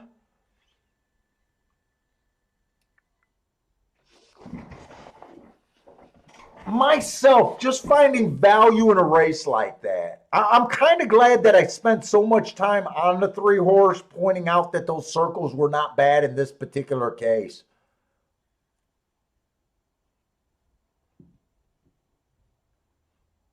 To me, this race just comes to a nice. The 1 was very nicely marked. I think the 3 was very nicely marked. The 2 did exactly what we thought. He was just a closer that was in really good form.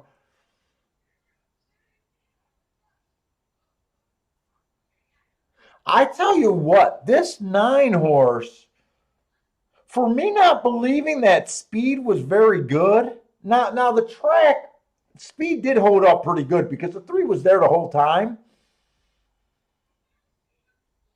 I'm kind of I'm a little impressed with this 9's horses race.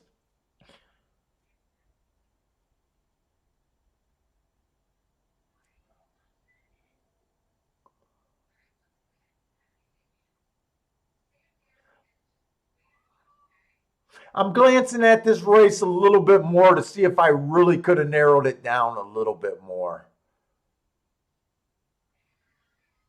I really don't think so. I think if I would have seen this, I would have been able to get rid of the 9. That the 9 has never been on the turf. And at the same time, he impressed me with his run showing speed.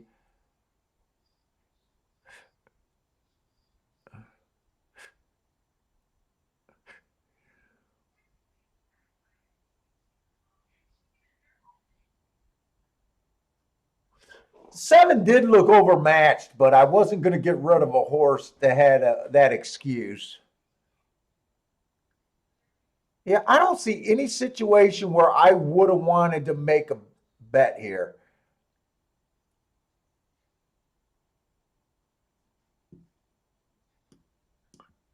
Equine Base, I think, did a pretty nice job.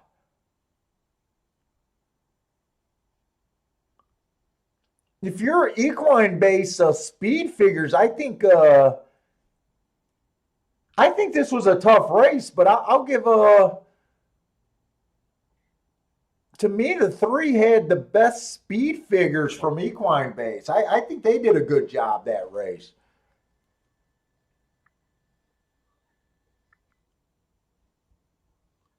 He had an 81 and an 82 the last 2 races. None of these other horses have been able to do that. In fact, the only other horse that broke an 80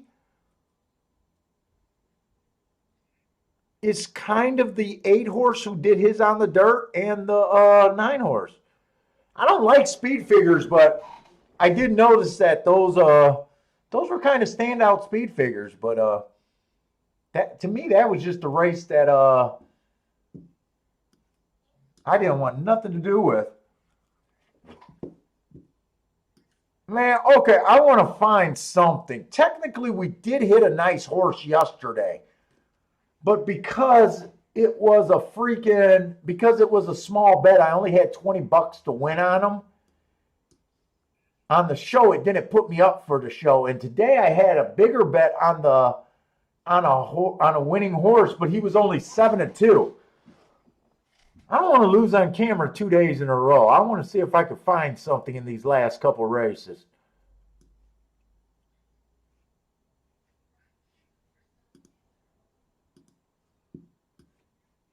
Let's look at Tampa Bay. We're in the 8th race. Do I got enough stuff marked at Tampa Bay? I might not have enough stuff marked here.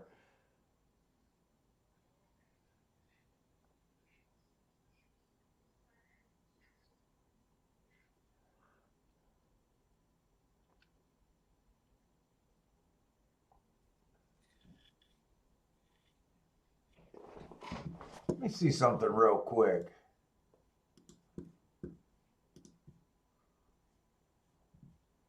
I always do it for my main track, but a lot of times for my secondary tracks, I just don't think of doing the tic-tac-toe board. Let me see something real quick.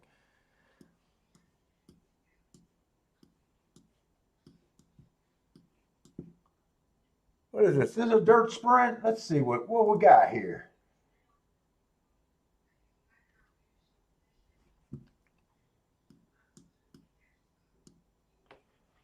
Motherfucker. Can you just draw a number?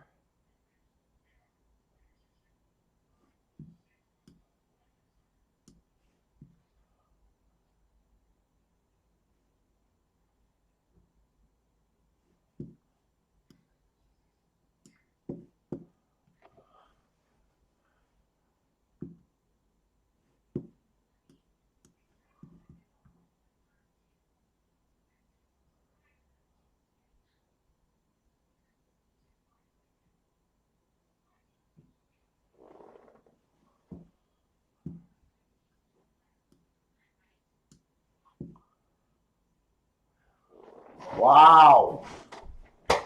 I don't know. Because I'm not able to follow it that close. Oh, persons calling me out. I keep calling it equine brace. Yeah, brisnet. No one spotted this at Tampa Bay today. Fuck, I wish I would have thought Tampa Bay. I remember after the 3rd race saying it might be inside today, but I didn't want to call it. So they wired, they stalked, and they closed, but post 1 through 3 has won every sprint race today.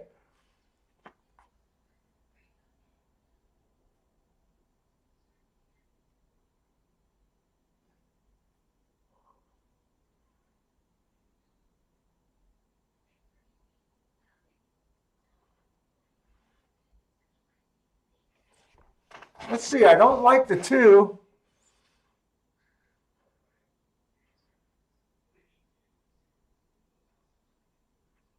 I almost want to do a blind vet, 1 and 3 here.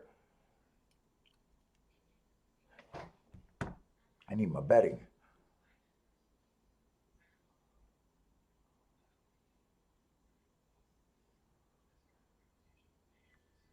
No one looks really that marked. That heart was earned at a longer race.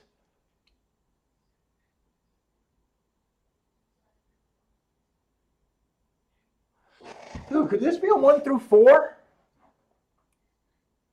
10's the favorite. Whenever I'm dude, if this is an inside bias today with those results, this 10, they could probably beat this 10.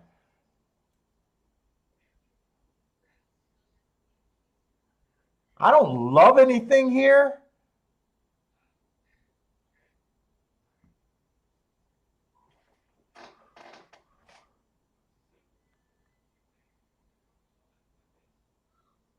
Dude, I'm going to do a small bet here. Uh-oh, maybe I won't do a small bet. What's going on? No, wait. What did I just do?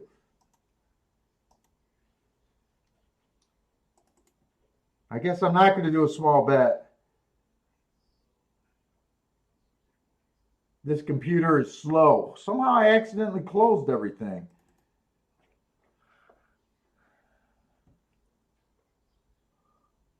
I was going to play the 1 to win for sure.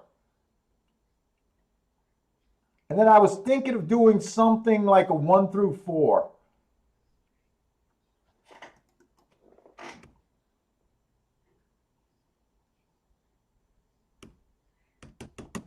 What the fuck going on?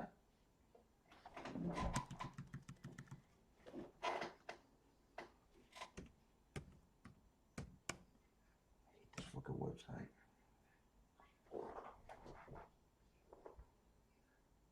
I don't think there's anywhere I'm going to get it on this slow ass thing. No, I still don't even have the freaking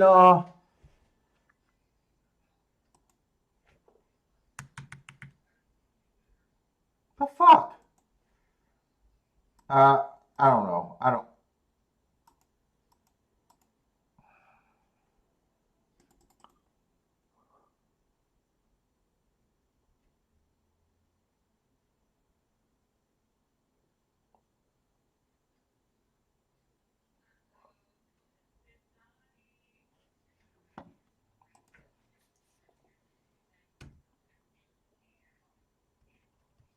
I'm always having trouble.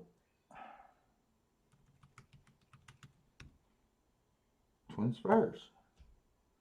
There we go. Come on with this one.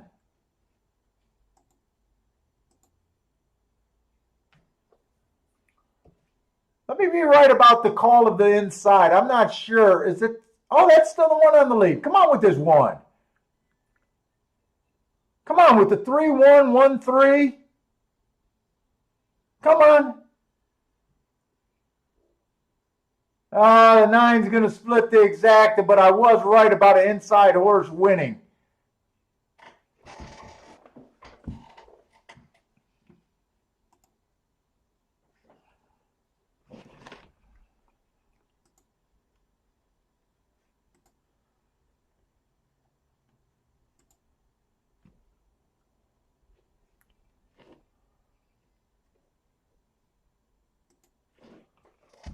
$3.92. They did beat the 10.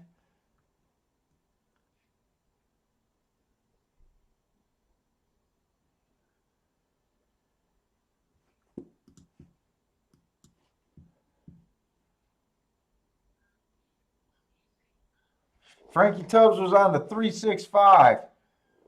Oh, by the way, I think that was a good inside call there. I think the 3 stalked again. Is there another dirt race?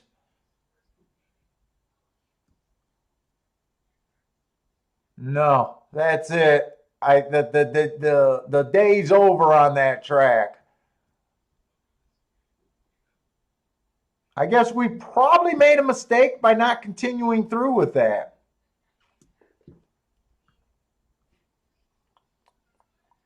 Out of 6 races, all of them were won from both 1 through 3. I think this 3 was about 4 to 1. 4 to 1 maybe. 6. Oh wait, no, 5 to 1. I knew I didn't like the 2 because I thought the 2 was going to come from so far off. I for the win. I knew I was going to bet the 1. And at one time, I thought I was going to do that. I knew if the 2 would have got second, I'm pretty sure I would have cashed that ticket. But with the 3 just winning, I'm not sure if I would have did bet 2 horses. The only way I could have caught the 3 winning is if I dutched the 1 and the 3. And I might have, but I'm not actually sure one way or another.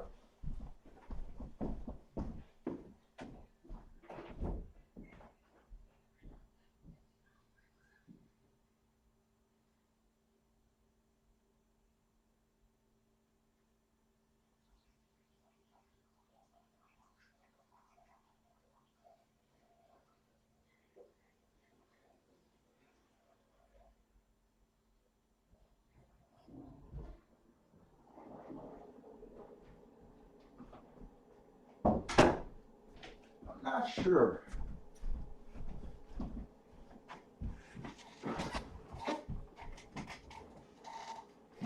Magic.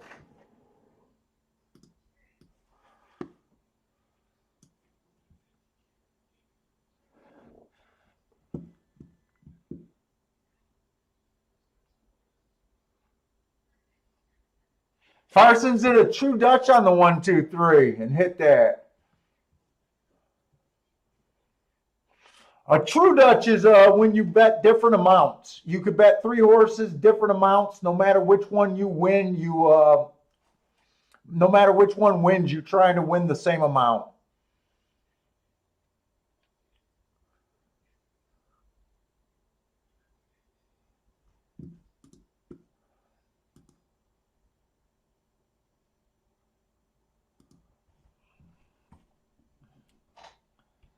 Hey, what's up, Mac and Comb?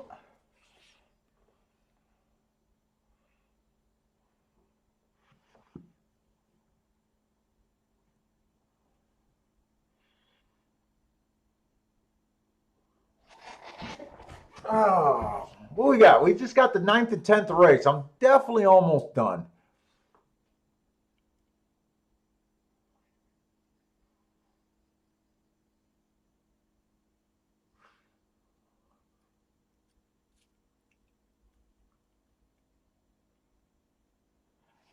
Mac and Company House Golf Stream. For me, it's been kind of confusing.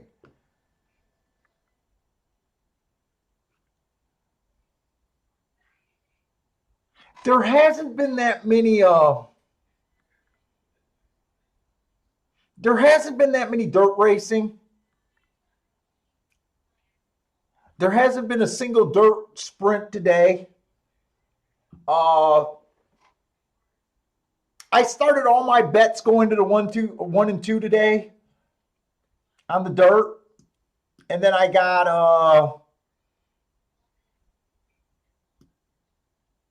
I didn't stick with it the 3rd time, and that's when the 1 horse won and paid 14 to 1. And then the very 2 races later, it was a 5 horse field. I wasn't interested in the race.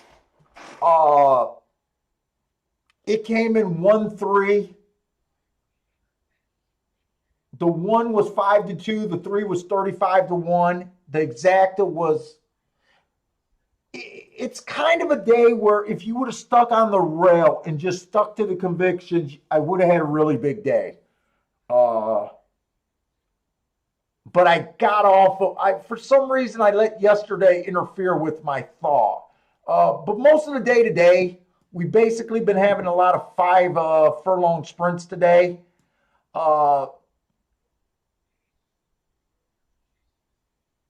We keep getting beat by horses that's been off for a year.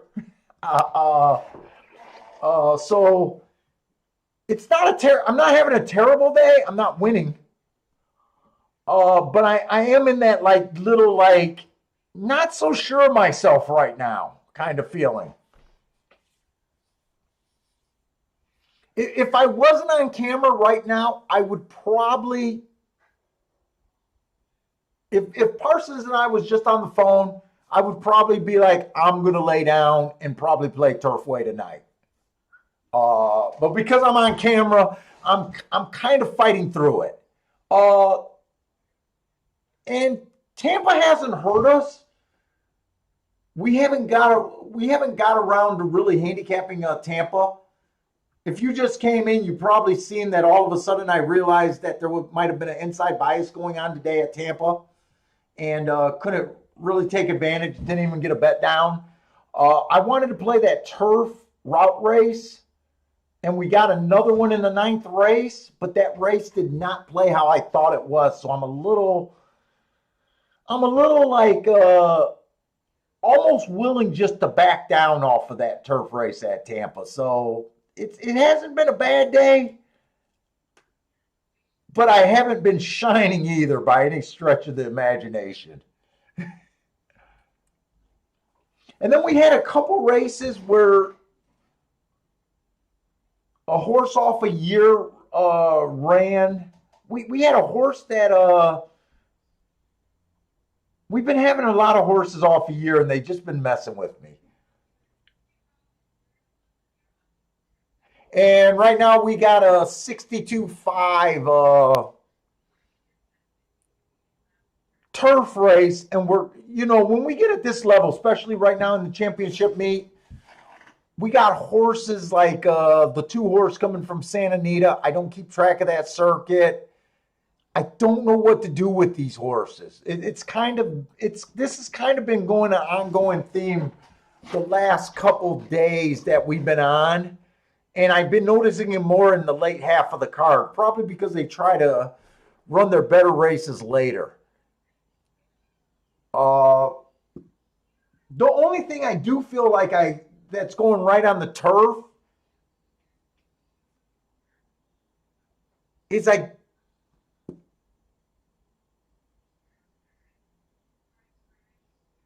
think they're stalking and closing.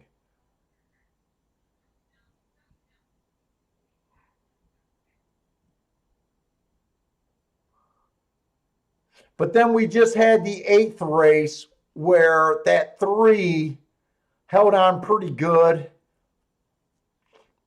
Technically, they didn't wire, so I'm still right on that.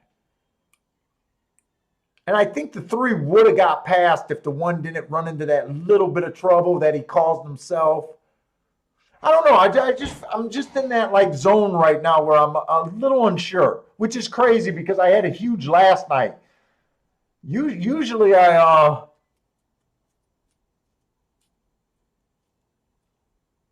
I'm pretty full of myself.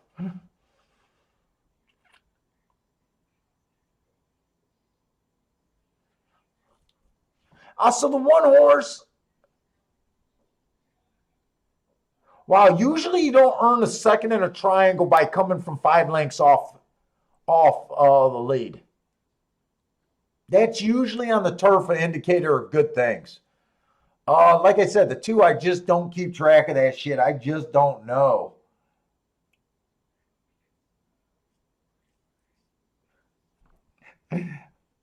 Yeah, that 5 horse, that was one of them. But then the very next race they went wire to wire. So, but yeah, it's been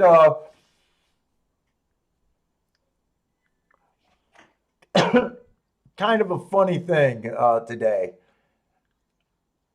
Which I'm not even done I'm not even down my average. I'm actually not down much at all. But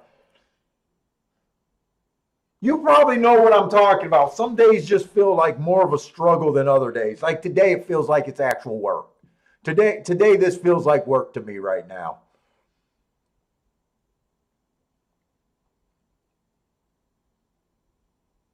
Oh, the 3 horse, I can't rate his last race, but overall, nothing looks wrong with this horse. I'm just not that into him.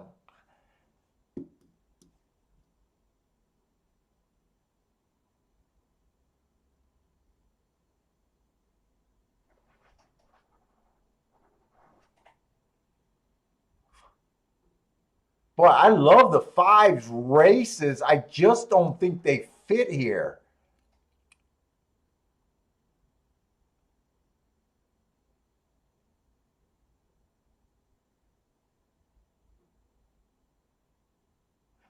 Dude, the 7's earning hearts while stalking. That's huge.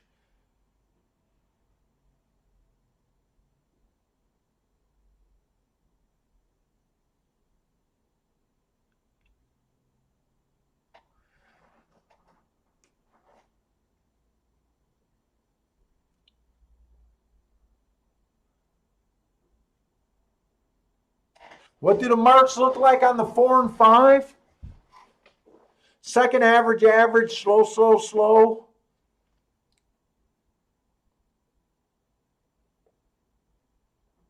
Hey, Parsons, my biggest problem, I love the marks on the 5. My biggest problem is the bias report after 39 races, just have them wiring 13% of the time. That's my biggest problem with him. And I know he can stalk, but everyone in this race almost looks like they can stalk. I honestly think I'm a little too shook for this race. I think I'm more interested in the last race. I was hoping to find a double here.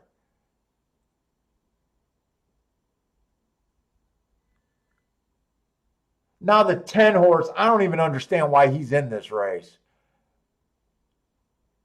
I don't recall many Starship horses going to the, I don't know.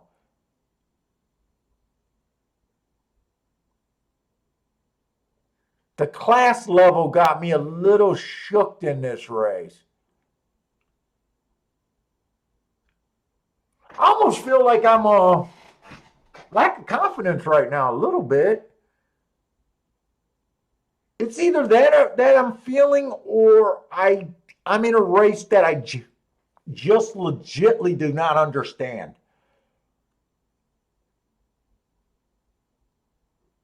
Like right now, I honestly feel like I can make a real case for the 7.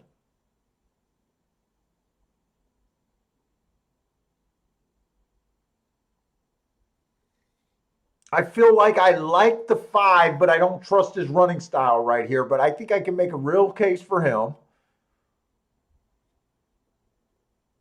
I think the 4's still live. I think the 3's live.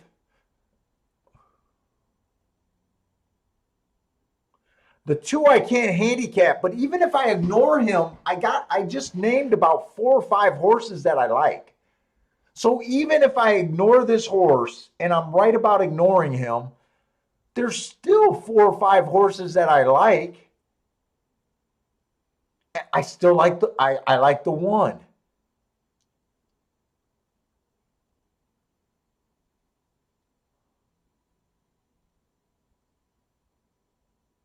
I'm going to say the 9 probably can't win. The 10 can't win.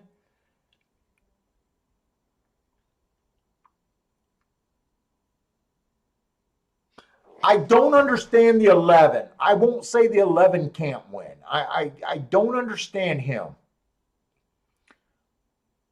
So that's like 6 or 7 horses right there. There's no way I can play this race. As much as I want to act like I can find something here, I don't have an edge in this race. All I can do is recognize that I don't understand this race. And wait a minute. I'm shocked that there's a horse that's 9-5 in this race. The 3's 9-5. I can see him winning. I don't like him at 9-5, but this is a tough race. Do you guys like anyone here?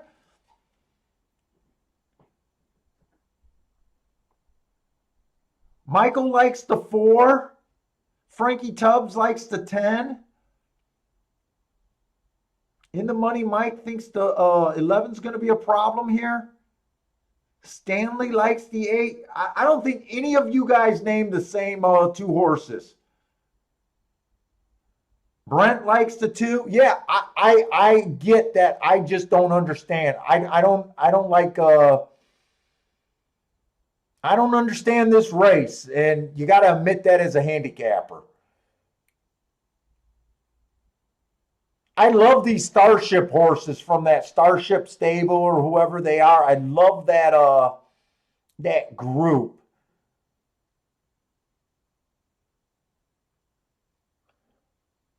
They run really good at Gulfstream. Most of the runners are on the turf. Now, I know they're not bred through a Starship horse, but they're that group.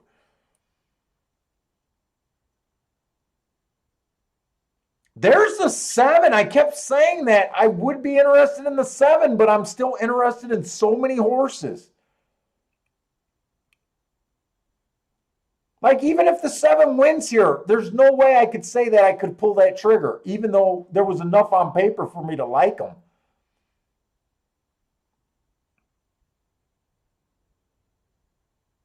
And he might have made his move a little too early. 4 looks like he still has horse. Come on, 7, blow up the board. I'd love to see the board blown up. We haven't seen a blown up board in a few days now.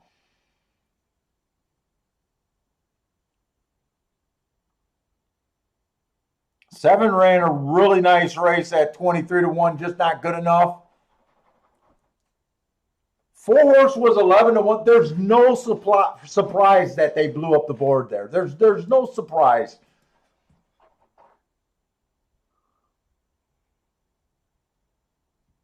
Yeah, four was another contender there.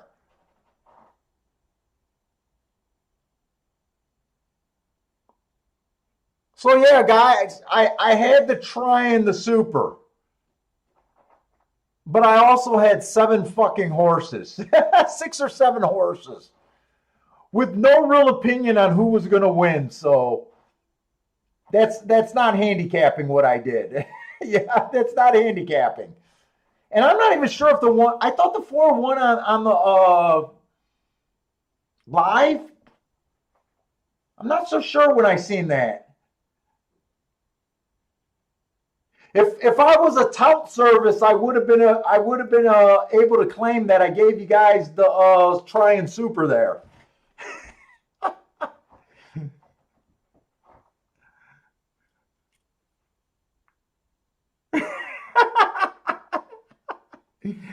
That's what I'm saying, Mike. Dude, you're giving me credit to say that I had it narrowed down to 4 or 5 horses. I think I was more like 6 or 7 horses there. I think I was more like 6 or 7.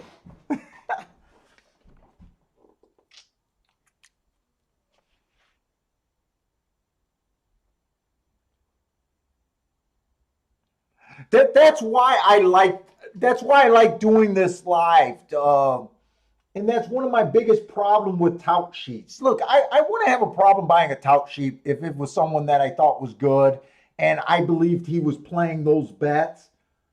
But I've been around long enough to know that when it comes to putting your own money down and making the decision at the real time of the racing, it's a whole different game. You got emotions, you got if you're up or down. You even if someone put out a great tip sheet, I don't even believe that they're playing exactly to their tip sheets. In fact, I remember seeing one guy that I follow saying that him and his customers crushed a pick 5. I think it was a pick 5 or a pick 6. And if someone puts out their shit, I'm gonna follow. I'm gonna follow it. So I run the equine base. So he put a tweet that him and his customers crushed the pick 6. Let's just say it was a pick 6. I looked up the ticket. There was a single ticket. And then I looked at his bet. It was 5 by 5 by 5 by 5 by 5. And I'm sitting there going, that ticket was very expensive and very few people would play that. So I didn't call him out on bullshit, but you get what I'm saying. And I don't know if the 1 won that race or I thought the 4 won it live, but I definitely want to watch Tampa race because we're going to go to Tampa. I'm going to back away from Tampa today. I can wait on this bias if it's out there. That's how surprised I am that a horse went wire to wire in the 7th race. I'm that surprised. The 1 won that race.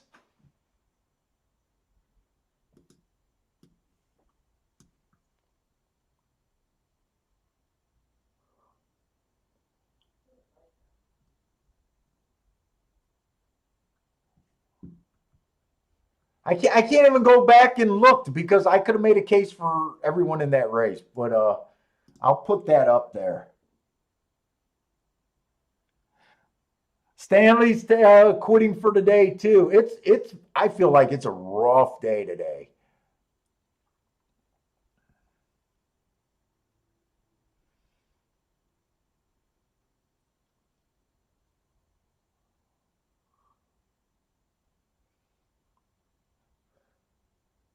Now, if you believe that speed might hold at Tampa Bay, after seeing that 7 go wire to wire,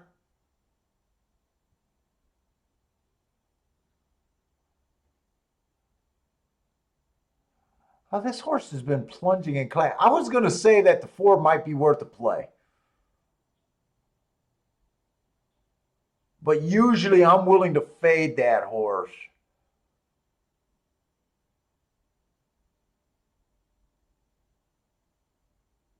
There's some speed in this race. I don't believe they're going to go wire to wire. This is just a $16,000. Maybe I should take another shot here. Oh, that was a dead heat at Gulfstream. So if you guys played my 7 horses, I actually can I count that as I gave out the super and the try twice?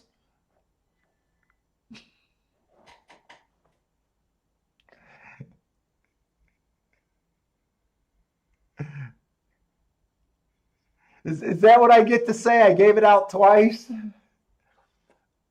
No.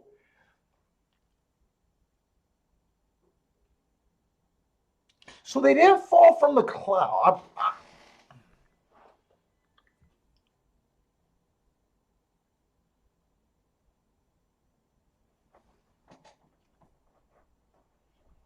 So if the track is not, if the track's favoring speed, I would be willing to look at this 4 and this 5, but my history, I don't believe it is. They did wire that last race, so I'm backing away.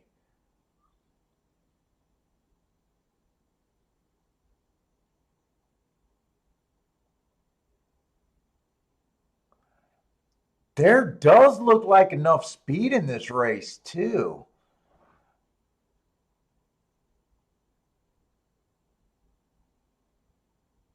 Eight, to me, is probably the best horse in the race.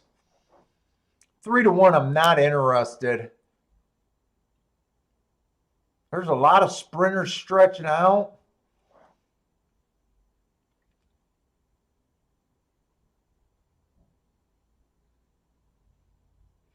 Seven is a press style shipper at a big price, but he's the wrong type of a press style shipper. That track was favoring closers. Look at this is what I'm talking about. Horses were able to come from 22 lengths and still make a run, 14 lengths and just miss, 9 lengths and win. Press style, it was a closer haven at the route races.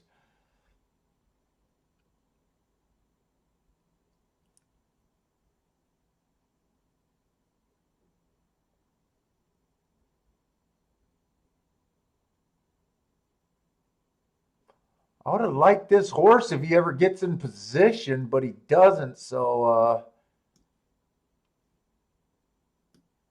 he did there. He did one race and won it.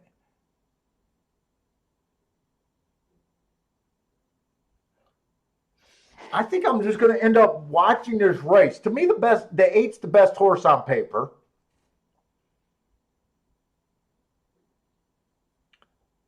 To me, if on the off chance that the track is favoring speed, I'd definitely be looking at the 4 and the 5, but I don't really believe that. Even though we had a horse go wire to wire.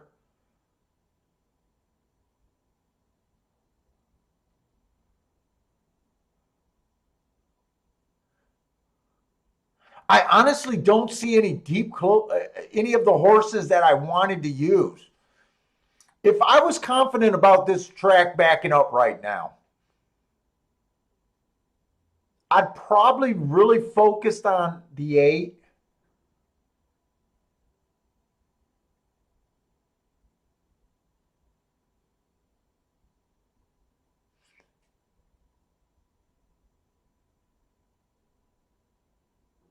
And then I'd have a little bit of interest in who was it? The 2 horse and the 7. Those are big long shots, but I'm shook after the way that one race ran. I do think we're going to get a faster pace than 23 and 3 here, though. I do think we're going to get a faster. These horses look like they're going to open up. I think the 4 horse is going to open up here. I'm watching this race.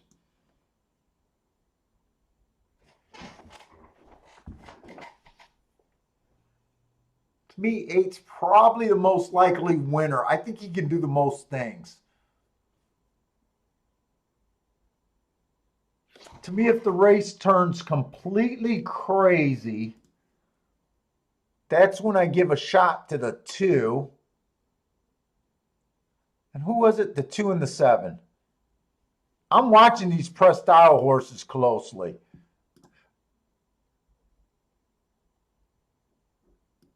But I don't believe in it enough to put money down here.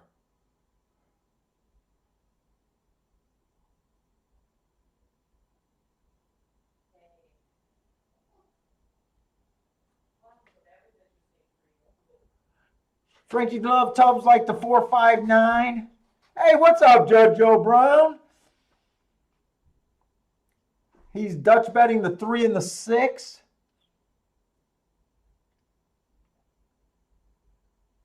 Who was the 6? I think I was looking closely at the 6 and then realized he's been sprinting. Yeah, that is the horse. I was trying to give your 6 a really good look here. Yeah, but it got fixed, so it doesn't matter who caught it. The 5's another sprinter too. This 5's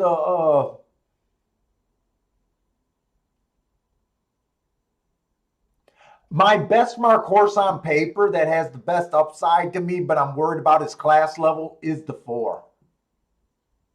And I think he has the wrong running style. I think the 4 and the 5 is going to hook up. Well, the 4 was going to hook up until he squeezed and knocked over on the 3. Now he's rushing up. And he almost looked like he almost fall off the horse twice. I think we're going to get a fast pace here.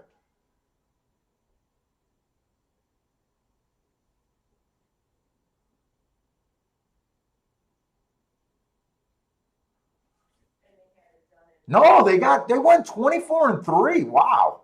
Wow, did I miscall that bad?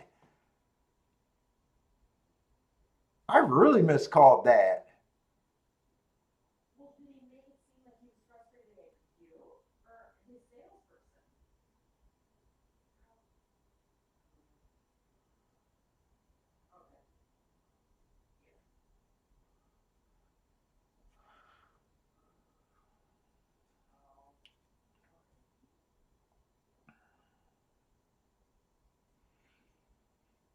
Come on forward with those sexy marks. 4 had a very eventful trip. I already think he crashed into the 3. He already got steadied. Well, I mean, Speed's holding up. Come on with this 4. Come on with this 4. One more time with this 4. One more time with this 4. One more time with this 4. I could have played that race. This is a confidence issue right now. I could have played that race. This is a confidence issue. I said 8 was the most likely leader or winner. I said 8 was the most likely winner. 4 had the sexiest marks. I said 4 and 5 if the track's not backing up. The track did not back up. And I said only use 2 and 7 if it fell apart. I could have played that race. Confidence issue, guys. In gambling, it's a problem.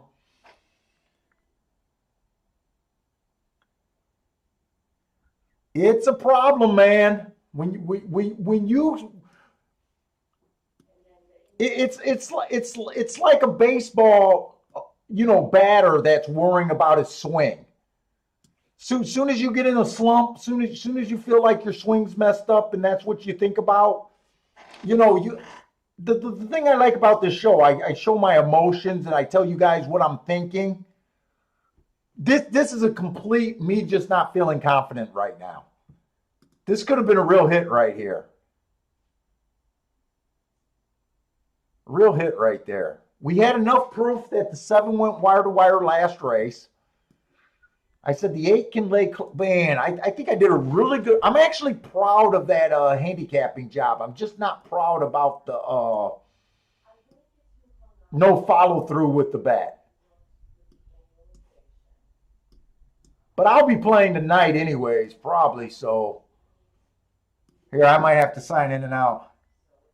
Yeah, it is like getting my dude. Sometimes, it is like getting your bell rung. We're playing with money here. Right, and that's fine, and when it comes through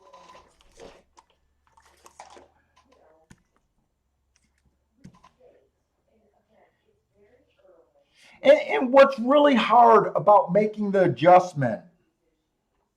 Oh wait, I can't get into Twin Spires. I'm going through Bet America. I forgot. What's really hard about making the adjustments is I'm excited about the surface.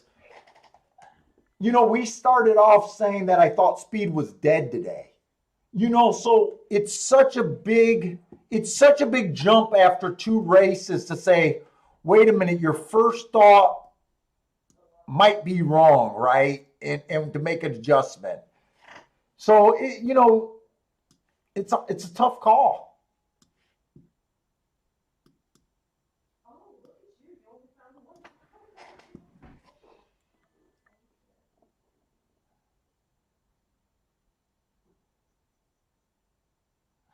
Uh if I'm sitting at the computer, I'll probably log into Discord. The problem with Turfway Park, I've been taking the tablets and stuff downstairs so I can still do the family time and not get my wife as pissed. So it just depends on where I'm sitting. So maybe the arrow still, It depends on where I'm sitting. If I'm at the computer, I'll jump into Discord.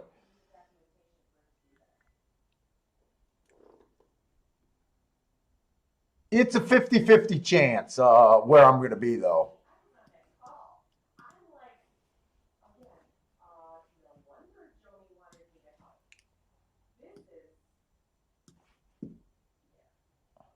I wouldn't mind doing a Turfway show. I think she has a vacation where she's going to go up north again this winter for the weekend. And I think when she does that, I'm going to jump on and do Turfway at night. I want to do a Turfway show.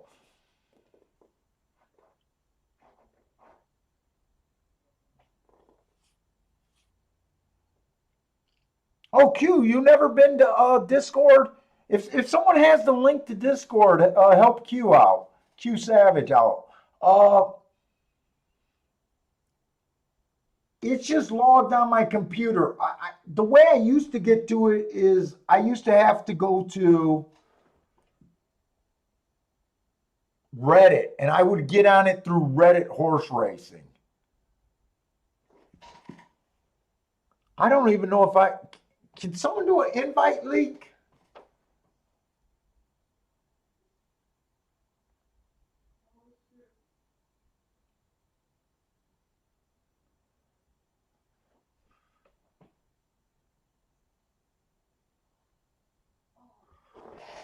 Uh, Let me see.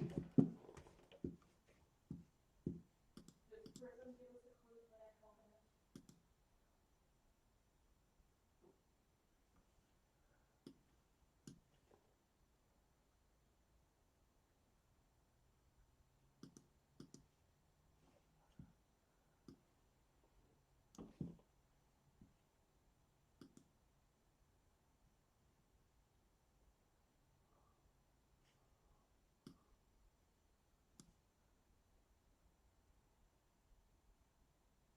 Why can't I get to Discord?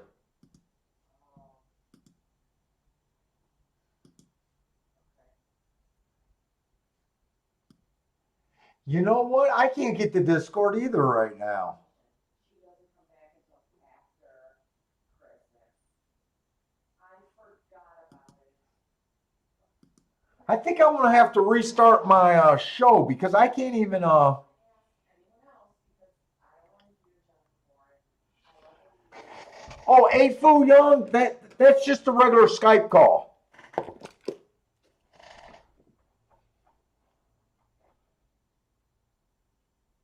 Skype. I have to be at my desk.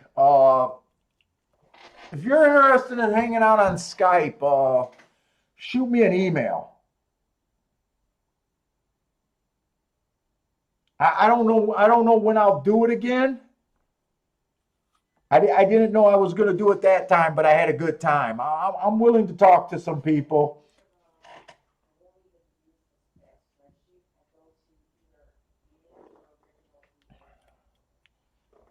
Yeah, I think I'm going to have to restart my computer because I have not been able to get to Discord now, and I have not been able to get to Twin Spires on the computer. I'm able to bet through Bet America, and I'm able to get through Twin Spires on here. So I've been betting over here.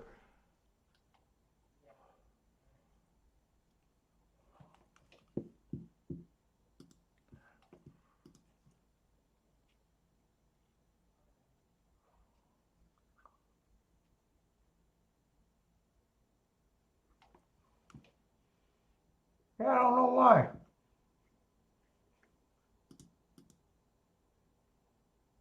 This is all I get for my Discord. It used to give me a room. That's as far as I can get. I only hit this link. So I don't know what's going on for me. All right, this is my last race at Gulfstream.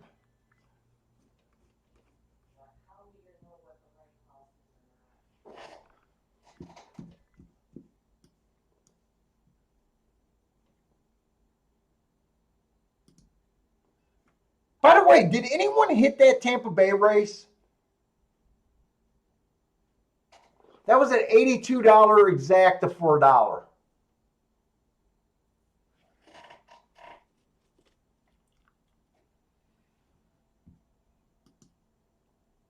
Oh, what we got a lot of new people. I don't think I've ever seen Carl in here before, too.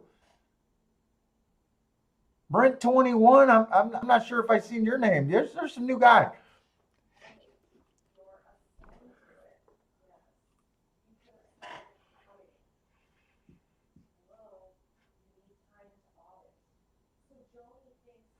I gotta shut the door. My wife got too damn loud.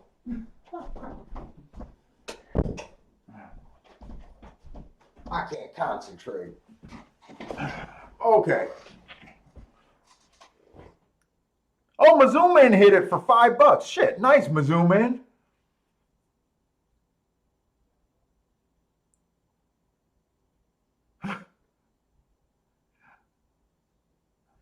Oh man! All right, let's just. This is our first sprint race of the day. I think I got to get back to just thinking that the inside of the track is where you want to be. Uh,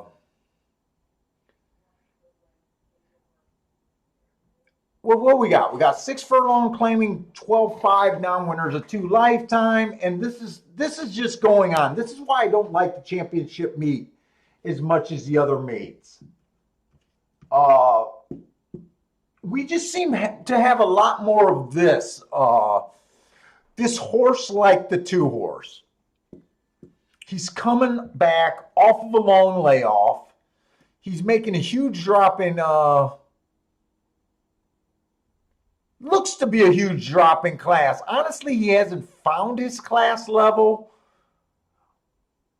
but because he just broke his maiden claiming 50,000, which is probably better than what all of these horses did. He ran a $50,000 race, ran a real nice race, but that was in April. That's getting up there in a very long layoff. That's to the point where I don't even want to look up April. It's kind of unspoken. If he's right, he can beat these horses. If not, and they're betting these horses, I use this for a reason to try to beat this horse.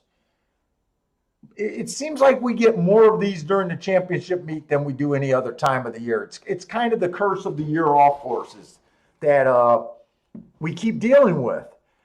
I would like the 1 horse. One has the inside. He has front speed. He went fast for the first call last race. He 2 races ago was the fastest winner.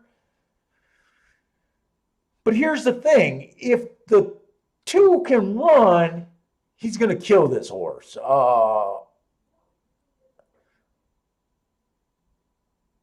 So it puts you in a bad spot almost, especially when you're kind of feeling like you're not at your best today. The 3 horse, slow last race. No real excuse there. Taking a little bit of a drop here. 2 races ago, 1 race sample. Didn't show any speed. He showed speed 3 races ago. Inside of the track was good. So the only time that he actually showed speed in a little while, the track was good, but he did handle his business going wire to wire. The race before that, the middle of the track was good. He had the middle, and he was okay. I'm getting messages on him.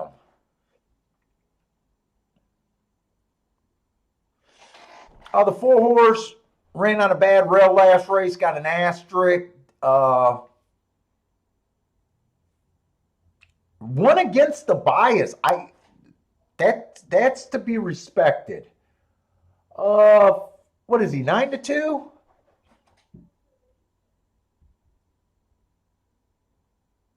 Kind of a tough call here.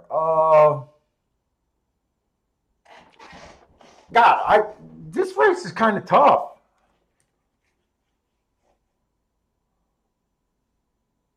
Let's just go on. I want to get my overall thought here. The 5 horse, inside speed favoring day last race. He was on the middle of the track. He had no speed. I gave him an asterisk for that race. Kind of hard to get to him. Kind of hard for me to get to the 6.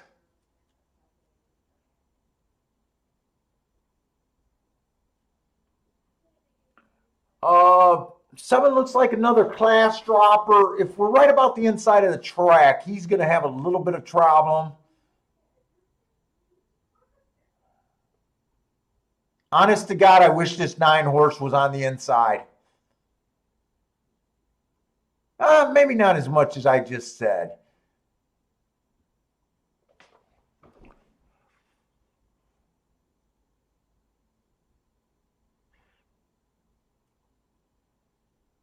This race all breaks down to what you think the 2 is going to do.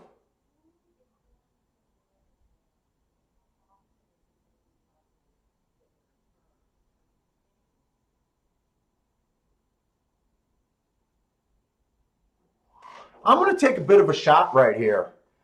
I want to box to 1-3-4. If the 2 beats me, I'm just willing to accept that as a kind of a gambler. Whoa. I got to stay here. And I got to get over to Gulfstream. Let me see. I'm running out of time here. I'm boxing the 2-3-4.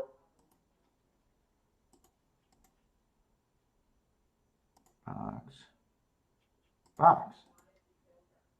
No, not 2-3-4. I'm sorry, 1-3-4. 1-3-4. I'm trying to beat the 2.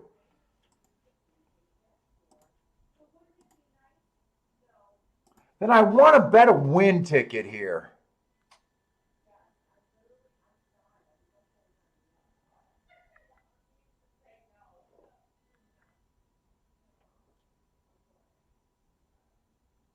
Man, I'm not sure who I like best of these 3 horses, to be honest, that I bet. The best value is the 3. You know what? I don't think I'm going to put in a win ticket. I thought I was going to Dutch the 1 and the 3. But the 1 might have real problem. All I'm doing is that 1-3-4 exacta box. That's it. I thought the 1 can get the lead. I need this 2 not to run. Okay, this is kind of what I thought. I thought the 1 and the 4 would get the lead. I thought the 3 would be stalking. I was hoping that the 2 wouldn't be this close, though.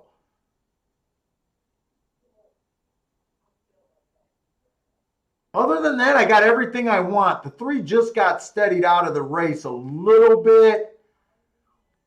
He might have enough run.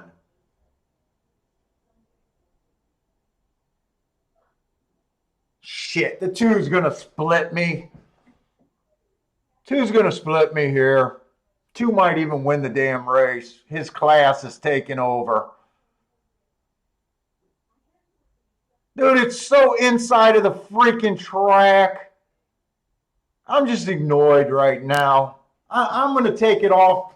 I'm going to take my frustration out on the people playing Turfway.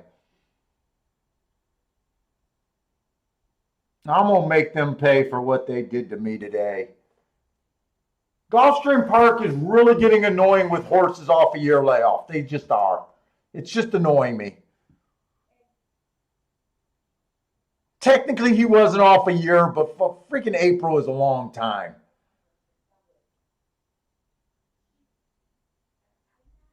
Oh, that's annoying.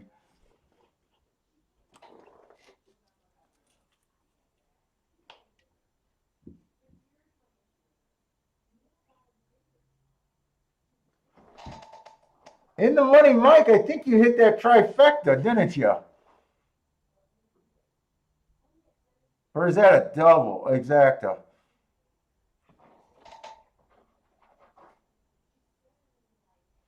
I think it came in 213, if I'm not mistaken. I had such a right idea. If I'm right about the horse off the layoff, I make bank there. Gulfstream's been given the same question today. Are you going to bet the layoff horse drop in who keeps beating you, or are you gonna try to beat him? And I keep trying to beat him.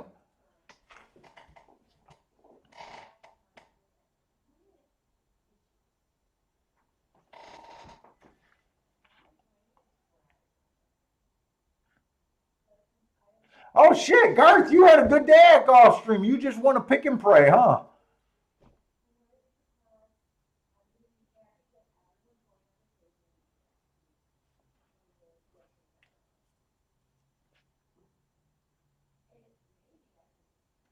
Dude, I think the lesson was today. Don't doubt that freaking inside bias. Don't doubt that inside bias.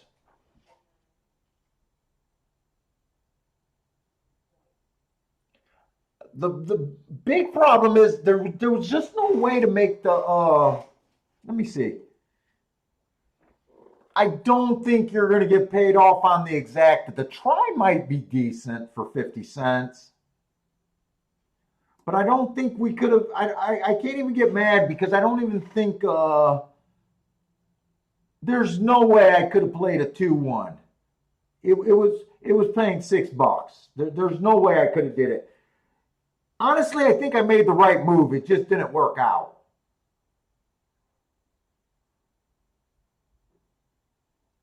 2-1 was paying $6. 1-2 was paying $9.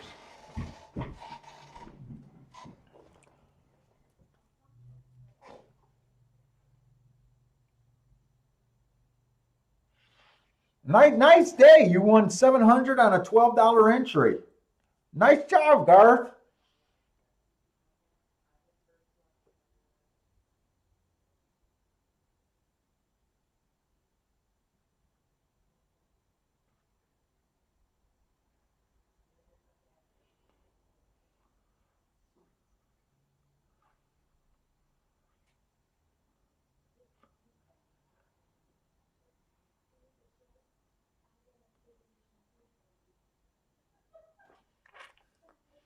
I'm just kind of interested how much this I'm pick not pick three. This trifecta would have paid.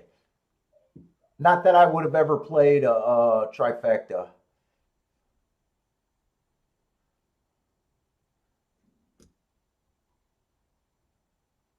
Do they got the probable for what would the 1-3 would have been paying? 1-3 was paying $51 for a dollar. Yeah, that would have been I would have had that a pretty nice hit. I really can't be mad at a race like that. It's honestly more of an annoyance at myself. I knew exactly where we stood with the two. I knew, you're guessing game. If the two's healthy, he wins. If he's not healthy, you got a shot for a score.